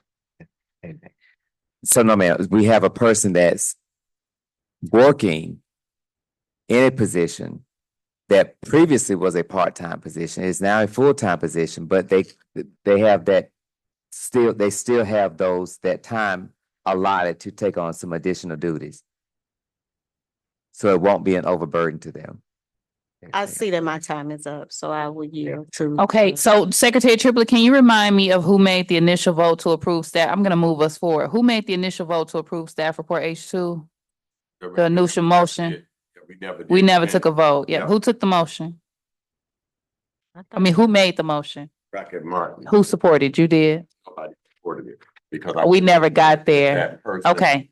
on So, there. okay, so Rocket Martin, do you support do you still make the motion to approve staff report H2 with the noted amendment of the removal of Sarah Cadet? Okay, is there a second or support for that? Okay, so we'll take trustee Gavin as the support. We jumped right into questions, comments, and concerns before we even got into the staff report, but they were required in order to allow us to get through it as needed. What I am hearing is the will of the board is that they would like for you to, I know that you emailed us cost savings. I think it was a good number that would have been saved. However, the board is indicating that it wants you to go back and recalculate and see if there's additional compensation available for Yes, ma'am. Your potential director Jennings. Yes, ma'am, I could do that. Madam President, I'm gonna ask a question though on that. Does the athletic director receive more? What is the salary of the athletic director and what is the salary of an assistant principal? Do anybody have that information? Mr. McDermott. Both are very similar. The No, difference, what are they? Is it $95,000 and $85,000? The finance chief is over there, human resource person is over there. Just give us the difference in cost between the two. Who's higher? our Ms. our current AD has been here longer in his role. His current salary is higher. Who's higher? The current AD is higher, but if a new person was coming into the position, are they comparable? Both pay scales are very similar. It's only based on years of experience and. Will it alternate? Correct. Okay. Okay, so but I want to say this as well. The athletic director / assistant principal. The athletic director, for anybody's information, the athletic director travel, the athletic director work from the beginning of the day. The athletic director work all the way to the night, to the end of the game. And my thing is, if we're going to do this and combine these, and we want to talk about experience as athletic directors, we can go with experience from coaching. And I would say that the athletic director, whatever the position, whatever the salary of the athletic director, it should become the salary of this interim athletic director / assistant principal. That's what it should be. The highest of the two.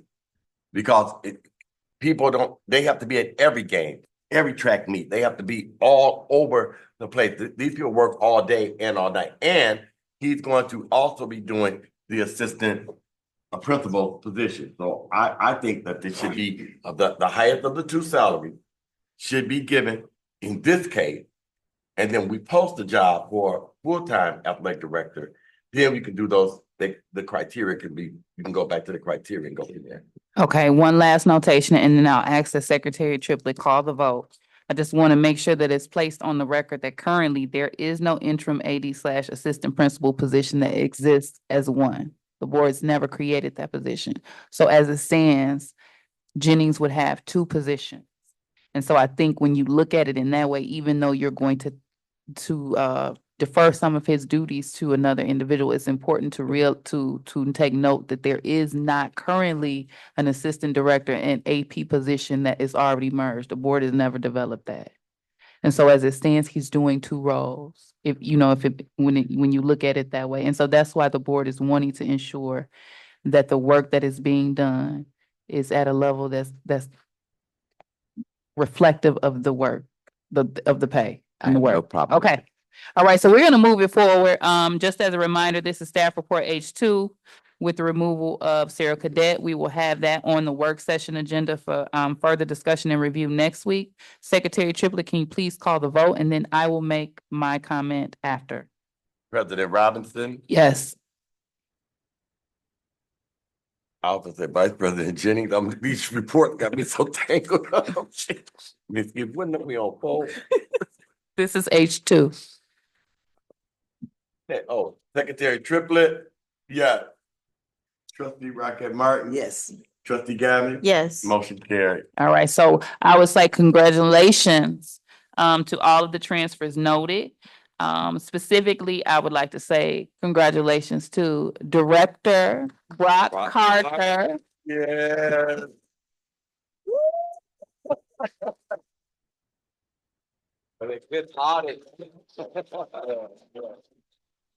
I just want to tell you, thank you for trusting me.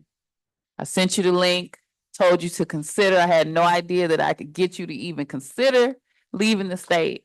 But I would anticipate that you prayed and God led you to come here. And I'm so very grateful that you chose to come back and support home. And I would like to say to our new interim athletic director, congratulations.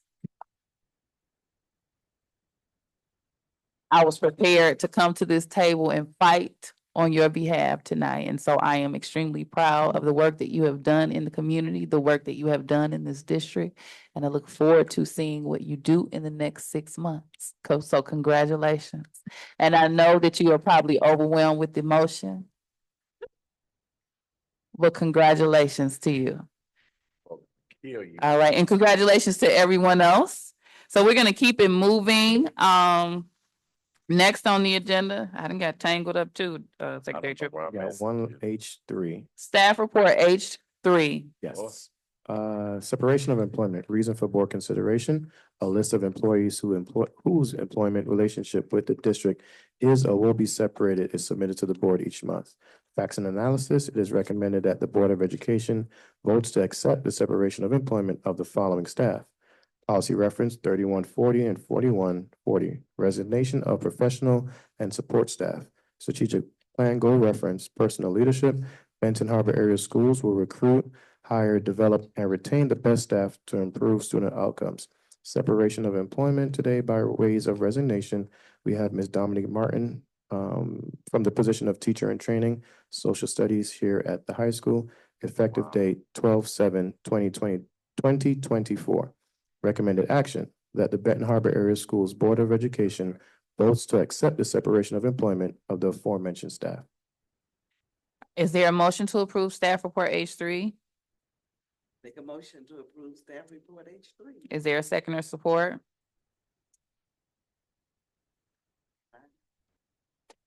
Just a reminder to the board, we can't hold anyone at, against their will.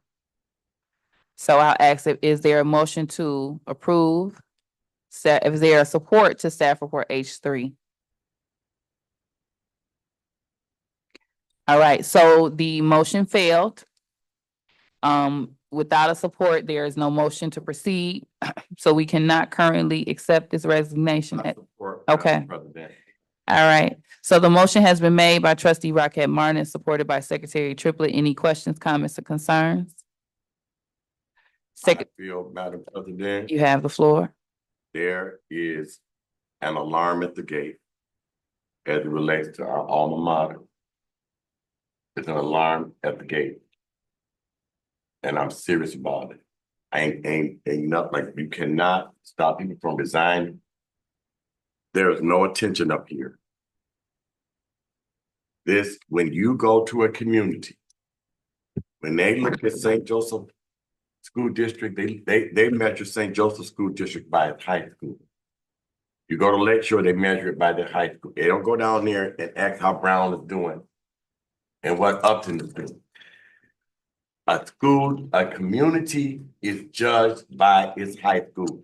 There's no urgency when you say things, because it really, I don't want, it really, people go to looking and, for me,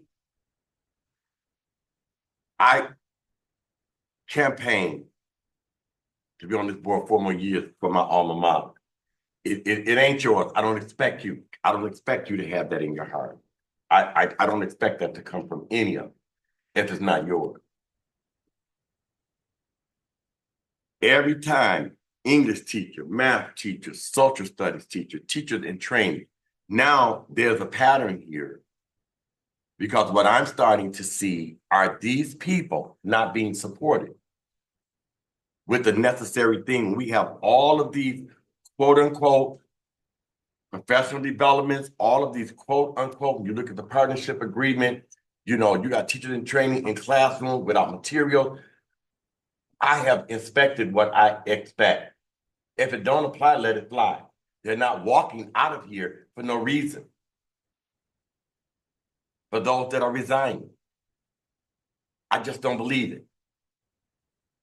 Okay, so again, that was my reason and my thought about it. Everything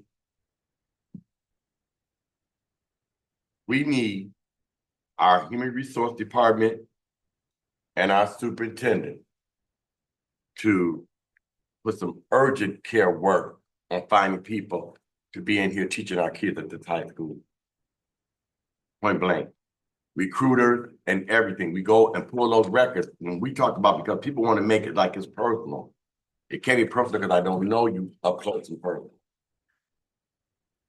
Okay, so when we come to it and we look at this data, and that's the thing that you cannot argue with. You can't argue with data.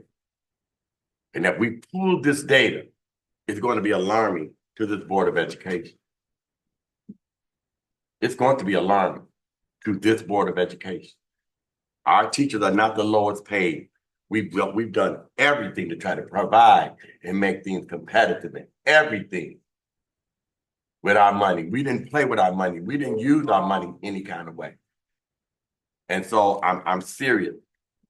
Madam President, I will get with you, this curriculum team, we need to get together because this is serious, because our alma mater is in trouble.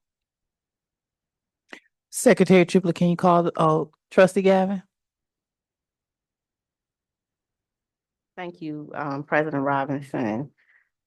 When I look at this name, Ms. Martin, in the TNT program, this was a teacher who I saw was so excited about being a Tiger, so excited about the coursework, so excited about the POMs, excited, right?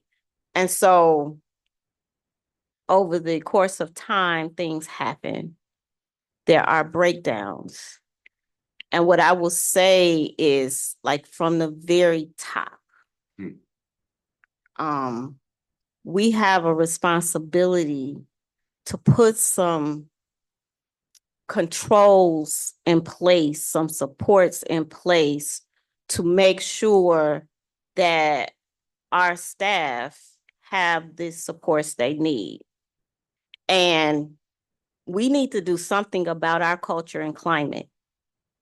We need to do something about protecting the people on the front lines, holding them accountable. Yes, absolutely. I'm 100% in support of that. But also making sure that they have the support that they need to do their job in a safe environment. And if we're not providing that, then shame on us. Shame on us. And if there's no sense of responsibility, there's nowhere else other than in a teacher's classroom that excuses are made about these unsafe environments. We have a responsibility to do better. We have a responsibility to do better, period. And I am disgusted because there were so many opportunities to create a better environment. And so my prayer is that this is not a moment of blaming people, but a moment of self-assessment. What are we doing to make our people feel like when they speak up, this is any situation.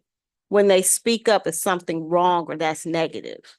How can we change the way that we're moving such that when a staff or a principal or anybody, student, anybody says this is a concern, we create a safe space for their concerns to be addressed, because it costs more money to let them go than to go ahead and create a safe space for them. Not only that, the harm and the trauma. We don't want to be contributing to that. So this concerns me. This is why I don't support this at all. At all. All right, so if there's no further comments or discussion, Secretary Triplett, can you call the vote for staff report H3?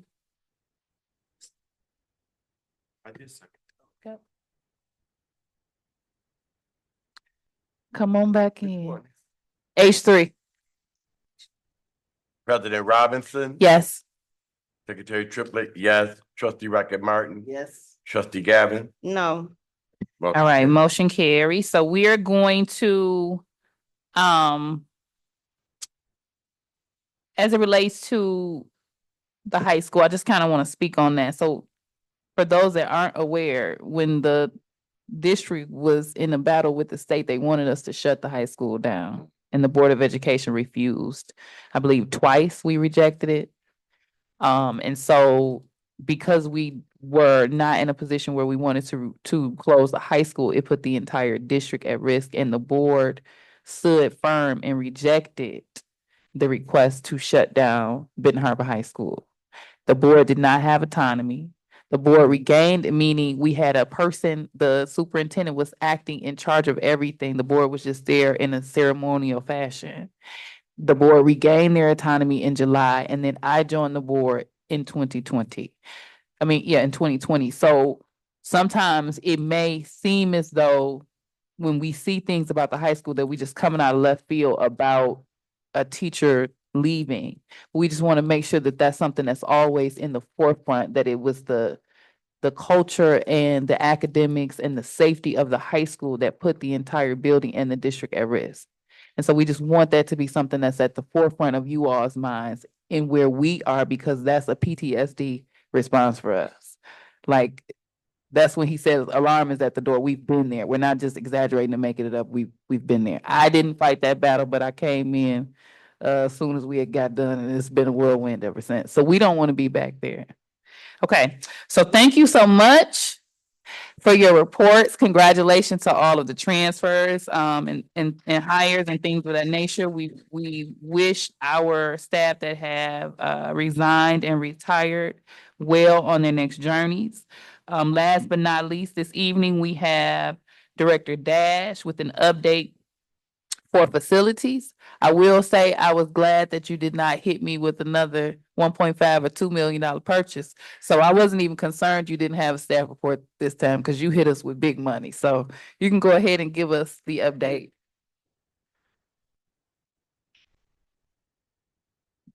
Hello, everybody. I'm gonna keep this one short because it is a short one. During our facilities committee meeting, is my voice really that bassy? Yeah. But anyways, we talked about the girls' bathroom sink and then the locker rooms for the away teams and a few other things like some signage and stuff like that. Well, we got the bathroom sinks replaced, so it don't soak your pants down. Yeah. Yeah. It was a big task. It was pretty hard. Well, and then we went into the away team locker room and we painted up the benches and we painted the floors. We fixed the toilets that were in there. All three of them were pretty broke. There's a few other things that need to be repaired in there. But I'll bring you guys up on that when we get there. But that's really about it. We've been running through the classrooms regarding the heat. It's been we've been quite reactive on it. I wish we could have been proactive on it, but I'm still learning, what's broke, what works, and what to expect. But I learned a lot this week. So that won't happen twice. So yeah, everything seems to be we're catching up and things are going pretty good. Okay, and then I just want to notate, not necessarily facilities related. I think maybe it might have been, well, it is because it's the gym floor dedication. So that is your area, right? Facilities. So I just want to make sure we notate that Monday, December the 16th is our official dedication for the Paul Will High Court in coach's honor. And so we just want to make sure we notate that so that the community comes out and supports him. He's been amazing to the district. And so I'm hoping that we can have a full presence that has the nostalgia of when we were all in school. Just really pack it out for coach. So I want to make sure we notate that. Extremely exciting. I'm still glowing about that upgrade. And so Dr. Bus did tell me that he mentioned this briefly, you all recently redid the floor as far as the buffing. So on the 11th, they have a game. On the 12th, we have the company coming back in to sand and put 7 coats of gloss, polyurethane, couldn't think of it at the time, on the floor so that it will have its brand new look again, and also keep down the scuffs. When they first installed it, it didn't cure long enough. So what we're gonna do is make sure that it's maintained properly. And moving forward, the custodial team will have a training on keeping the floor clean. Our Madam President. You have the floor. Our new interim athletic director probably needs to be involved in the leadership of this immediately.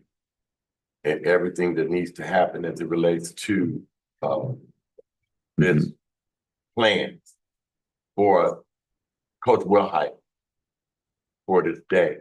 We will be meeting with them tomorrow. Thank you so very, very much. Oh, the new athletic director. Oh, Director Janice, interim athletic director. Okay, so we're gonna proceed.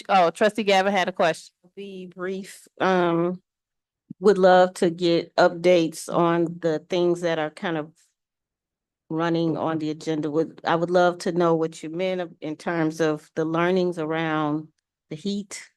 Oh, I can elaborate if you'd like. Yes, please. Yeah, so everybody knows that. Pause my clock. Oh, yeah, everybody knows our system's pretty old. But what I'm learning, so far is what registers are, they're not registers, they're actually called heating units. Those things over there. Some of them are leaking and some of them are, well, they were leaking. And some of them are just not doing what they're supposed to do. And also, if the power goes out in the town, we need to get into the buildings immediately and check those pumps on those boilers. They're supposed to come on their own in the other buildings, not the high school. The high schools and high school and Fairplay East are up to date. They're moving right along. The other buildings, MLK, DEC, those ones we need to get right into. So learn that one. That won't happen again. And then after that, we learned that if the power goes out, comes back on, the pump doesn't want to come back on, then we have to hurry up and shut the power off to the whole system, or it will pull air in through the registers from the outside and freeze up those coils. And that'll turn into something fun. We had that happen in one, but we got it taken care of. And yeah, so that's what I mean by learning. It's learning this old stuff and being prepared and trial by fire, I guess. Yeah, but it's pretty good. We got it down now. Well, what we know, and we're gonna do better the next time. Thank you. I appreciate your transparency. Oh, yeah. My question was, I guess I had another question. Not sure if this is the driver's education portion, are we going to deal with that? I feel like that's something that should be running on the agenda till we get. Do you have an update? Yes, ma'am. then- We will definitely have that, that's a running topic. We will definitely have it in the spring. I'm trying to work with our vendors to make sure that we put everything in place. So when we put the RFP out, that they can respond to it. Thank you. Is there a timeline on the RFP? Yes, definitely. I'm doing my best to wait on some feedback from them, and I'll be reaching out again tomorrow. So the timeline is as soon as I can get feedback, I'll be making sure it's posted. Feedback from Vendors. Feedback from the vendors to put out the RFP? No, vendors for what they need in order to ensure that we can get our services this spring. So forgive me. I think Trustee Gavin, if she doesn't mind me, she's struggling right now because this has been a consistent question via email and at the table, and we seem to be at the same place every time they ask. So can we, on next week's agenda, can this be an actual topic? Yes. And we have a status that's different from what we've gotten each time we've Yes, asked. ma'am. Most Thank definitely. you so much. And my other question is also about the girls' it's about the locker rooms. I hear all of this controversy, if you will, around bathrooms and things of that nature, but I find it funny that nobody seemed to be concerned about, locker rooms not having any doors and people just showering in front of everybody like that's okay and that's comfortable for teens. Do we have doors for the showers, or are they just open showers where everybody just? No, they're just wide open, just Mhm. like what it was when we were kids. Mm-hmm. It's the Right. same. So, I just find it interesting that people seem to be so concerned about bathrooms, but they don't care about people, showering in front of everybody in the locker room. So I'm just wondering if the board would entertain, or the superintendent or Dr. Butts at some point, or somebody at some point would consider some private showers for students to be able to shower without doing it in front of the other students.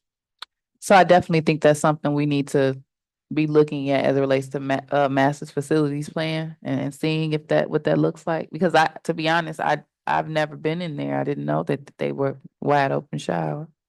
Most showers, like at the school that I'm at, or that I've been at. They're wide a lot of open. schools, they're wide open. So how do they deal with that as it relates to being open and equitable LGBTQ Yes, so, and things of that nature? Like that's a conversation to update, to have spaces like that, but Yeah. most shower rooms and locker rooms are just like that.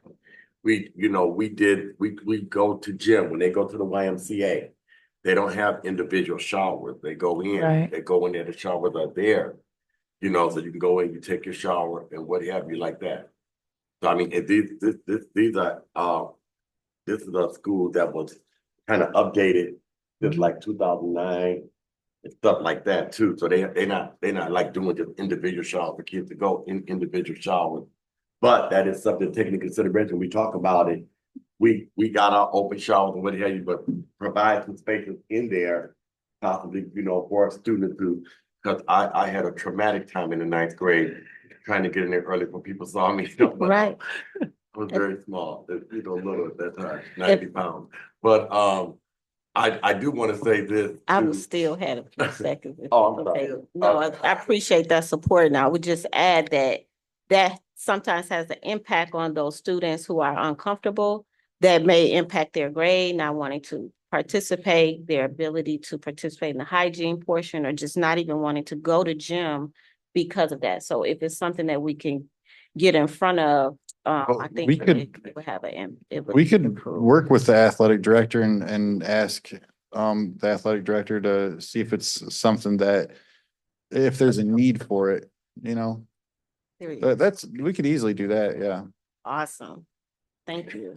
Okay, and then the last thing for me, we are in the midst of the season for athletics, getting and going into basketball season. So I just want to make sure that our interim athletic director gets some business cards ordered. I don't know who does that. Would that be a McDermott thing or?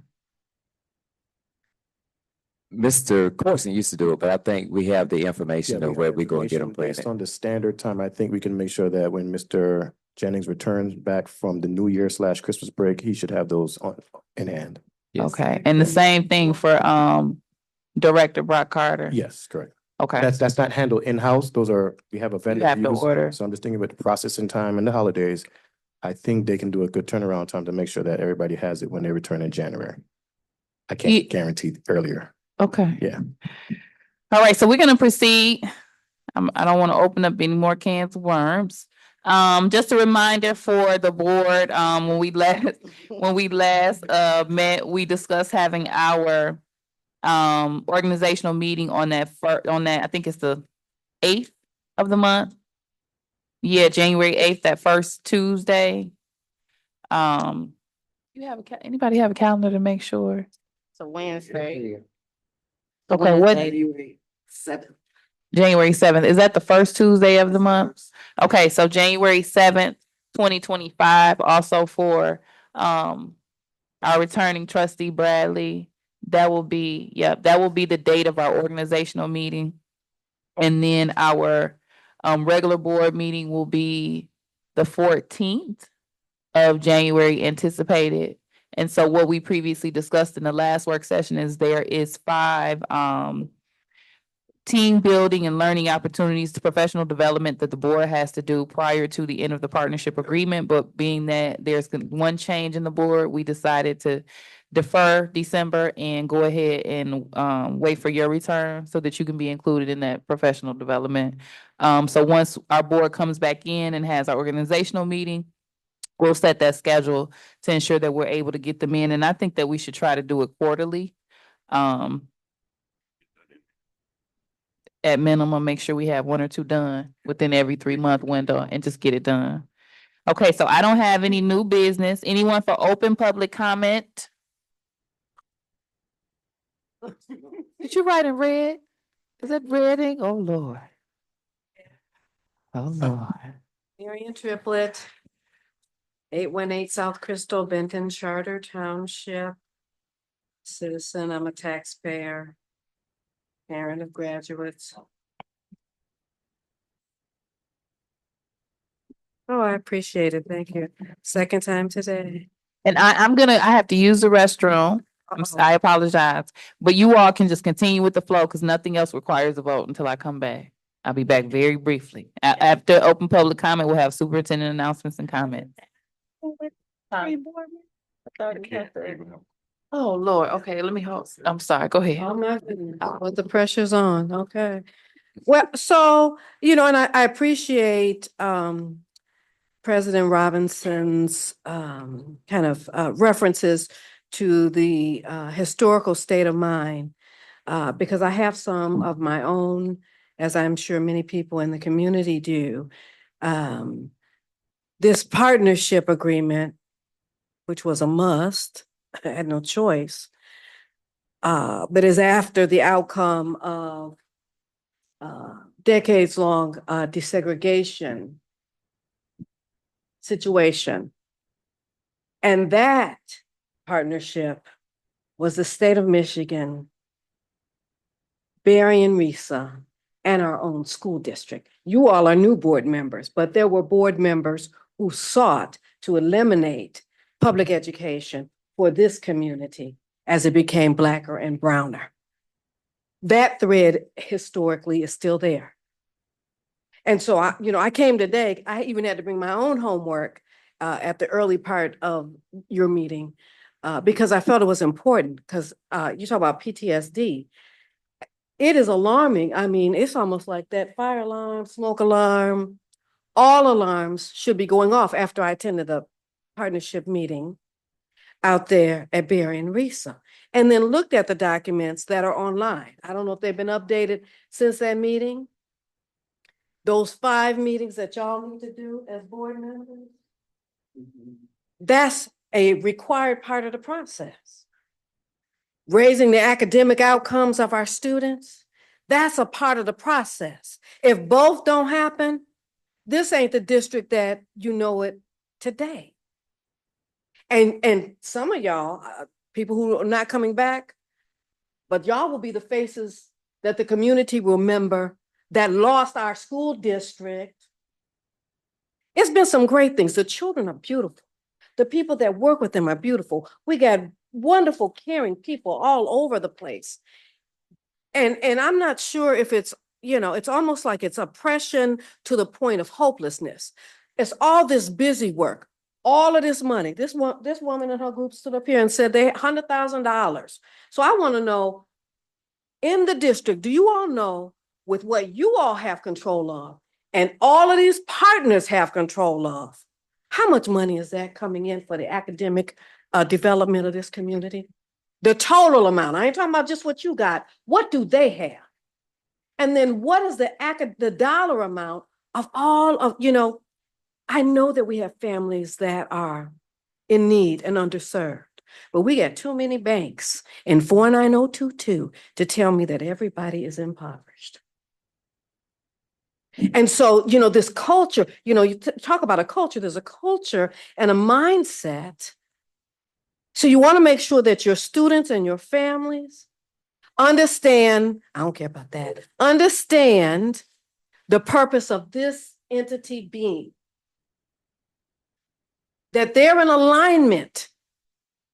All of these things, and you still got to try to pull parents in, all of these things, and somebody talking about absenteeism, all of these things, and you're talking about zero, they start at 0 in terms of test scores, that does not make sense. And so I would like to know how much the partnership dollars of any kind of partnership, how do they impact Benton Harbor area school resources, your financial resources? How do you know that there's not overlap and duplication and subventing? How do you know that? And is the data, your data on academic growth, is it similar, the same, in the same ballpark as these partners? We got Boys and Girls Club. What do their scores say about students who are in that program that are from Benton Harbor area schools?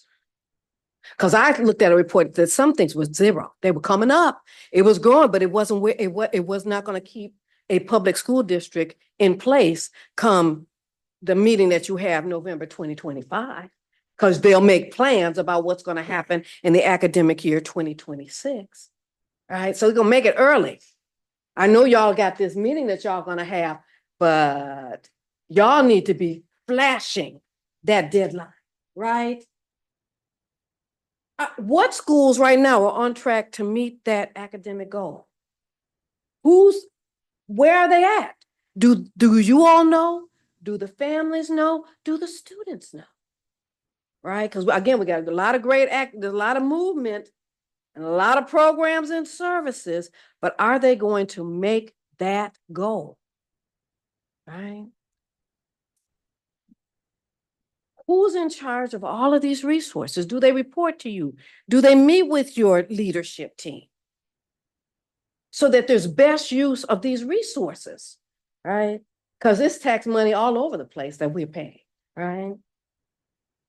Who has oversight over the coordination and disaggregating of data to identify the impact of each resource? So the things that Benton Harbor Area Schools has purchased, do you know how it impacts student learning? Is it effective or not? Is it going to meet and get you to the goal or not? How is CIS impacting? Because they said they do data. Everybody's doing this data collection, but is anybody getting our students where they need to be? And if not, can anybody say, no, we need to stop that and do something else? I understand you got to spend the money. You know, I understand you got to spend the money, but in the end, you will still be held responsible to this community for the outcomes that you go before the state in that partnership agreement. What's helping and what is not. I also would like to know what is the bottom line time frame for that reassessment on that partnership agreement before a final decision is made. Like, when are students taking their assessment tests? That's going to be the data that's going to make a decision about, is it still the public school district that we know? Or is the recommendations that it be something else? Especially taking away this high school, because everybody like to try to lift the jewel. They try to lift the jewel. Ain't nobody taking nothing off of us that's too hard for us, but we better know what we're doing. And again, that's y'all. That's your staff, his staff, but y'all as our elected officials. See, the partnership agreement does not encompass all of the elements necessary for effectively ensuring educational system. Where is the strategic plan? I hear people talk about a strategic plan, but I couldn't find that on the website. I don't know that I like that website. Now, maybe it's something to do with my baby boomer generation, although I'm pretty sly on that computer. Now I know what I'm doing if I get access, but where's the strategic plan? Because regardless of what happens with that partnership agreement, see, I have hope. I'm an optimist. I'm a licensed clinical social worker. So I'm always going to look for the glass half filled. It'll never be half empty in my mind, right? So I have hope that we're going to get there, but I'm also talking about accountability at this point. Like I said, when I went to that meeting out there, it's unacceptable to me that people don't come to the meetings, whatever they are, and that we have zero. I was not happy with that. I was not happy with that. Oh boy, I was not. I don't like to hear that that zero we still under, and yet and still we got millions of dollars and all kind of new stuff. I'm trying to see if them books moving out in that vending machine. Are they moving? Some of that stuff should be out of stock. Great singers, great dancers, great running up the field. But it's going to have to be a different expectation. You all have to believe. You can't just come here and tell us that you're doing it. You got to believe it. When you come into this community, you come in and you are a tiger until your tiger stripes taken away from you or you throw them on the ground. We need our public school system. This public school system. We need this. Because if they take this, then they will take the community. And I know y'all gonna meet, but I don't know what that does. I wouldn't drink nothing, I wouldn't eat nothing, because y'all need to be clear of mine. I'm gonna send them a letter too. My husband, I have to let him sleep and get some rest, keep his blood pressure down. I can't put it all out on him. So I said, I'm coming. But I am not happy. But I'm praying for all of us. And I mean that sincerely. Sincerely. If you need assistance, I would offer a pro bono session for you all. Because I think this idea about, if we look good, then that's all that matters. We see through the facade. Your ends are frayed. You got to get down to the nitty gritty and talk about what you need to do to make it over this next finish line. That's a non-negotiable. And when you say it, then you got to own it. It's a non-negotiable in my mind as a taxpayer of this community, as a citizen of this community. I love y'all. But some of the stuff that happens is unacceptable. And you coming in here, that's right. You coming back again? Don't bring no bad habits. You didn't have none, don't bring none. I love y'all. It's almost the holiday season, but come on now. Thank you so much. Thank you. For the record, I just want everybody to know that very few people that scare me, and that's one of them. So I wasn't gonna dare tell her to wrap up her comment. For the record, future Trustee Bradley, Trustee-elect. former Vice President That's hard Bradley. to follow. You have the floor. I want to say good evening, and once again, it's a great pleasure to serve this great school district. We've had ups and downs, but we are still persevering. And first, I would like to thank the community for putting their trust in me by casting their ballots in November's election. Be real quick to my board colleagues who I'll be serving with. First, let me say this is business and nothing personal. And let me repeat, this is about business and nothing personal. We're going to be operating we currently are operating a multi-million-dollar nonprofit business, and decisions and steps we make can have a lasting or lasting negative or positive impacts. This is not some junk school board where we operate by throwing everything to the wall and seeing if it sticks. Starting now and going into January and into the future, micromanagement will have to stop, and we must get back to a 25,000 to 50,000 foot view. And please don't get me wrong. I do believe in accountability. I am not saying that we don't have to be watchful, but we don't have to be in every single decision being made, especially when it comes to the day-to-day operations of the district. We must give people the respect and latitude to do the job we have entrusted them to do. Believe it or not, everything is not a conspiracy. We will have some serious work ahead of us these next few years, and we will have to stand united. We must and we have to start thinking outside of the box. What worked 5, 10, 15, 20, or 30 years ago may not work right now. I heard a saying from this board table, and I heard it tonight. If it doesn't apply, let it fly.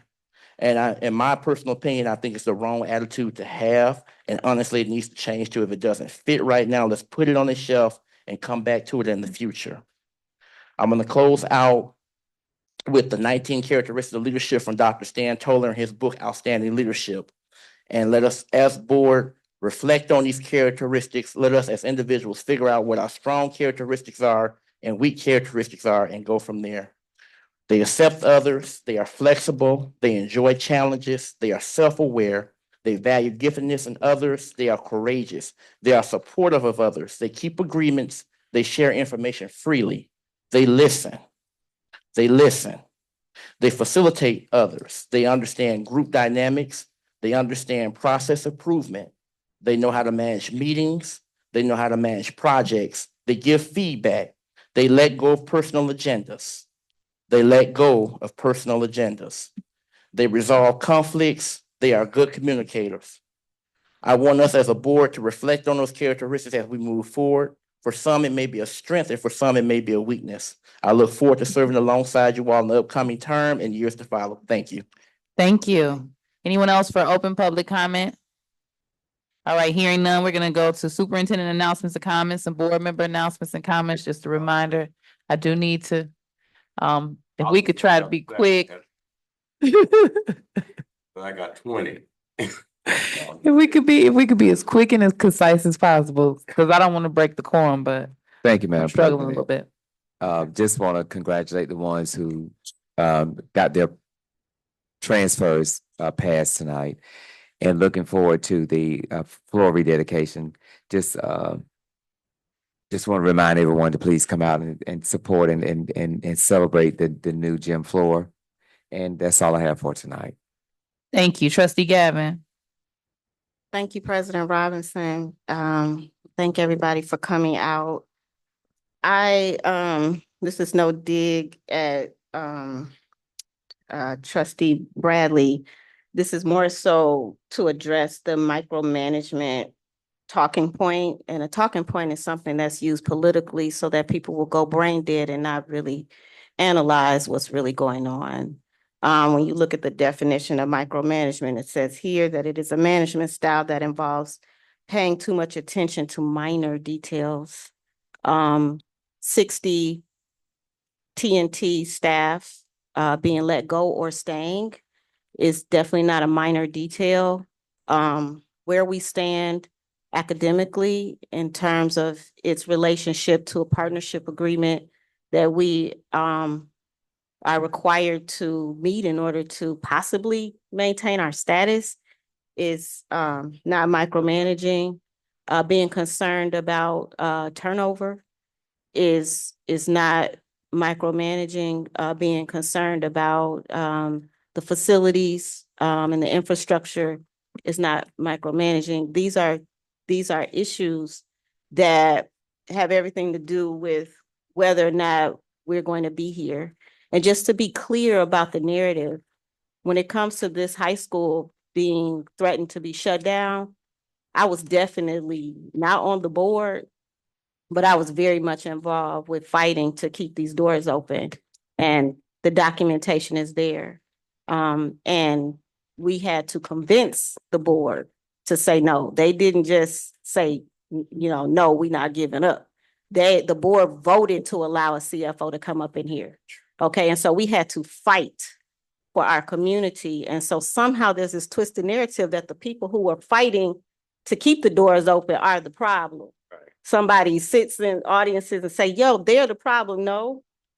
No, this high school wouldn't be here. Right. If people like me, our students, staff members, other folks joined in to fight for this community and tell the board that they needed to ask the board to pass a resolution to support that. And so what I would say is it was a group effort. It took us setting aside our differences and working together to do what is needed so that our community would have something. And so if we don't take these things seriously, I don't care how anybody feels about me. I didn't get into education caring about how folks felt about me. I had a purpose and I still do. And I told my kids, you'll hate me now, you'll love me later. That's okay. And that's the same way I feel about this community. I'm going to say what needs to be said, and I'm going to demand accountability, regardless of how I feel personally about anybody in any position. Because I know that if we give up our land, if we give up our buildings, our land, and somebody else takes ownership of those things, they're kicking our folks out of here. Right. They will have every legal right Everything to kick us out, and we will have nothing. And not only will they be able to kick us out, they'll be able to raise the rates so that everybody's quality of life will change. You think the grocery prices are a problem? They can raise living expenses so that you have to move. And so everything is connected. And so when we fight for our community, we fight for our kids, and we fight for our staff, it is not anything to cause harm to any leader. It is to say that our kids deserve everything that the kids across the bridge get. Right. And so I think it's really important for us to just kind of set those words aside and start really taking seriously the resource that we have in this community and figuring out how are we going to take care of our kids, our staff, our community, and one another. Thank you for your time. Trustee Rocket Martin. I am still a defender of my community, of my superintendent, of my board, of my students. And I still resent the fact that people come before this board and demand that we fire our superintendent when they have nothing better to put in its place. Also, you want to talk about being in the trenches. I am in the trenches. I try to promote my district as much as possible. And I would like to ask our superintendent and our central office people, what can we do as a board to support you so that we can make the gains, so that we can do all of the things that Mrs. Triplett talked about, so that we as a district as a whole can be supportive and prosper and do well. I have a problem with people that say we're for you and we're looking out for you and we agree with you say or whatever. You say that, but then you get on Facebook and you demean us and put us down and talk about us and you let other people do it. That's talking out of both sides of your mouth. If you are going to support Benton Harbor schools, talk positive about it and support it. Get in the trenches. Start tutoring little kids. I have found that over 40 years in education, that if you to best serve your district is to work directly with the kids. If you want to do something, ask, how can you tutor? How can I tutor? How can I do some of these things? Our test scores are low. What do we do to help bring them up? We used to do education in the streets. If you want your test scores up, it's not going to be totally on the teacher. You're going to have to get parents involved. You're going to have to get everything. PTA is excellent, or PTO, whatever, which one you want to use is fine with me. But that will help bring our kids up. One-on-one tutoring helps. I'm so glad that I heard about the varsity tutoring. If we can get our little babies to start accessing that and using it, because I'm working often with our little kids in Benton Harbor, and I know what they know and what they don't know and where they need that kind of support. Not so much the mouth at this table, but the actual working with them in trenches to get that work done. So however they can, access this varsity tutoring and doing all of those kinds of things that directly impact them. You can say a lot of things with your mouth, but it doesn't impact them. You talking at this table does not impact them when they have to take that test and they don't know what 2 + 2 is and 3 + 3 is and 4 + 4 is. So the more we do of that, the better you will see our kids come. Tutoring helps. It does. It really does. We used to do a smart tutoring. I don't know what happened. The powers that came in, and so that went out the window. But all of those things help. If you can talk to your colleagues, talk to your friends, hey, look out for the district. If you see teachers out there or people out there that are not in education that are qualified, I say, hey, you ever thought about, hey, come on over, take a look at Benton Harbor. It's a good place to work. It's a nice place to work. It's a place where I have found the kids at the high school to be extremely intelligent and friendly. It's how you talk with them and how you connect with them and how you build that rapport with them. So some people say it may be a gift, maybe it is, but I know what I'm talking about because I've experienced it. I brought kids that didn't have much to doing well. We took kids all over this place. Miss Triplett knows. So, I would take our kids, the kids we took on the college tour, whatever, I would take them any place to stand before the president because they were intelligent and they knew what they were talking about. And that's the part we want to present to people. I get offended when I hear folks say, oh, you're from it. Your kids were so nice. You take them someplace. Oh, your kids were so nice. What did you expect? What are our expectations for our district? What are our expectations for our kids? What are our expectations for each other? And with that being said, have a wonderful holiday, a happy new year. You know what? If you can't say anything nice about anybody, don't say anything at all. And when you talk about folks and what they do and don't do, you're really showing you what's wrong with you. okay? None of us walk on water. I don't see anybody walking on water. So, you know, we all make mistakes, we all do that, but we learn from them and we go on. And we don't push each other in the ground because we made those mistakes. We pick each other up and we go forward and we help each other to do well. We help each other. I'm done. Okay, I know only Secretary Triplett is left, but I think you guys completely let it go in one ear and out the other that I'm over here struggling trying to get to the little ladies' room. It's been about 30 minutes. So Secretary Triplett, wrap us up and then I won't have much of a comment at all. What's up? Okay. And the clock and all that stuff. You know, I was born and raised in this community. And you know, I was talking to my wife, and you all got a soft presentation of this conversation. And it was so severe. I said, I feel like I'm gonna have a heart attack, you know, she was just coming at me so harsh because you're on that board, she didn't care about me being on this board, education or nothing. I'm used to all the slick, smart comments and stuff. And I've learned down through the year how to, if it don't apply, let it fly. And if it's applied, then get busy. Because see, I've given deference.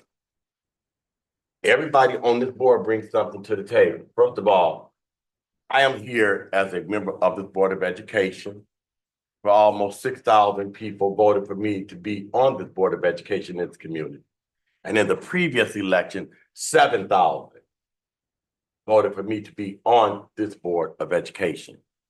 I don't get personal with the individual in that seat. That's one thing that you have to be careful about. Because see, all this grinning, skinning, whooping, whomping, and up people's face, and our kids are failing. I don't disagree with everything that Trustee Gavin has to say. I don't disagree with everything that Trustee Rockett has to say. I don't always agree with everything that the president has to say, because guess what? I have my own mind. I don't need anything from anybody to make my decision. I don't care what you say. Okay? So I know when you're being slick, because I've lived it. See, because ain't nobody sitting up here in this table, and I'm not gonna be no 50,000 feet up in the air for the 4 years I've been on here. We've been at zero. You step in them clouds if you want to. You can let the master tell you how you're supposed to conduct yourself. I shall not. I will never. Because ain't nobody at this table. When I talk about the Michigan Department of Education, when I talk about Baron Reither, when I talk about war, I was a victim of it. I sit at this table and I have sat around people who plotted, that I have documentation in my home for my demise and to destroy me, to ruin my career. I have documentation from my lawyer. Okay, this ain't nothing that I'm playing with. So, and it's not about me. It's about these kids. Okay, it was about some of y'all when y'all were young. We fought the fight, I fought the fight, and we fought each other when you were teaching next to me. Okay, so I know you and you know me, and we know each other, and we know each other very well. But I want the record to show that I'm not mixed about what you thought about Mr. Triplett, how you feel about Mr. Triplett, how Mr. Triplett was with the Kappa Leaguers, how Mr. Triplett was with the cheerleaders, how Mr. Triplett was with this, how Mr. Triplett has fought. I could have abandoned ship a long time ago. This school district has never apologized to me for what they did to me. So don't say nothing to me about what you didn't lose your career. You didn't go to college. You didn't get your master's degree. And based on lies in this district,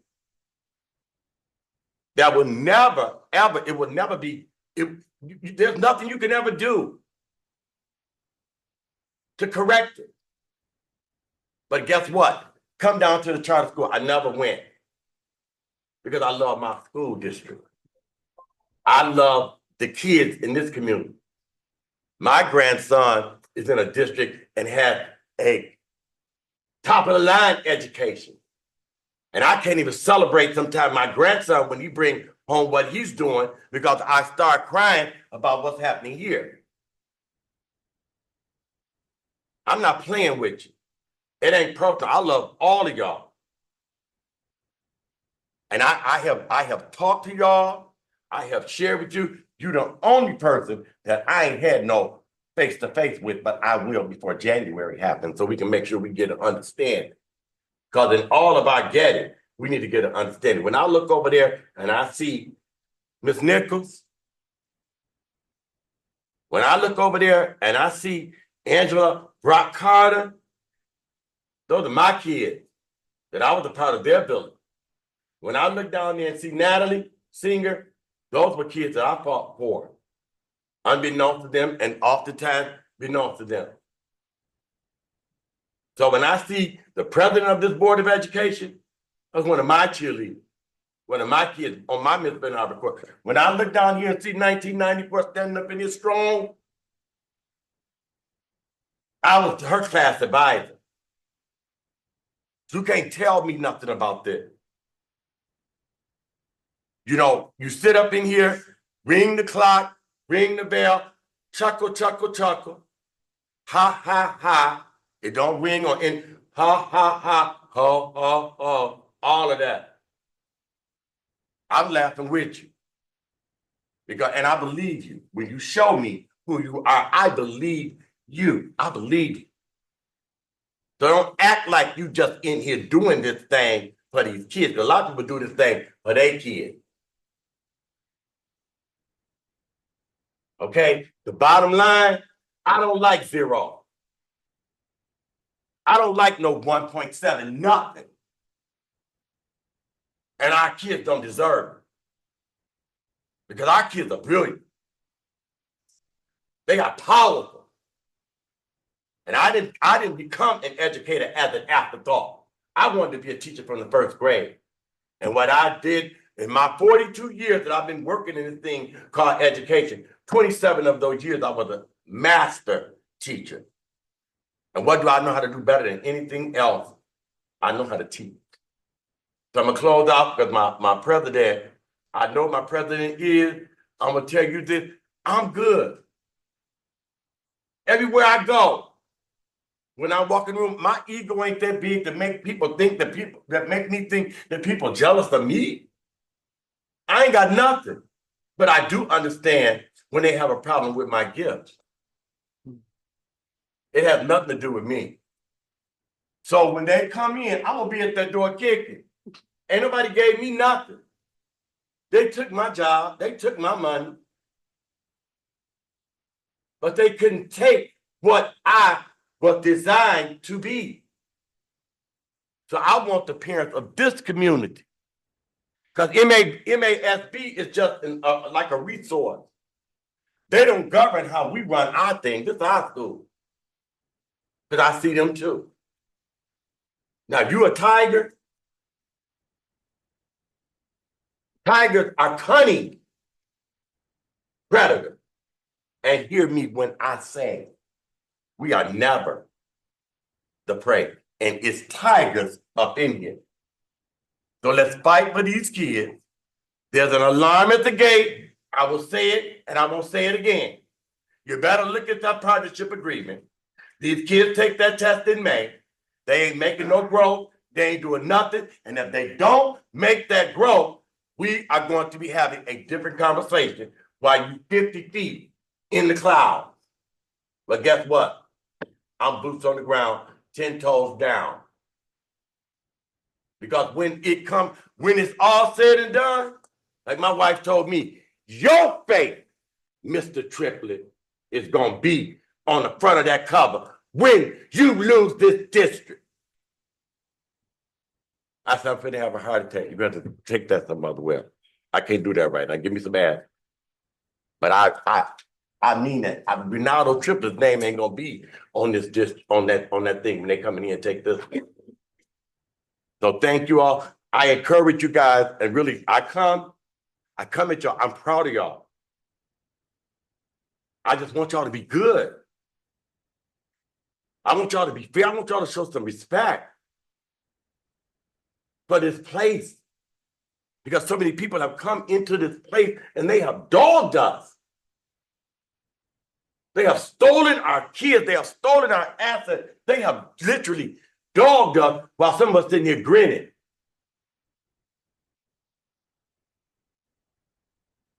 Y'all here, y'all ain't had no experience for no 20, 30 years in curriculum, in facilities, in finance, in HR, in student services, but guess what you did have? You got hired. I'm 64 years old, I'm not a kid. I got more years behind me than I do in front of me. So I'll tell you what I won't ever do, and I'm gonna close with this. I will never do anything to harm you, but I will not let you stand here and not be held accountable. And I will not stand for incompetence. Thank you, Madam President, and thank you for not ringing the bell, Bishop Mason, because I know you gave your first lady a long time. Thank you. Okay, so we've had some pretty hearty comments this evening. I am not gonna take up much more time. Just want to say, I think I'm very excited for the transfers and transitions and the things that were approved today. Looking forward to Coach Will Heights celebration event on Monday. I'm hoping that the community will come out. I am asking those of you that are on social media, if you could help us in getting that flyer reshared, to your personal pages even, so we can make sure the community knows widespread. And just grateful for the team that we have, excited for Bradley to return. And that's about all I have the stamina to say at this moment. So I would ask, is there a motion to adjourn? I make a motion that we adjourn. Is there a second or support? Second. The motion has been made by trustee Rocket Martin and supported by trustee Gavin. Secretary Triplett, can